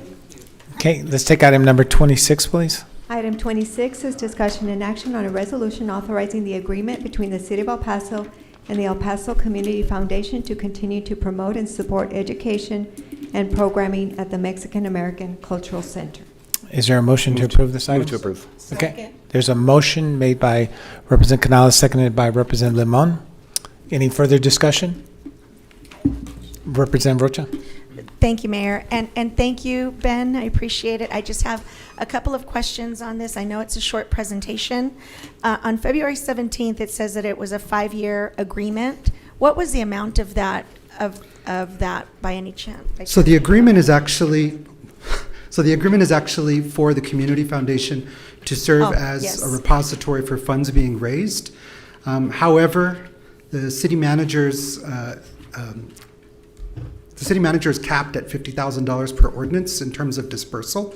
We've raised in excess of that, and so what we're asking the council for is permission for us to have those funds to be able to continue to disperse them as we continue to raise more funds to support programs like classes, workshops, camps, and scholarships. So it says that the money is nearing its limit. Is that correct? That's so correct, in 8 ma'am. months, So we've reached that 50,000 limit? Yes. Is that what I understand? Okay. And Ben, if you don't mind, it is a relatively short presentation. Do you mind walking us through that and Representative Limon? You Of have course. to come. Yes, if IT can bring the presentation up. So we did enter into a 5-year agreement with the El Paso Community Foundation in February of this last year. We have a very long-standing relationship with them at MCAD. They are the vehicle that we use to raise funds for Chalk the Block. We also have the El Paso Museum of History Foundation housed under their umbrella as well. The purpose of that agreement was to support education programming at the Mexican American Cultural Center. If you look at the date there, this was just a few weeks before we opened the facility, and we knew that our fundraising efforts were going to start ramping up considerably when people, particularly sponsors, were able to see the quality of the facility and the programming that was being offered. So they are the not-for-profit vehicle that will receive donations, sponsorships, and importantly, grants from agencies that do not fund municipal entities. And that funding limit is defined by Ordinance 016736, affectionately called the Godzilla Ordinance by the City Attorney's Office, which limits the dispersal at $50,000. Currently, we have raised about $85,000 with more asks out there and more grants planned. And so, again, we want to be able to continue to utilize the funds that sponsors and agencies are giving us to be able to support the work that staff is doing at the center. Representative Canales? Thank you, Mayor. Who's Godzilla in that scenario? You don't have to answer that. The ordinance itself is so large, it is Godzilla. Thank you, Mayor. All right. Any other further comments on this item? All right, Ms. Prine, call for the vote, please. Yes, sir. The motion was made by Representative Canales, seconded by Representative Limon to approve the resolution on item 26. On that motion, call for the vote. In the voting session, and that motion passes unanimously. Thank you. Let's take item number 27. Item 27 is discussion and action on a resolution to authorize the city manager to execute the State Infrastructure Bank loan agreement together with all required documentation to effectuate the city's intent to borrow such funds, and that the city council further authorizes the city manager to take or perform any actions required for implementation of this resolution to receive funding from the State Infrastructure Bank. Motion to approve. There's a motion. Is there a second? Second. Okay. Anyone want to see the presentation? Okay. Can we see the presentation, Joaquin? Absolutely.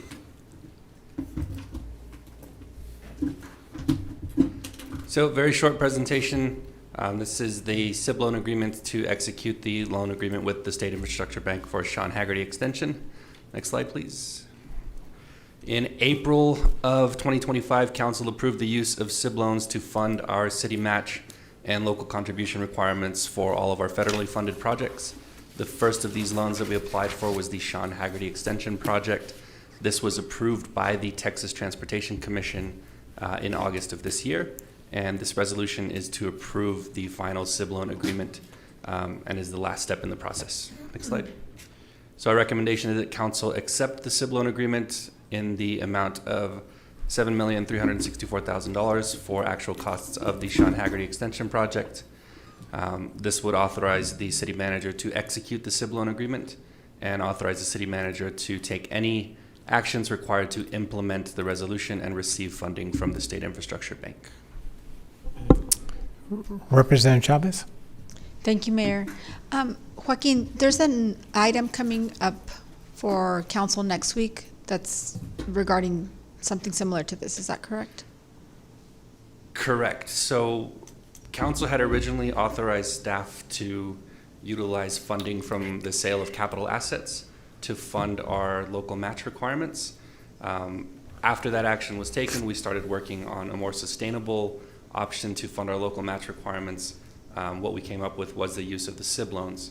So what you'll see on next week's agenda is an item to rescind the authority to use funding from capital asset sales now that we have the SIB loan in place.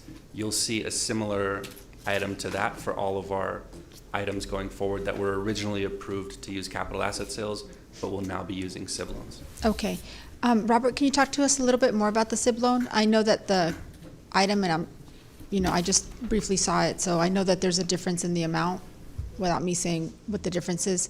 But could you talk to us about the loan agreement itself?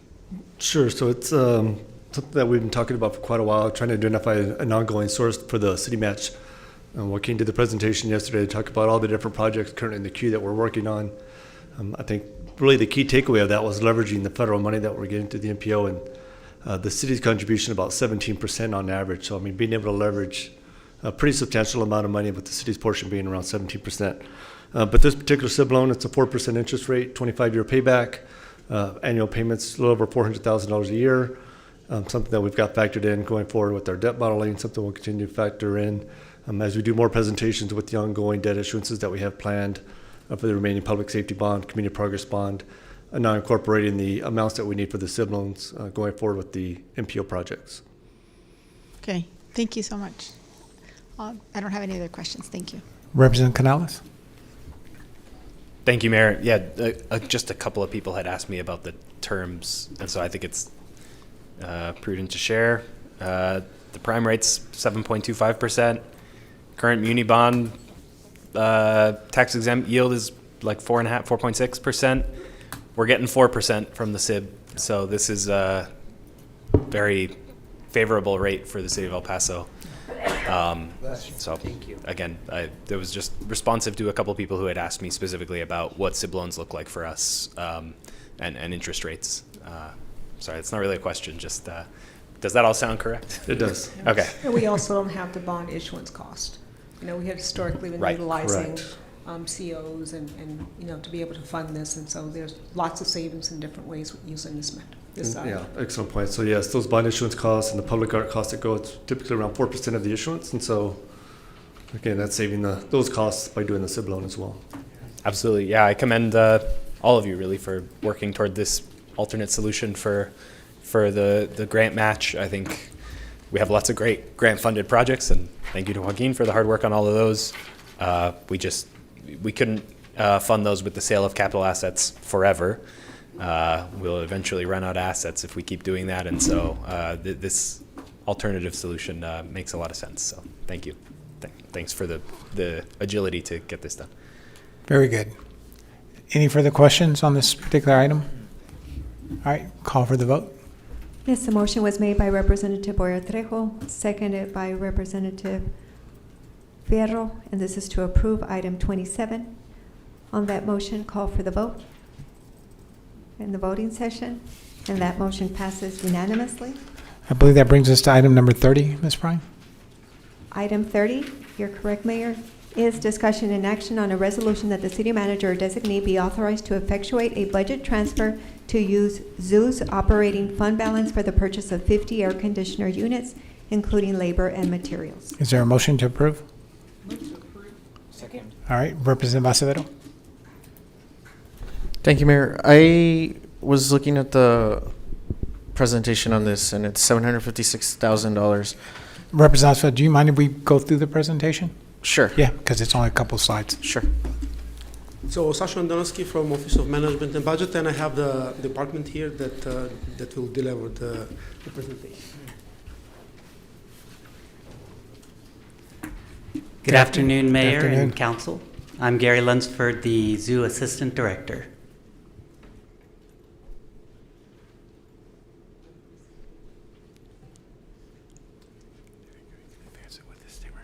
Thank you.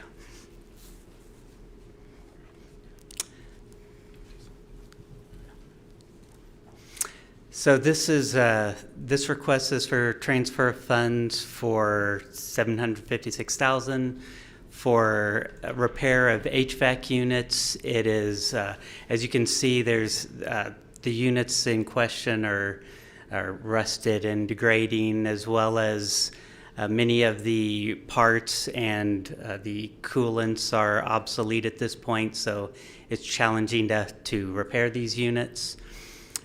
This is specifically for 19 evaporative coolers and 31 refrigerated units across the zoo, a total of 23 buildings that would be addressed by this renovation. So the specific request is to free up the funds or to approve the transfer of funds from the zoo's restricted funds to the operating budget to address the replacement of these HVAC units. Okay. Representative Acevedo? Can I give you a little context? Sure. So last year when we kicked off a lot of the climate work, we had the opportunity to do an energy audit for the entire zoo, really looking at how we could be more effective and efficient, and realize that they were one of the biggest users because of these very old units. As we were doing that work and thinking about how we can make improvements across the board, we utilizing a lot of the capital funds we have in place to address a lot of the deferred maintenance. And so we were able to get a lot of those things underway. The team also used some of their resources to be able to buy some equipment to have that, to be able to deal with some of the deferred maintenance like the pathways and other things. This is really a great opportunity for us because we have enough money in the fund to actually be able to start to deal with some of these projects, which really is the purpose. You know, to have those funds available to be able to hit some of the capital pieces and really be able to get on a trajectory where we don't have as much deferred maintenance for the zoo and not having to wait until we issue bonds to be able to do some of that work. Representative Acevedo? Thank you. And thank you, Mayor. I guess the question here is the 756, and you're saying you have enough in the fund balance. So I guess how much is in that fund balance that we're able to cover this and what we'll be The fund has $4.2 million of fund balance. And we increased that for this budget year, right? No, this fund is just the dollars that they earn. The way that the zoo is funded, we fund only staff through the general fund. So every other expense for the zoo, whether it's an item like this or it's animal food, comes through their gate and money that they raise. So this fund, you know, is at a level sufficient that the team felt that we could do this project. And so I think it was at $2 million last year, like 2.5. And so we've been adding the gate when we don't spend the money, you know, adding those dollars in to give them enough cushion to be able to do these type of things. Okay, so there's been an increase about, that was kind of what I was getting at. Yeah. So there's been an increase from last year to this year, about 1.5 million. Yes, just to be clear also, I mean, I think City Manager talked on it. These funds are separate and apart from the general fund reserves that we've talked about. So this is the restricted fund balance that's generated through their gate revenue. Right. Okay. But don't hold me to that increase, sir, because okay. That's what I was trying to compare. What was it last year and this year? But overall, I guess what I'm trying to get to as well is how much has the Paso Norte Community Foundation raised for the zoo? So what they're doing, what you're seeing right now is one of the conversations we've had is before there used to be a split with how we utilize the gate. So now 100% of what they're earning through their tickets are going into this account. So we went from doing about $100,000 a year to bringing in almost $300,000 or $400,000 a year. In addition, all the events that they host, have no overhead and cost to it. For example, we did Boo at the Zoo last weekend. It sold out with 1,300 tickets sold. That entire $55,000 after expenses would go into this account. So all those traditional ways that we were raising money, whether it's through concessions, school visits, all of those things go into this fund.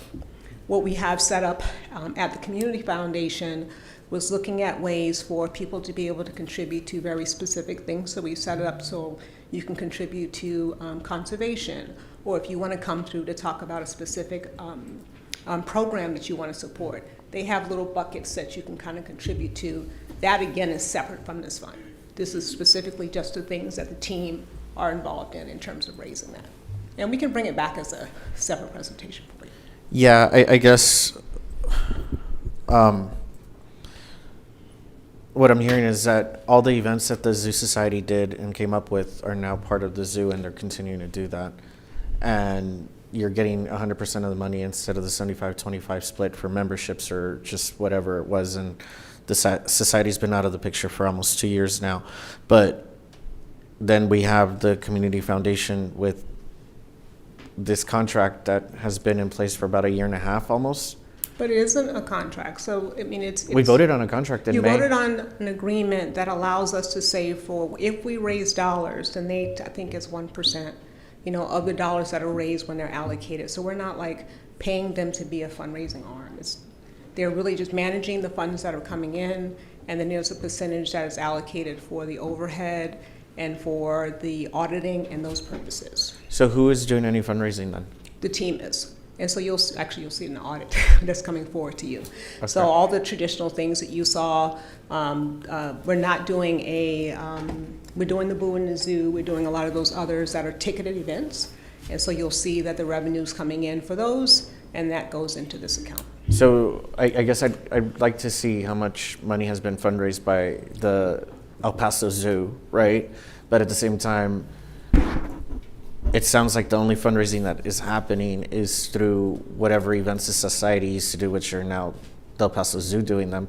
But there's no real efforts to go with donors like the society used to do to get things done. It's more like we have events, that's fundraising, that's it. We have a glorified GoFundMe account with the Community Foundation, the Paso Norte Community Foundation, for conservation and whatever people may want to donate to, but we're not really making any efforts to get people to donate. There isn't a capital campaign, so, and this is off topic, and this is way off topic, so maybe we should bring this back to council. So 12 years ago, there was a capital campaign. The capital campaign split what we would be fundraising for in terms of capital projects. That was clearly identified. I do think it's time for us to do another.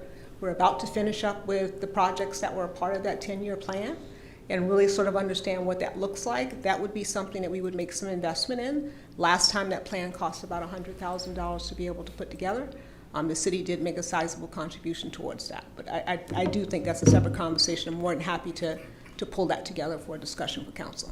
Yeah, and then the reason I'm asking all these questions, and I understand how you think it's a separate conversation. I think we do need to have that conversation at a future council meeting, but I'm asking these questions to inform my vote because I feel like stuff like this that is really important, and we're looking at these pictures and those units look pretty bad, should at the very least have some of the fundraising efforts go toward this. And I haven't really had a clear picture of what that is since the society left, and I don't know. And I'm just, and I'm using it to inform my vote. Perspective, even for the MCAD and the rest, I truly believe it is our responsibility to take care of the basics and to take care of the maintenance.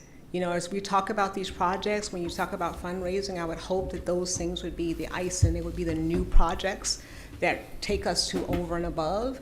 I mean, we just have a lot of deferred maintenance across the entire city, and I don't think that those should be things that we should be fundraising for. We should be figuring out how we take care of the basics, and then when people are coming to us, it really are the shiny things that people can see that are added value to the organization. They shouldn't have probably gotten this bad, but I'm really happy that we did the audit, and it allowed us to be able to bring this forward, and we have identified the funds, and it doesn't leave the zoo in a place where they don't have sufficient funds and a sufficient cushion to be able to do the things they need to do in the future. Okay. Representative Fierro. Thank you, Mayor. Mr. Lunsford, thank you so much for everything you're doing at the zoo. I was there at an event similar to Boo Zoo or Zoo Boo. I can't pronounce it, but it was a fabulous event. It was an evening. Your team is absolutely wonderful. They made all the guests there feel welcomed. I think that it's too bad that when this other organization, it wasn't the same feel. This is night and day, and now we're investing back in our zoo and fixing the issues that have been there for years and years and years. But thank you for you and your team's leadership. Thank you, Mayor. Yeah, thank you. Thank you. Representative Chavez? Thank you, Mayor. A little off topic, but the kids that visited us this morning to do the Pledge of Allegiance, the one request that they had from the city of El Paso was more animals at the zoo. So just thought I'd throw that out there. Second floor. I'm just, don't kill the messenger, Fierro. Okay, Ms. Bryan, call for the vote, please. Yes, sir. The motion was made by Representative Limon, seconded by Representative Boria Trejo. This is to approve the resolution on item 30. On that motion, call for the vote.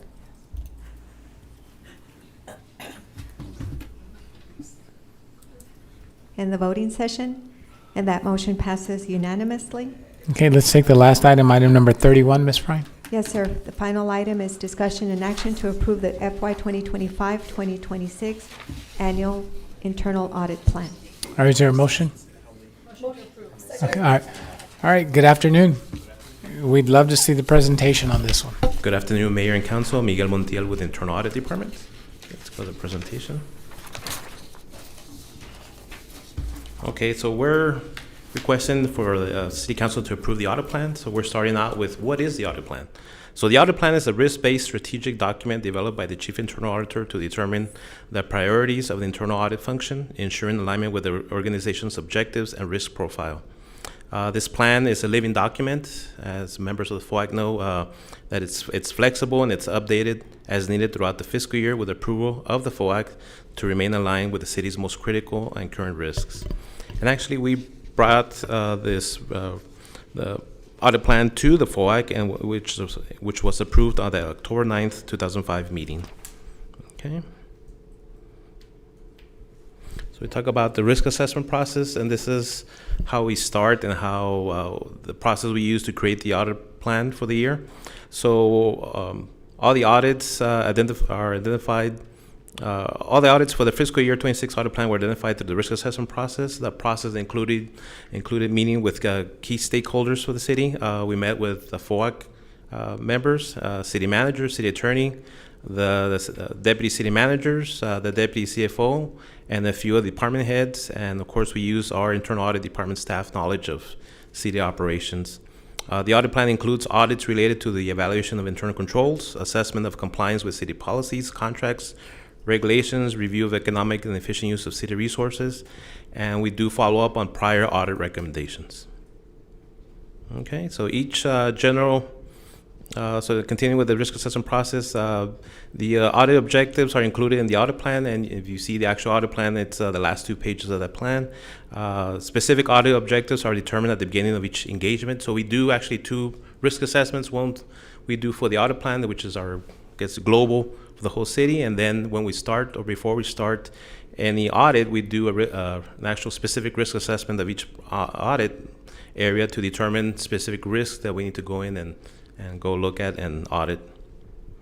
So we do that by performance research, we do interviews, we issue what's called an internal control questionnaire just to become familiar with the area under review. So like everything, our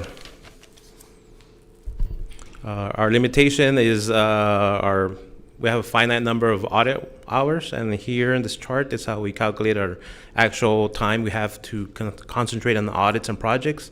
So actually we start from the bottom up. What we do is, sorry. There you go. So what we do is we start with how many full-time staff members do we have for the office. So we calculated 8.75. The 0.75 comes from the chief internal auditor position that's currently empty. We're expecting the position to be full or hired for the second through third, fourth quarters of the fiscal year. So that's why there's a 0.75. And what we do is we calculate also how many actual hours are available for the year. Work hours, so there's 2088 hours for this fiscal year. So if you multiply 2088 hours times 8.75, you get the 18,270 hours we have there listed as a total. From there, working our way up, we subtract training and CPE hours. Most of our staff has a certification or more, so we need at least 48 CPE hours to meet our obligations with keep our credits, keep our certifications alive, and then we add some hours for city mandated training that we do. Holidays, our staff, we like to take holidays, so we take those off as from working hours. Vacation and sick leave, we do some calculations on the average number of vacation and sick leave we take.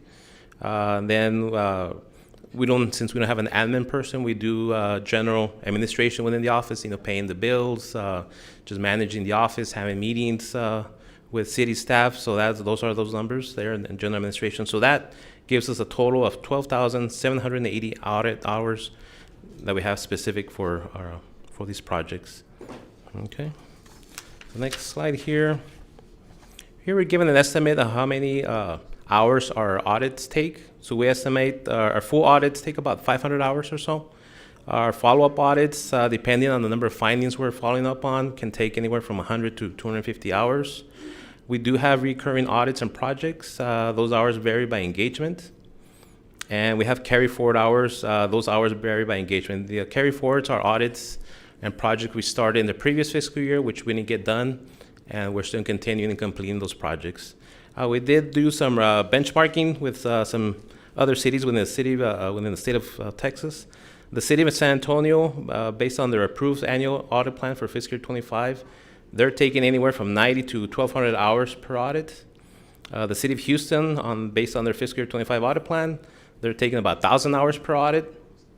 And the city of Dallas, based on their fiscal year 25 approved audit work plan, they take anywhere from 200 to 1,000 hours per audit. We're averaging about 500 hours per full audits. Okay. So audit resource allocation. So of course we just talked about the limited resources on our time.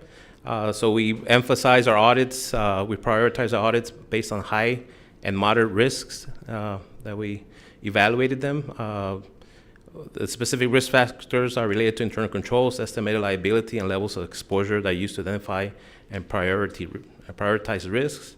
As such, we as internal audit function serve as a risk evaluation resource for the city.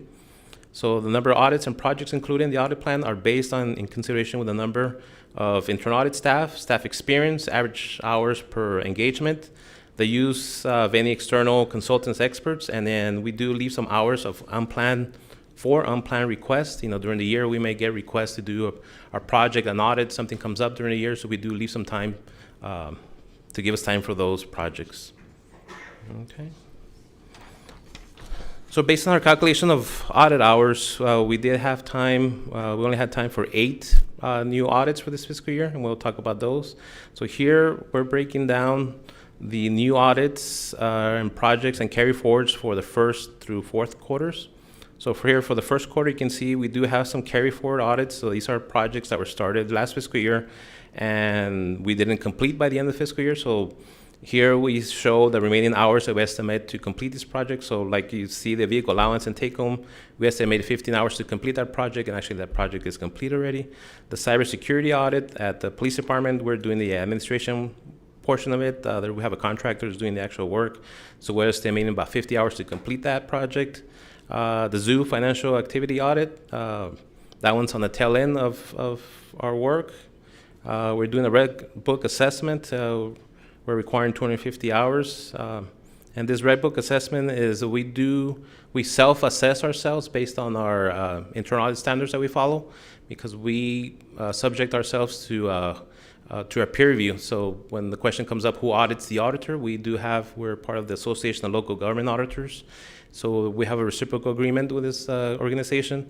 So they send out their audit directors and audit team members to our city to audit us, our project, our audits, make sure that we're following our internal audit standards. And then we volunteer and we audit other cities. So here you can see we had Animal Services Construction Audit, Code Enforcement Division Audit. Those are estimated at 400 hours for completion, because those we started in August at the tail end of the fiscal year. So the estimated budget for these two projects was 500, so we had just started those projects. We're doing 2 follow-up audits, accounts payable receivable, the accounts receivable, program, second follow-up audit, and the planning inspections permit audit review. We have another, this is second quarter for fiscal year 26. We do have one more carry forward. This is a single-family owner-occupied renovation program audit. This is a project we had scheduled for last fiscal year, but we didn't start. There was a conflict with that project, so now that the conflict is no longer here, we're starting that project in fiscal year and second quarter of fiscal year 26. 2 new audits, El Paso Police Department overtime audit. We'll be looking at the overtime there. We're going to do a P card and travel review audit of a city department. So we're going to look at a city department, just do a regular P card and travel, make sure that receipts are there and travel requests and they're following policies. We have follow-up of a 380 agreement monitoring audit. Another follow-up of on-call services agreement audit. This is the third quarter. These are the new audits. Accounts payable audit of a city department. We'll do a risk assessment and determine which department we're going to be looking at. For accounts payable, we'll be looking at, make sure that the specific department is paying their invoices on time and that policies and procedures and approvals within the department. We're looking at streets and maintenance, facility maintenance audit. So we're looking at the efforts of streets and maintenance to maintain our city buildings. An audit of city council and city manager's P card and travel review. This will be co-sourcing with an external party. We're in the process right now with purchasing to get us a contract with some external CPA firms to come and do that work. Then we scheduled for the third quarter our peer review, the one I just mentioned. So here we'll have the team come over and they'll be here for about a week or so, and they'll be reviewing our procedures, our policies, our audit results, and how we conduct our audit work. We have a follow-up at Parks and Recreation, park usage permit audit, and the follow-up of the El Paso Airport accounts payable audit. Okay, for the fourth quarter, we have these 4 new audits. We're going to do an audit at the airport, a construction audit. So we'll be looking at change orders, make sure everything's when the vendors submit payments, request for payment, make sure everything's signed off, there's proper approvals, everything looks good. We'll look at that. We'll look at Parks and Recreation. We'll do an audit of sports fields. Look at the sports fields, look at the MOUs between the city and the school districts. We do lend some of the sports fields to school districts for them to use, baseball fields and flat fields. So we'll be looking at those MOUs, make sure we are getting the deliverables that we're supposed to be getting, and of course, likewise, that they're getting the deliverables they're supposed to be getting according to the contracts or the MOUs. We'll be looking at the contract for La Nube. So they've been open about a year now, so we'll be looking at that contract, make sure, same thing, deliverables, make sure we're getting what we're supposed to be getting and they're getting what they're supposed to be getting. And then one more P card and travel review of another city department. So those are the new projects and audits. Every quarter we have these, the listing here. These are continuous audits and projects we work on every quarter. So we look at city sales tax analysis. We have a contractor doing that right now for us. They're looking at sales tax payments for vendors. Franchise fee audits, we'll be looking at that this year. We do also Texas sales tax discovery. We do that. We manage the city employee hotline. We manage the hotel occupancy tax audits. We perform tax office refund reviews. You see those at City Council for approval once or twice a month. We're continuing with cyber audits. We'll be performing an audit there at the health department. We're overseeing that project. We have a contractor that does that work. And then the time we spend with preparing and presenting at the FOAC, that's that. That's my presentation. Very good presentation. Questions? I do have one quick question. Did I hear you right that you outsource some of the audits, like for example, to the P cards and? For the P card, this is something new we'll be doing. During the summer, it was discussed at FOAC that there was a conflict that we're auditing our bosses, yourselves. So we'll be contracting out with a CPA firm from out of town to do that work for us. Okay. Yeah, and we do cybersecurity work. The cybersecurity audits we've been talking about, I discussed. Those, we have a contractor that has that expertise. So we just manage the contract on, and then they do the work for us. And is there a fee for service when you guys go audit the auditors? No, sir. No, sir. We do it for We just pay expenses, travel and hotel, but we don't get paid. Okay, just checking. All right, Representative Nino. Thank you, Mayor, and I just wanted to thank Mr. Montiel and Liz and the entire team. As a member of FOAC, they did sit with us. We had a lot of brainstorming and got to give input, and they really broke down the risk assessments, and as a body, we made the decision of this being the audit plan. But I just wanted to thank you for all your work and collaboration that has taken place in order to draft this audit plan. So thank you. Thank you. Any other questions for Miguel? Lots of hours in there, Miguel. Yes, sir. You guys are going to be busy. Yes, sir. All right, there's a motion and a second to accept this audit, internal audit plan. Any further discussion? All right, Ms. Bryan, please call for the vote. Yes, sir. The motion was made by Mayor Pro Tem Chavez, seconded by Representative Maldonado Rocha. This is to approve item 31. On that motion, call for the vote. In the voting session, the motion passes unanimously. Alternate Mayor Pro Tem Fierro not present. All right, thank you, Council. Is there a motion to adjourn? Second. There's a motion and a second to adjourn the regular city council meeting. All in favor? Aye. Anyone opposed? And the regular council meeting for Tuesday, October 28th, 2025 is adjourned at 3:08 p.m.